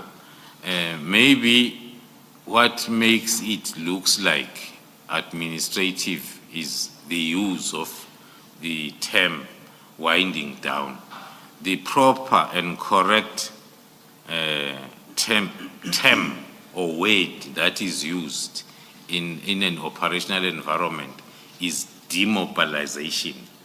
It took us 4 years to mobilize. Now, it cannot take you a day to demobilize what you mobilized for 4 years. So the winding down is also talking to that operational understanding, yes, because you have to demobilize resources, which will take you at least half a time that took you to mobilize, yes, if you are not having bad intentions. Yes. And is it appropriate or regular for a chief of staff who's not a member of the policing environment as such, if I'm using the correct word, to have input into decisions that you describe as demobilizing, for example, a plan, how it's going to unroll? Is it appropriate? Is it regular? I'll choose inappropriate, Commissioner, because the benefit of doubt one can give, because the Chief of Staff, we know and we are told that he is a former police officer. So maybe that might have contributed. I'll make an example. If the Chief of Staff was a former teacher, definitely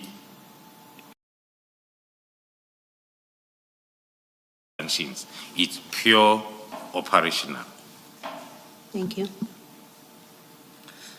But as I understand you, even if the Chief of Staff had experience in policing, it would still not be appropriate for the Chief of Staff, as Chief of Staff, to participate in a decision-making regarding operational matters.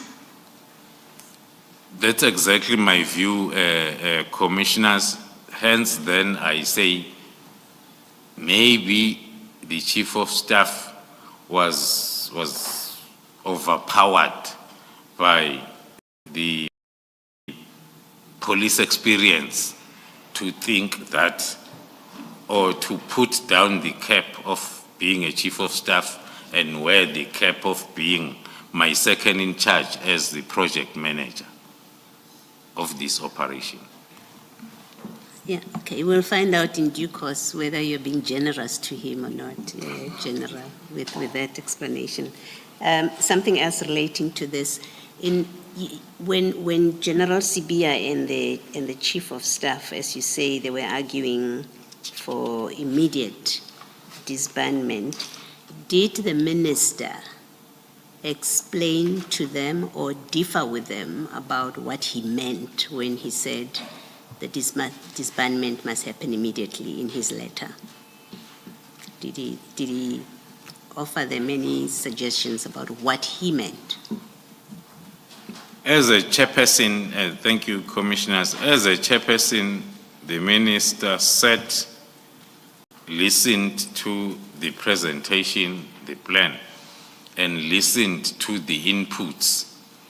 And then the parting words or the closing words as a chairperson were then go back and do the amendments as per the comments, and then deduct this presentation into an information note where I can sign on the rescheduled meeting of the 27th of March. The short answer to my question is the minister did not say to them what he meant when he says immediate disbandment. That is correct. Thank you.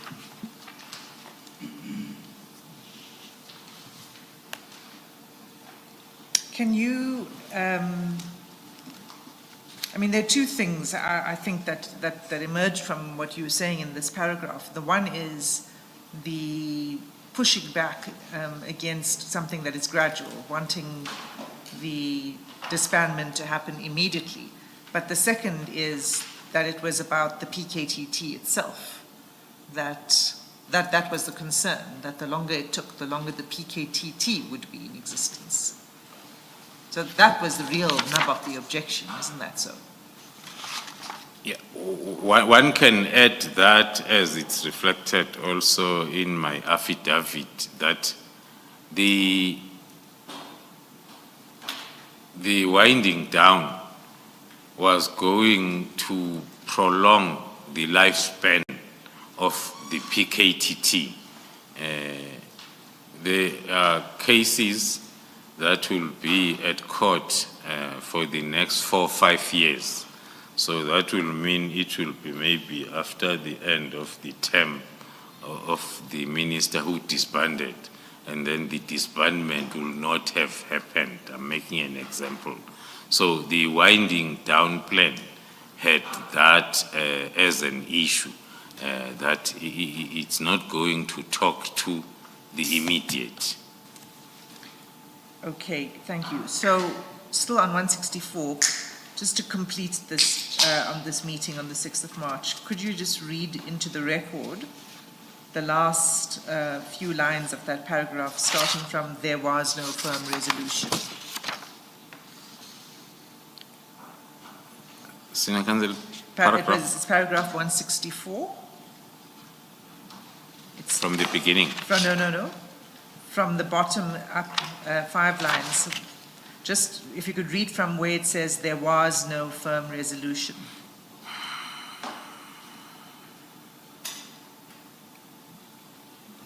Page 67, General. Page 67. On page 67, line. Page 67, it's 1, 2, 3, 4, 5, 6, 7 from the top. Thank you, commissioners. It reads thus: there was no firm resolution, and it was agreed that a further meeting will be convened on the 27th of March 2025.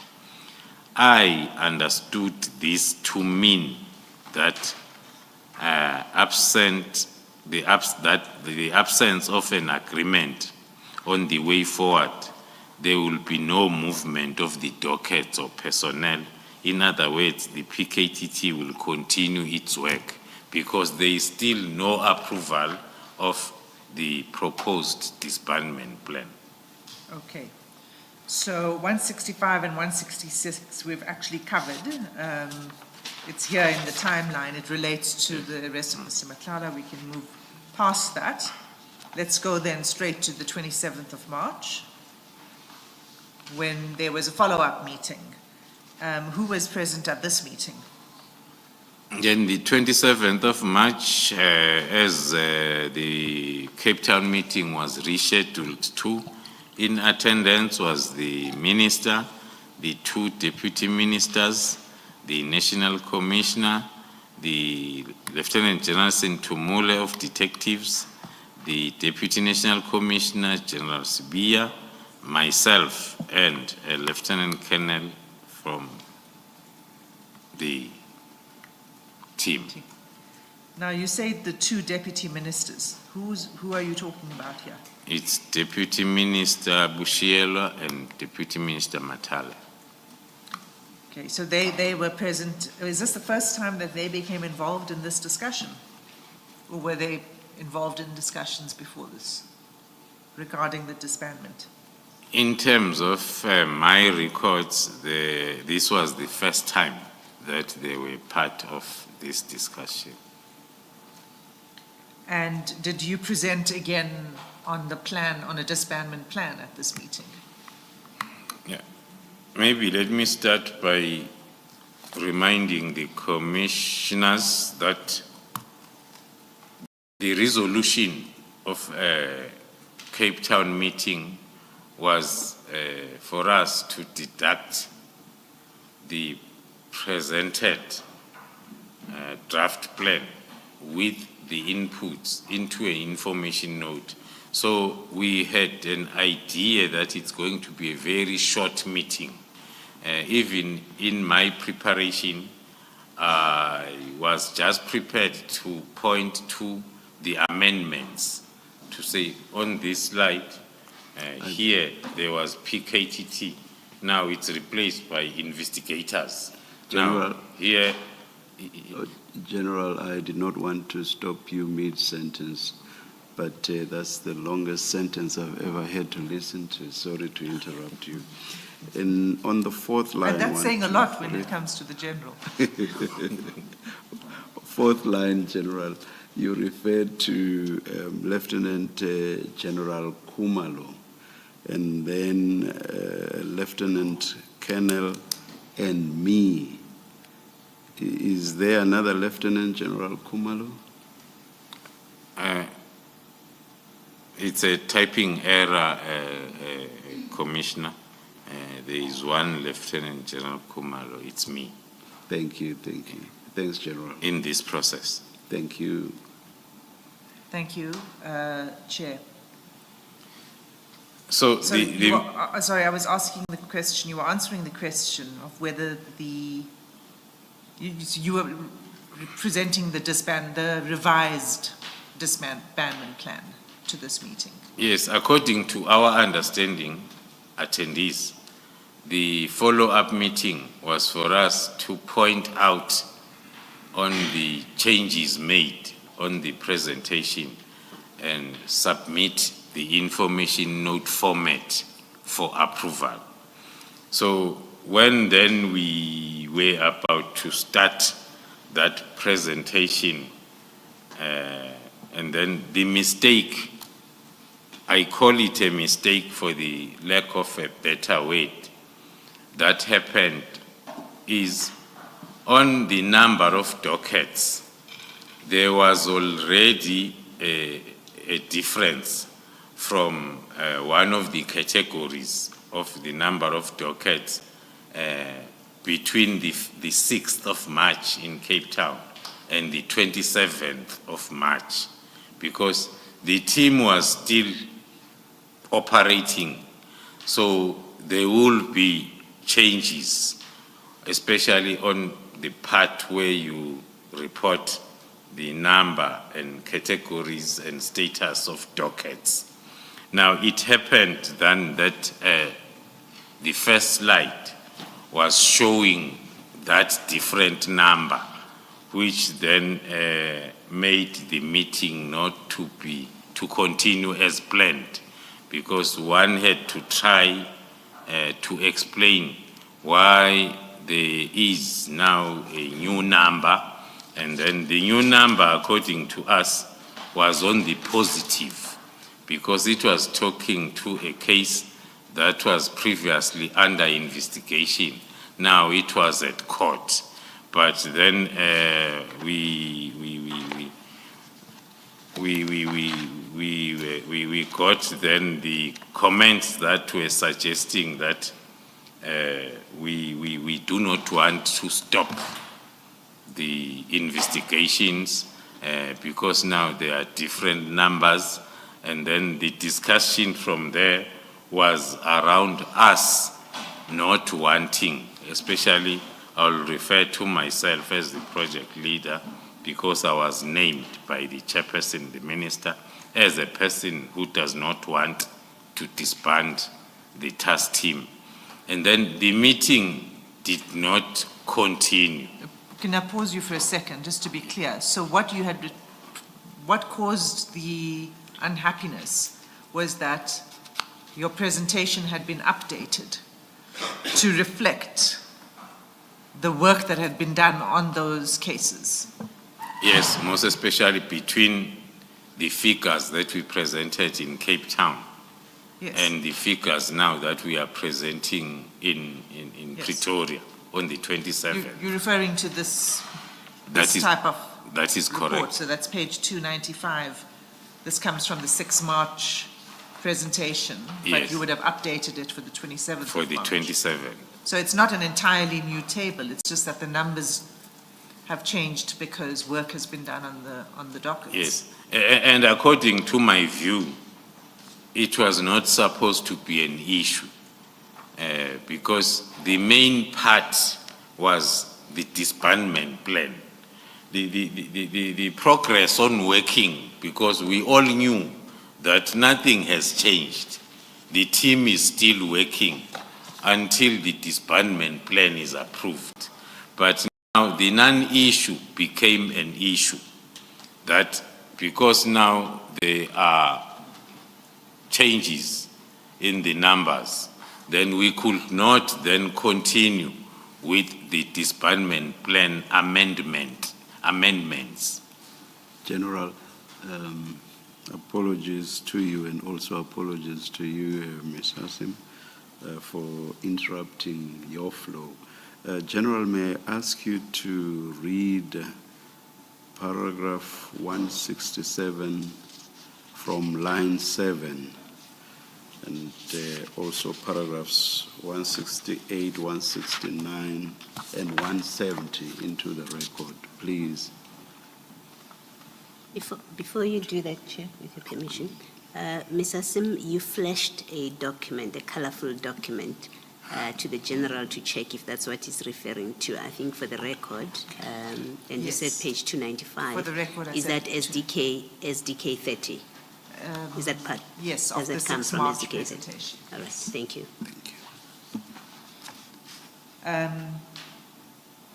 From From where it says the minister seemed. the minister seemed angry with me, General, from there all the way to paragraph 170. Thank you, Chair. I'll read on record.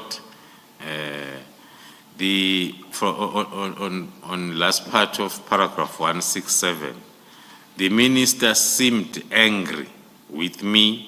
At this point, the National Commissioner and I were still proposing that the disbandment should be implemented, but if it was Should not be. implemented but if it was going to be implemented, that it be a gradual disbandment as proposed as proposed in the 6th March 2025 meeting. Paragraph 168, the minister simply would not listen to anyone. He criticized me for being in charge of the PKTT and crime intelligence and questioned why was the National Commissioner and I were so invested in keeping the PKTT. He was now completely against the gradual approach and reverted to the immediate disbandment. Paragraph 169. When the minister was reminded that the PKTT was initiated in part by the president, he said that we should not mention the president and mention that he was tired of hearing about the president. Then he said that the president was in agreement that the PKTT be disbanded. I was shocked by this revelation since the president was briefed about the work of the PKTT after it was deployed to assist in the Fort Hare University murder investigations. 170. The minister also stated that it took a political decision to establish the PKTT. Therefore, it will take a political decision to disband it. The minister said that there will be no further meetings regarding this matter, and any further engagements will be held with the National Commissioner, and the meeting adjourned. Thank you, General. Thank you, Chair. Before we deal with what you say in 170, did anyone else speak in this meeting? Did anybody else weigh in and express a view on the disbandment? It won't be easy to... I mean, other than you and the National Commissioner who were proposing the plan. Yeah, no, it won't be easy to recall commissioners. It was one of those meetings that one won't want to think about even when you are on retirement, because it was not a nice meeting, especially at the level where we are.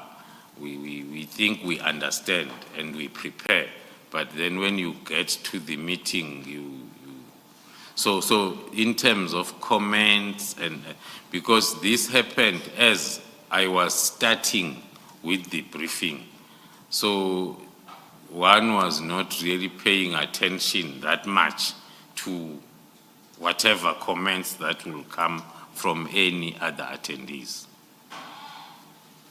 So what was your response to the minister criticizing you for being in charge of the PKTT and crime intelligence? It's a discussion that now and again will come from the same, I will say, individuals, which is not, according to me, necessary, because in the SAPS, especially as you move up the levels, you are expected then to have so many different roles that you play.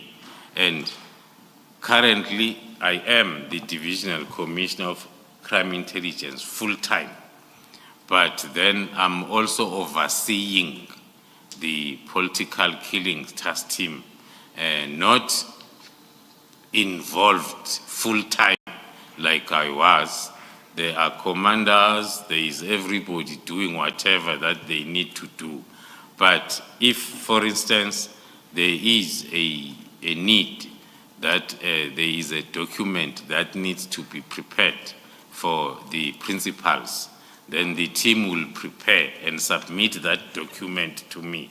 So I'm only dealing with very high-level documents like the extension documents, which is once a year, and whatever other strategic issues that needs to be attended to. So that is the current situation. And what is the substance of the criticism?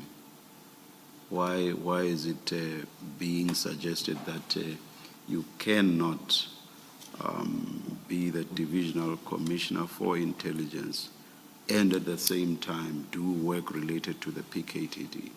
What's the substance of the criticism? At first glance, Commissioner, thank you. At first glance, it would look like maybe not understanding what I was explaining.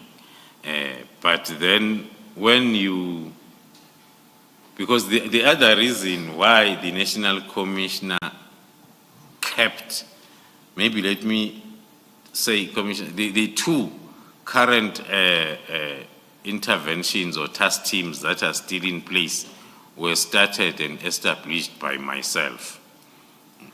The other one in 2017, I think the other one also in 2018 in Western Cape. But then as I was appointed at other environments, then the National Commissioner decided that you are going to oversee this. Now I'm going back to the understanding, because the National Commissioner has got the understanding that the methodology itself, it's our doing. So it's not easy for any other person to be associated with the methodology. Not that it talks to doing the work, but it talks to overseeing, giving guidance where it's necessary, because the idea is to grow the understanding of the methodology. General, before this meeting of the 27th and this criticism, had the minister spoken to you or indicated concerns about your being in charge of the PKTT and being in crime intelligence, the boss of crime intelligence? Had he recorded to you any concerns? Not to me. That I've never been given an opportunity to engage, but in meetings where I'm part, it will come now and again, but not as a main point of discussion. Is this in meetings with the minister? Yes. The minister being present in the meetings? Yes. Okay.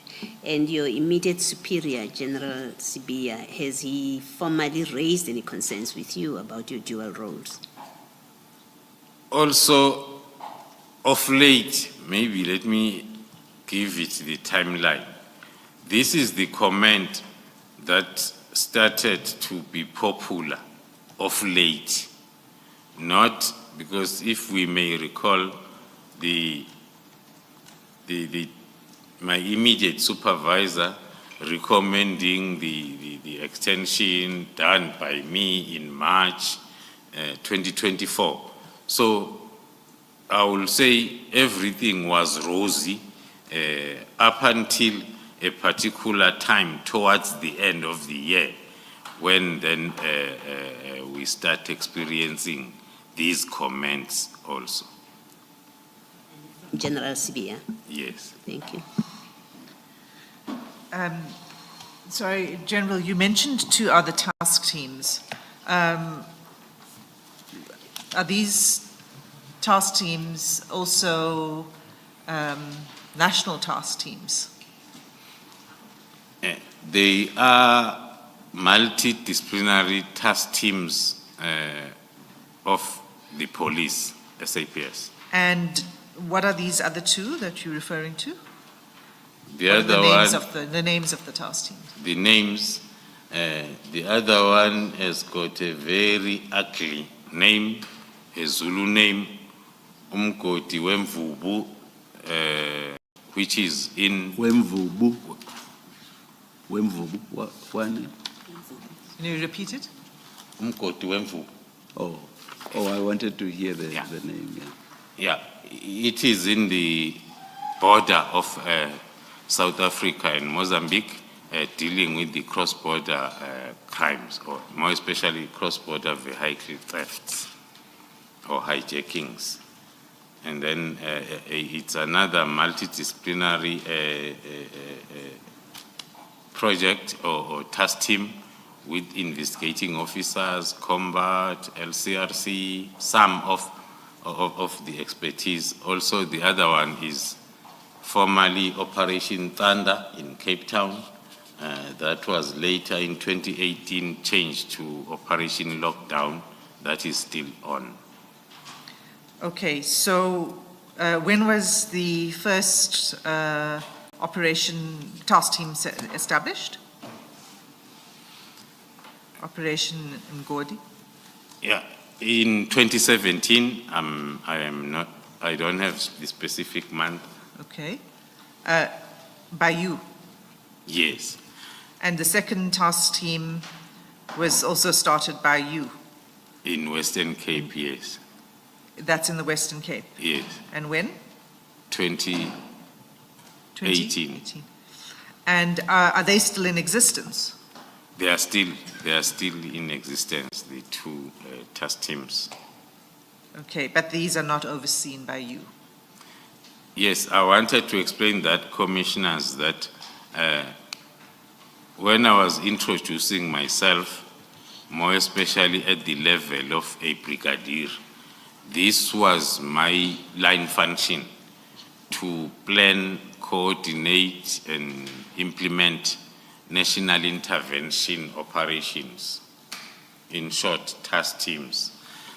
So during those years, 2016, 2017, 2018, I was a brigadier doing exactly that.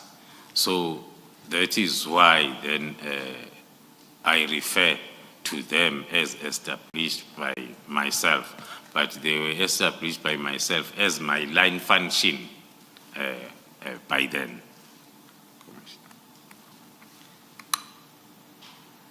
Thanks. Okay, let's just move to, okay, so the meeting ended and it ended badly on the 27th. Yes. And so there was no approval of a plan or anything. Okay, and then 171, that's when you hand over the dockets to General Sentumule. How did that come about? Was it just upon a request from General Sentumule that you handed them over, and where were they? The Where did you get did you ask for the dockets to be sent to you and then it was handed over to General Sentumule? How did it happen? Yeah, thank you, Chair. The instruction from Lieutenant General Sibiya to Johnson Tumule had come long time ago, I think beginning of March or February, if I'm not mistaken, and there were lots of activities and discussions and meetings that were happening.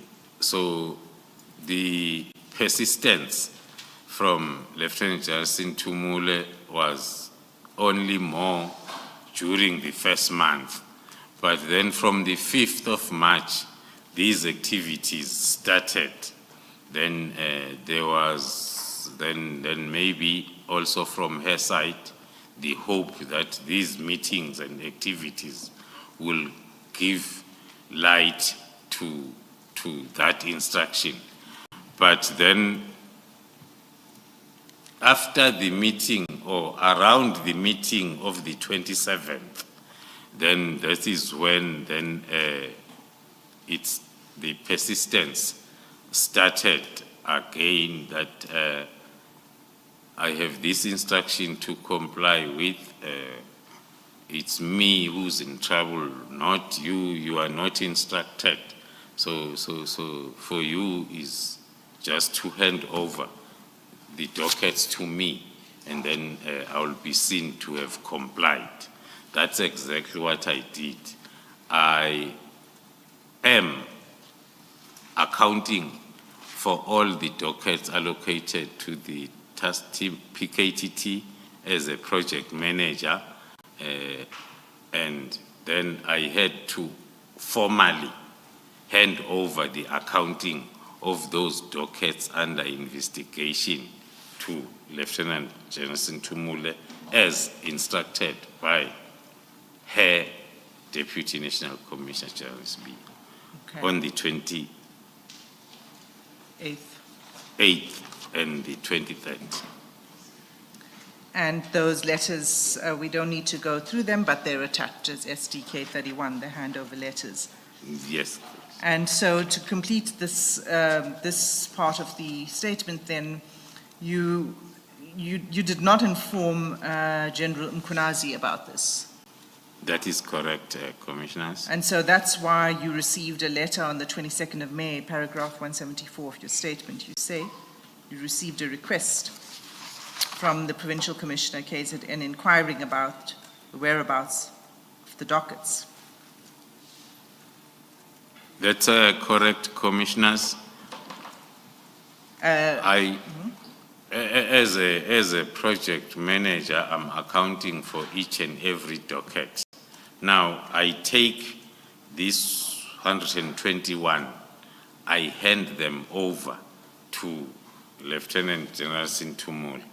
And then during the accounting session, then chaired by the Provincial Commissioner, he is inquiring about the status of these dockets, and he gets the report that they were taken by me.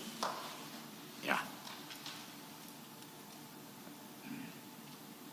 Okay, so you assumed that he was aware. Is that why you didn't inform him? Not that I assumed that he was aware. Firstly, it was not my place to inform, because the period, as I've said, it was the period of uncertainty, and then one would have thought that after the agreement of whatever way forward, then the National Commissioner is the one who's going to inform us all, because even myself, I needed to be informed. So all of us were waiting to be informed as to the way forward. Okay, so the next section then of the statement is about the return of the Advocate dockets. Asim, do you mind just dealing with paragraph 172? It can just be read because it's something that will come up. Just read it, General, into the record. Thank you, Commissioners. I will read on record paragraph 172. On the 16th of April, 2025, Brigadier Nkwashu, who is, let me read it as it is, on the 16th of April 2025, Brigadier Nkwashu made an attempt to retrieve the criminal dockets pertaining to the case in which Mr. Katiso Mulife was charged during December 2024. According to Brigadier Nkwashu, this action was taken following a direct instruction from the Provincial Commissioner, who allegedly mandated that the docket be handed over immediately. The Brigadier further stated that failure to comply with this instruction will result in disciplinary actions being taken against the responsible parties. The circumstances surrounding this request, including its agency, raised suspicions. That paragraph is included in my affidavit as per the report received from the witnesses A, B, and C, also included in their affidavit. And then paragraph 170. Just before that, Ms. Hassim, what do you mean, General, when you say that Brigadier Nkwashu attempted to retrieve Mr. Katiso Mulife's docket? This paragraph, My focus is on attempted to retrieve. Did he want that the docket should be given to him? that's exactly what we mean. He was instructing that this docket be given to him. And then it was an attempt because we did not approve it. It did not happen. Did you make any inquiries that the provincial commissioner had indeed given the instruction that Brigadier Nkwashu was referring to? Commissioners, no, I did not. My approach in situations like this, if a very junior member that is reporting to me is giving me a request from another senior officer, my response will be, tell him to call me. So I said they must tell Brigadier Nkwashu to tell the provincial commissioner to call me, and it did not happen. Thank you. I think that this is linked to paragraph 173, and maybe it's quicker if you read the paragraph 173.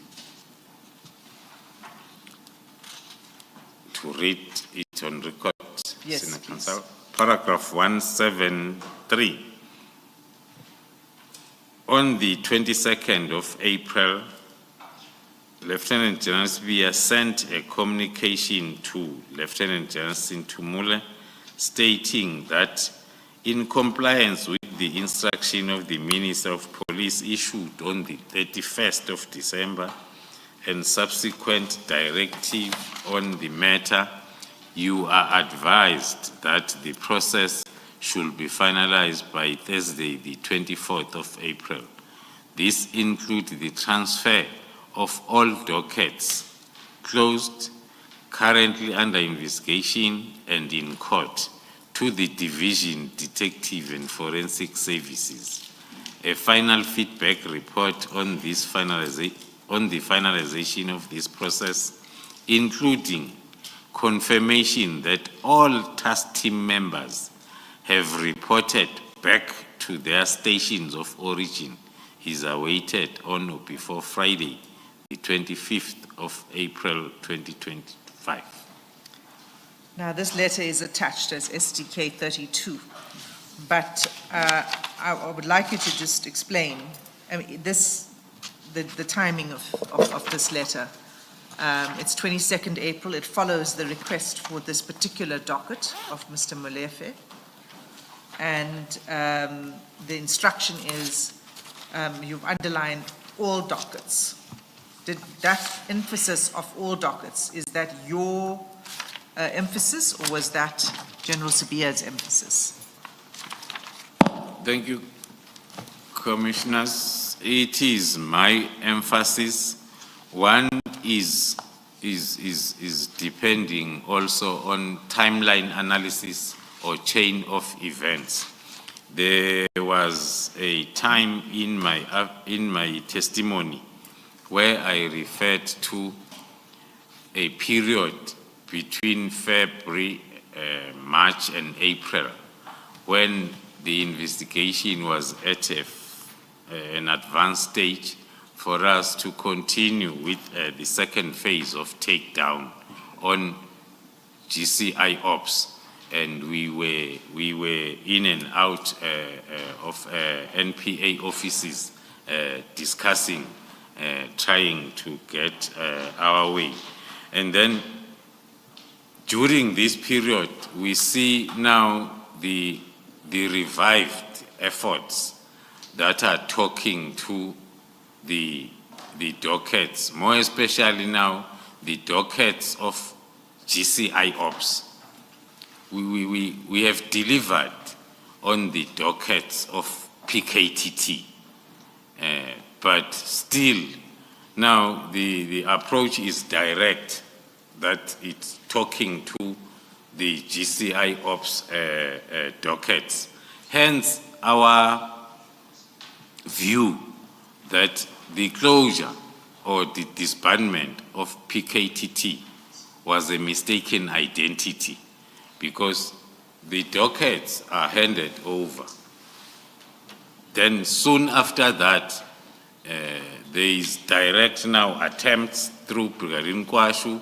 There is a letter now on the 22nd of April that now demands all the dockets, meaning others have been received, but there are those that are still outstanding. That is what informs then our mistaken identity of the closure of PKTT. General, in that paragraph, you say the letter of the 22nd was addressed to Lieutenant General Sintumule. But when you look at that letter, DSK 32, it seems to be addressed to you as well.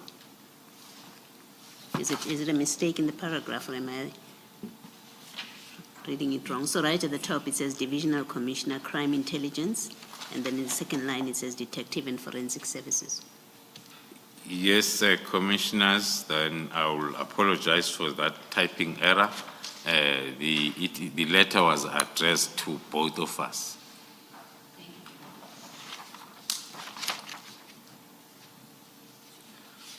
Okay, I think we understand that and what your explanation is and why the request for all dockets. And just to cut to the chase, is this because there were members of the PKTT in GCI Ops, and that hence the confusion? Yes, Commissioners, the process, as I explained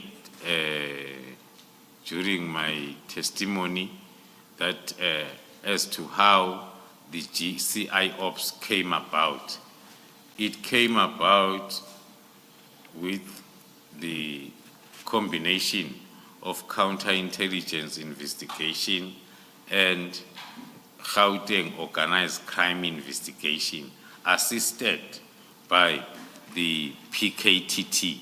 So out of all these three environments that were involved in the GCI Ops, it's the PKTT that came out as a target to neutralize whatever that the GCI Ops was busy with.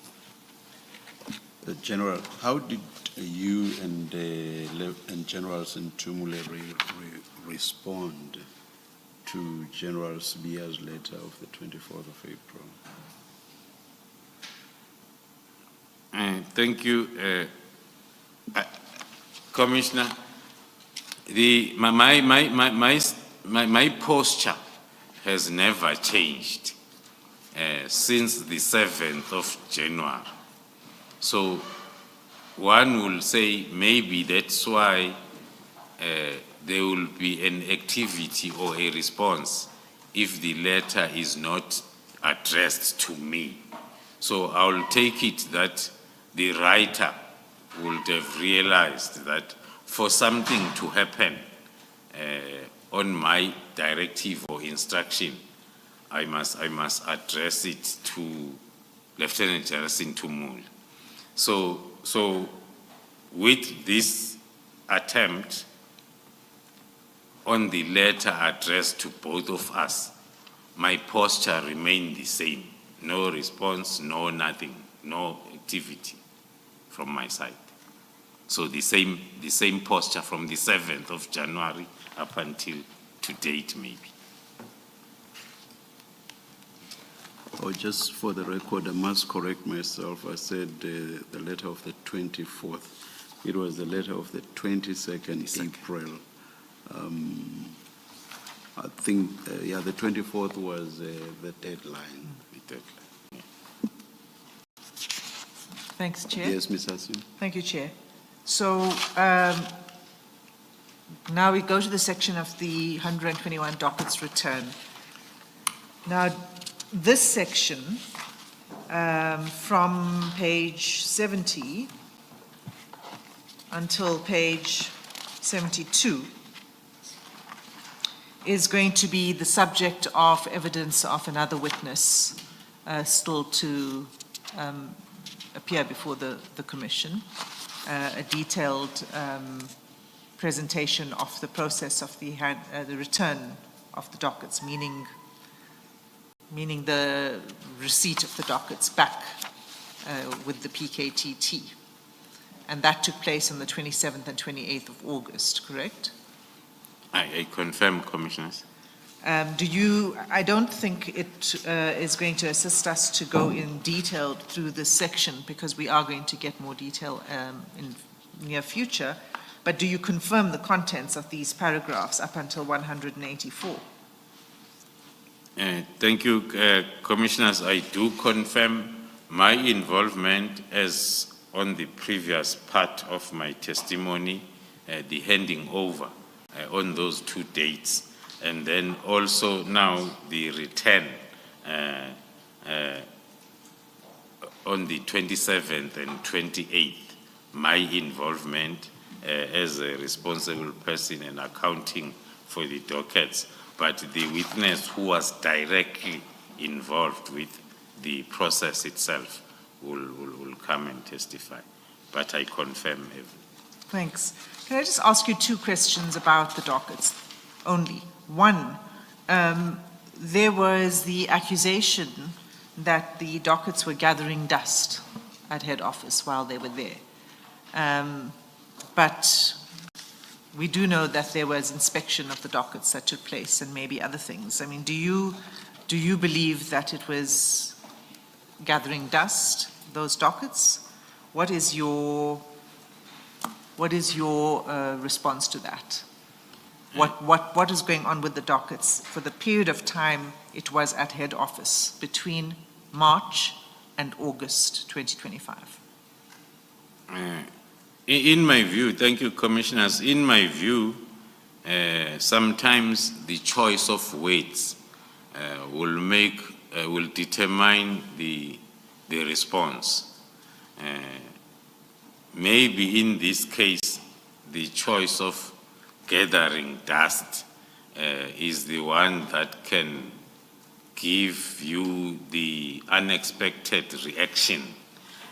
But from my point of view, I will say the usage of the weights that since the dockets were handed over by myself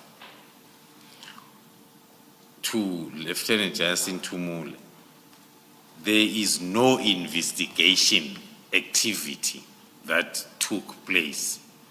The only thing that happened was the inspection of the docket, as it is the line function of each and every commander who is having the dockets under his or her custody to inspect the docket, which is not part of the investigation, because during the inspection, that's where you give instructions to the investigating officer to go and investigate in the form of doing A, B, and C. But maybe the choice of weights in the form of gathering dust might make one to also use the inspection as investigation, the inspection process as the investigation process. Can I ask a yes or no question? During this 4-month period, did the investigating officers have access to the dockets? They did not have access to the dockets. Thank you. And then my second question is, okay, so the first is there was no investigation on the dockets while they were. The second is there's been criticism that there are dockets amongst those 121 where there had been little movement for a long period of time. Can you explain that? Is that correct? And do you have an explanation for that? Thank you, Commissioners. That is very correct. Again, it depends as to who is saying it. My yes is because I know the reason. the reason is in line with the methodology employed by the task team, PKTT. One will see from the dockets that were inspected at head office during that time, there were lots of directives that were saying, take this for inquest, take this for the decision, for undetected, take this. So the methodology of being successful at a normal traditional investigation environment is to close as much dockets as possible, which is totally different from the task team. In the task team, you will investigate the docket in phases, employing all the available investigative aids that are there. When you have exhausted all of them, you put that docket away. You don't take it for inquest process. You put it away, and then you go back to the threat and risk assessment, because this docket is coming from a particular area. Then if there is a docket that is reported in that area, you will use the investigation of that docket with the hope that it will give you something that will resuscitate this investigation. Hence, then, we call our filing of those dockets a fridge, not a deep freezer, a fridge. A fridge is something that you open now and again, so as you don't forget. If there is a new case reported, before you analyze it, you go through the case that you have investigated and you have not yet have a breakthrough. So that will be correct for someone to say the last activity on this docket was in 2023 December. Now it's 2025. That might be the reason only. Okay, so just to summarize what you're saying, the approach of the PKTT, if you hit a dead end on a docket, you've not been able to crack the case, so to speak, you don't close the docket. You keep it in the fridge, and you keep looking at it every time you have further information to see if you can make a breakthrough eventually. So you don't close it, you just keep it on ice for a while. Is that right? That is correct, Commissioner. And you say that is different from the traditional method? Yes, Commissioner. Okay. So those are my only questions on the dockets, General. As I said, we will be dealing with that in future in more detail. So the last section then of your statement starts on page 73, and it's what you describe as the retaliation against the PKTT. And in this section, you explain what you understand to be retaliation through several cases that have been brought against members of the PKTT. Are you able to summarize what you wish to say in this section for the Commission?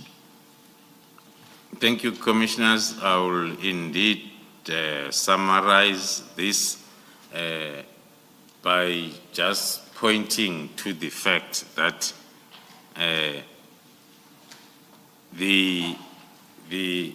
after the realization that PKTT was a mistaken identity in blocking the GCI Ops investigations, then one realized that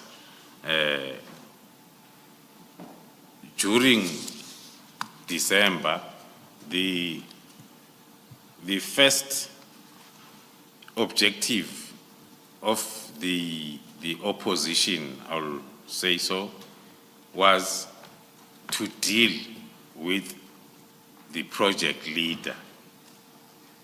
Hence, there were lots of activities that were talking to the arrest of the project leader.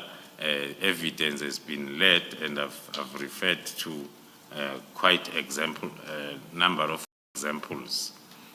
Even the team, PKTT, most of the cases, if not all, they were registered in December 2024, the busiest month. So the closure of PKTT that happened on the 31st of March of December 24, according to our analysis, was the second attempt. The first attempt was to arrest and disrupt the activities that are continuing, and then came the disbandment. So there are lots of cases that has been indicated as part of evidence. One of them is the case that the 7 of us from the Division Crime Intelligence are facing.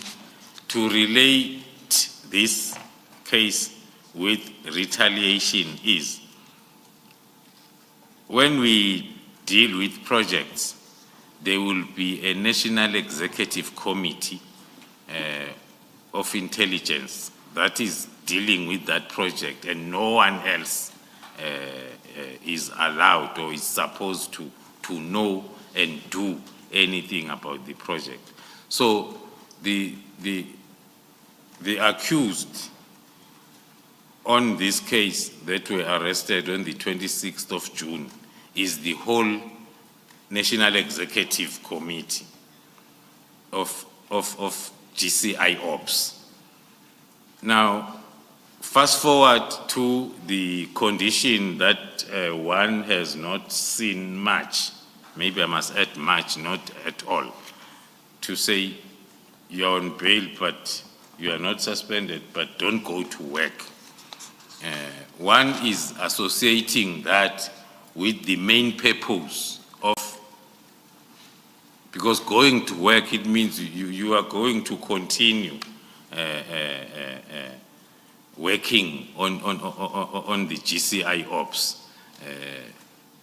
So you are not allowed to go to work to do your work. You can do something else, but not the work. So I'll point only on that point when I try to summarize these cases, especially the one that I'm not supposed even to talk that much on it, because I have interest, or I'm part of it. Then the other cases we have referred to during my testimony, the attempts we saw from the WhatsApp chats, the attempts to open cases through IPID. We saw another case of false information about the Rolex watch. So there's been lots of cases, and the 3 cases that were opened around Orlando against the team, and another one, the kidnapping, opened and registered as a victim by one of the targets from our side that we have been referring to, a ballistic expert. So with all those, the common denominator of information is there is a coordinated effort of destabilizing the GCI Ops by then opening these fake cases against the team management and members as part of retaliation. The Thank one you. question I had, sorry, is paragraph 190.4. What does that case in the Eastern Cape have to do with the PKTT or activities of the GCI Ops or Molefe and Matlala cases? So how is it linked to any attempt to disrupt what you are doing in relation to those cases? Thank you, Commissioner. When we were requested or instructed to intervene in the University of Fort Hare, we sent the best of PKTT. So when we had to get the support from PKTT in the GCI ops, we took the same best. So we rediverted the same best from Eastern Cape to Gauteng. Now, the activities that happened in the Eastern Cape will always then have something that can assist someone who wants to come up with false charges against the members of the PKTT stroke GCI ops. Sorry, let me understand this. You're saying the secondment in November 2024 to Gauteng, you also took people from the Eastern Cape? Yes, Commissioner. General, let me take you to paragraph 186. And that's the paragraph concerning the appointment of Brigadier Mukwele, who used to work for BMW before her appointment. Am I correct that she was appointed directly from BMW That is correct. to be a brigadier in subs? That is correct, Commissioner. What were the advertised requirements for the position? We were looking for the head of our technical support services. Without detailing it that much, so as we don't expose our covert methodologies, but it's a person, firstly, who's qualified in mechatronics, a person who can combine both mechanical engineering and electronical engineering to suit our covert activities needs. So those people are normally found then in these environments like BMW or Ford, because they are doing both electronical and mechanical engineering, or qualified, and they have experience. Was she based at the manufacturing plant, not at a dealership? I cannot be able to be quite sure in terms of the separation, but what I know is she was a supervisor of technicians that are doing mechanical and electronic work in the manufacturing part of the car. And so do you say that she met the advertised requirements? According to us as the panel that recommended her as candidate number one, she did meet all the requirements. Thank you, General. General, I had a question on this, which is the appointment was made from someone outside of the SAPS into the SAPS, and the appointee was given the status of a brigadier, which is, as I understand it from the rankings, fairly senior.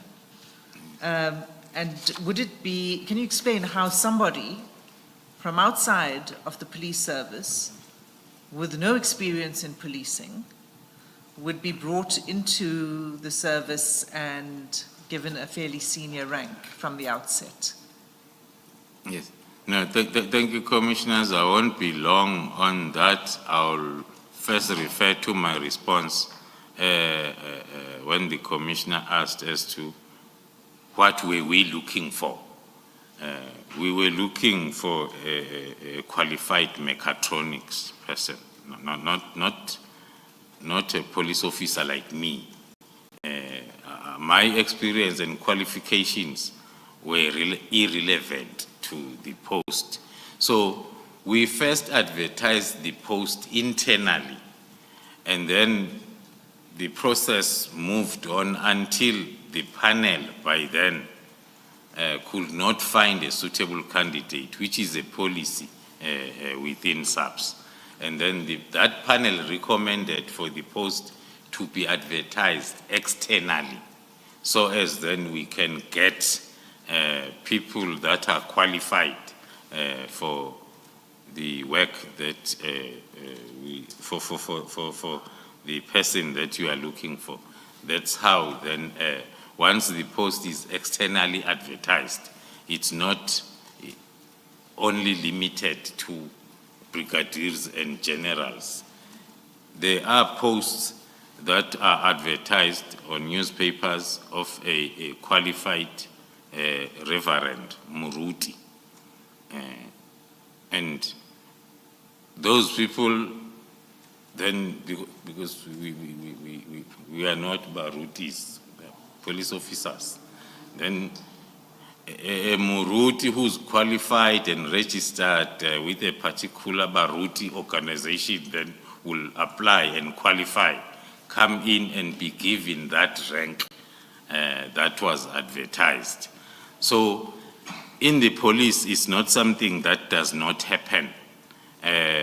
We have a lot of senior officers that came in from the level of a brigadier. Some, they came in from a level of a major general.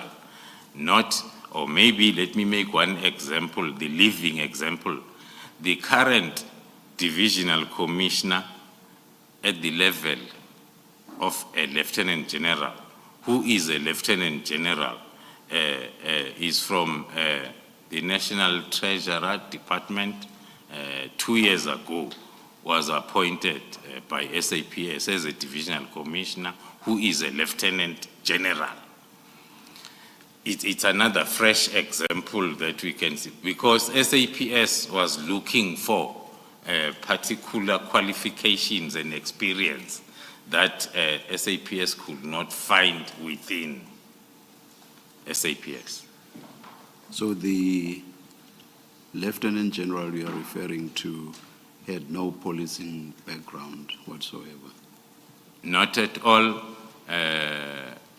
He was, I think, after 2 years of being employed, he was then sent to a basic police training, which is normally not for like a full period, because you are called a lateral entry level and you are a senior officer.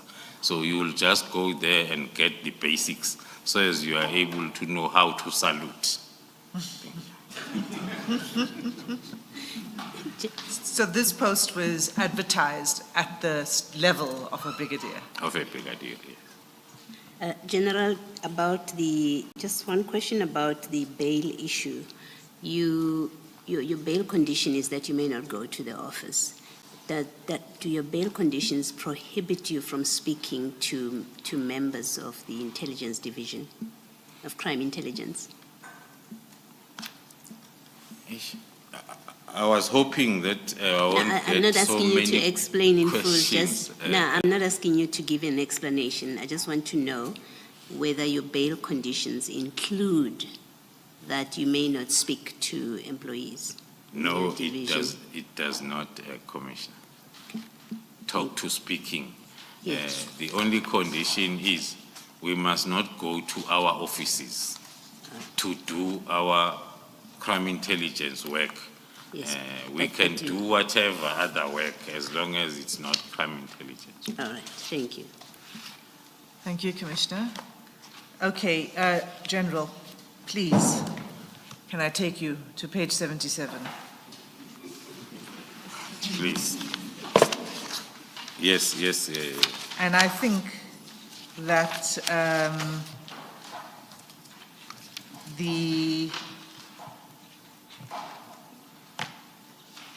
let me do this now.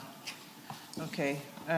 Sorry, Commissioners. You will recall yesterday there was a request for CJC 32.1, which is proof of ownership of a particular vehicle. May I please hand it up for the record?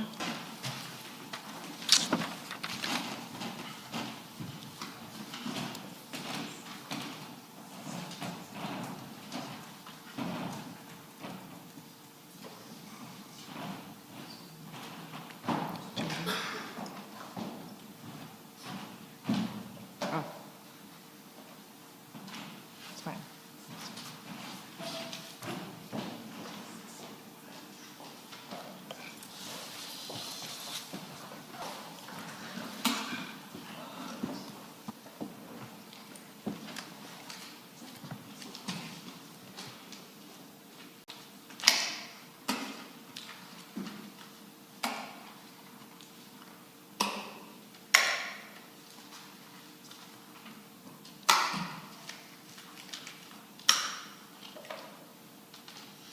Thank you, Chair. All right, so page 77, this is what I propose should happen now. I think you should read, this is your conclusion. Can I ask you to read into the record paragraphs 192 to 194, which is your conclusion?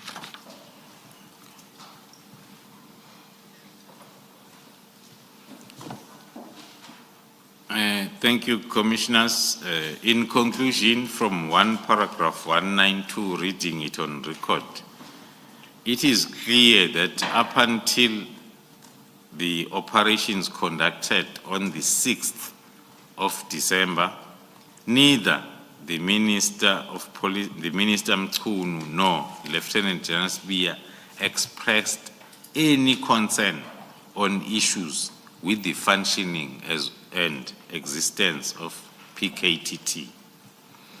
There was no indication of dissatisfaction or objection regarding the team's activities or mandate.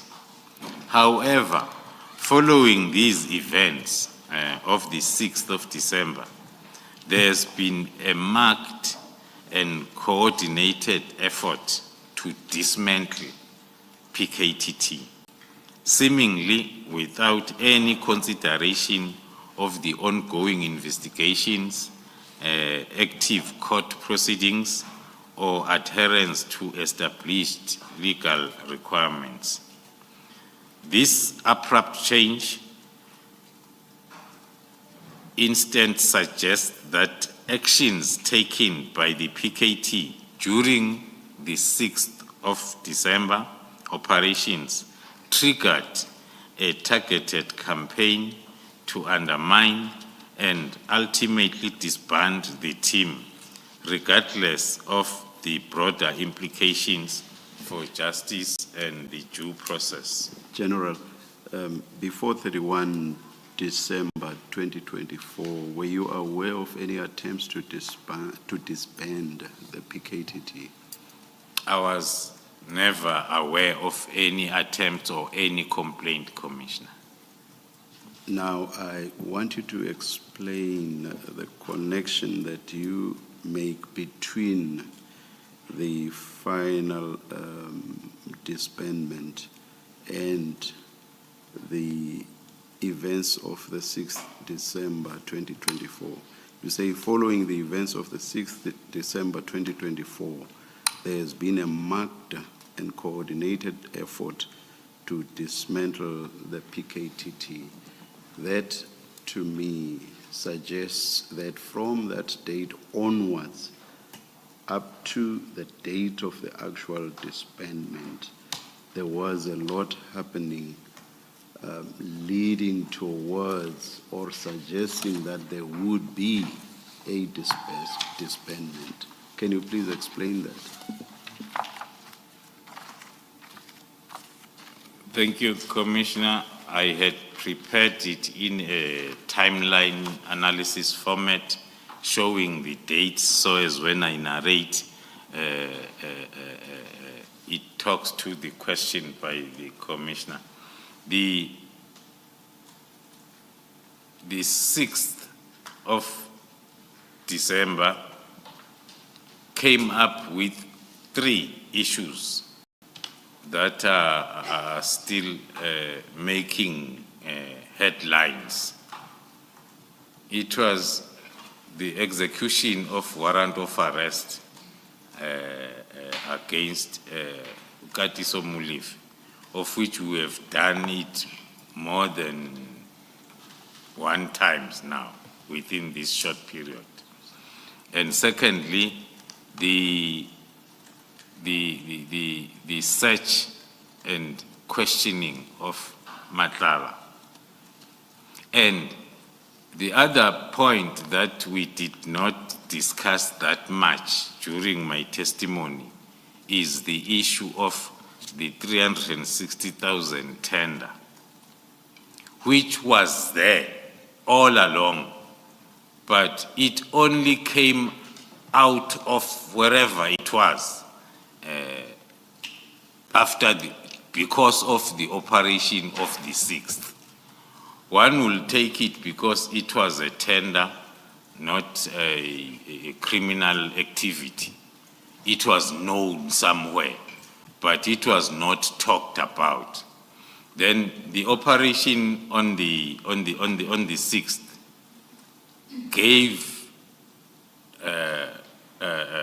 that opportunity for the tender issue also to come in the open to the public. It came through the court submissions by Madlanga on the 17th of December. And then, because we have active media, then the media then took it up until the minister called the meeting on the 24th of December for that reason, to say, hey, what's happening with this tender that is now all over the show, and it's also associated with the Tembisa Hospital fraud and corruption investigations. So that's what was also brought in by the 6th of December. So from where we are sitting, now looking at all the evidence that we have led, starting from the 6th of December, making an example on both operations. I said yesterday, the minister's name is dropped because indeed, by that time, we looked at it as name dropping on the 6th of December. Now, the activities of from the 6th of December, going in and out of courts, cases opened, sometimes against us, sometimes there is an attempt using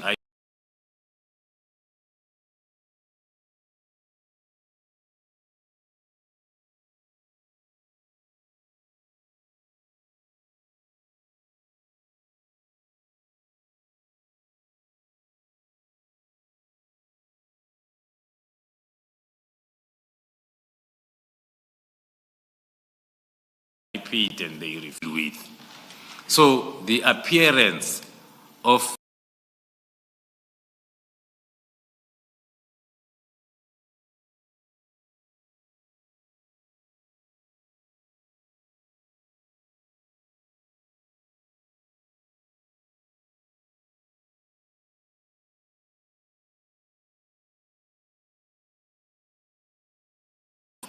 from the 6th makes us to be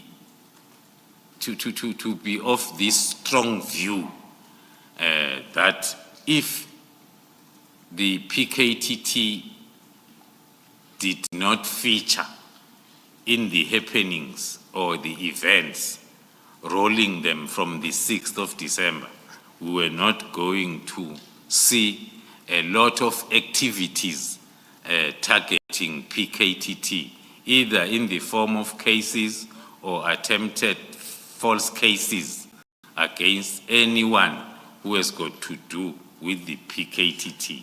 That is what makes us draw that inference. Thank you, Chair. Thank you, General. Okay, so it's 193, can you take it from 193? Alongside the attack on the PKTT, its members have also been targeted with criminal cases, something that I've explained right now. Although these cases may eventually be dismissed, but in the present moment, they serve to distract the team members and they affect their reputation in the eyes of the public. I've made an example even of us as the NEC of the GCI Ops. How difficult is it to continue with our oversight function of such a delicate project? You've left out intimidate. In the present moment, they serve to distract, intimidate The team members and their reputation in the eyes of the public. Thank you, Chair. The cumulative effect of these actions has been to create an atmosphere of uncertainty and apprehension, making it increasingly difficult for the PKTT members to carry out their duties effectively. Such tactics not only undermines the morale, but also it erodes public trust in the integrity and the purpose of the team. Last paragraph 194, I, Samuel Dumisani Kumalo, hope this statement goes a long way in assisting the Commission with the facts related to the disbandment of PKTT and provides a clear factual account of the events and motivations behind the team's disbandment. My intention is to ensure that the Commission is fully informed of the circumstances so that the truth may prevail and that the critical work of the PKTT is properly understood and considered. Thank you, Thank you. General. That brings us to the end of your evidence. I have a qualifier to that because it brings us to the end of your evidence for today. But I expect and I hope you agree, General, that you will return for further questioning at a later stage before the Commission, as there will be other questions to pose to you, particularly as other witnesses appear before the Commission. I'll always be available, Commissioners. Thank you. General, thank you very much for enduring sitting there and testifying longer than all the other witnesses before you. Thank you very much. Ms. Hassim, tomorrow 9:30? Tomorrow, 9:30, yes. Thank you. Thank you. Let's adjourn and resume at 9:30 tomorrow.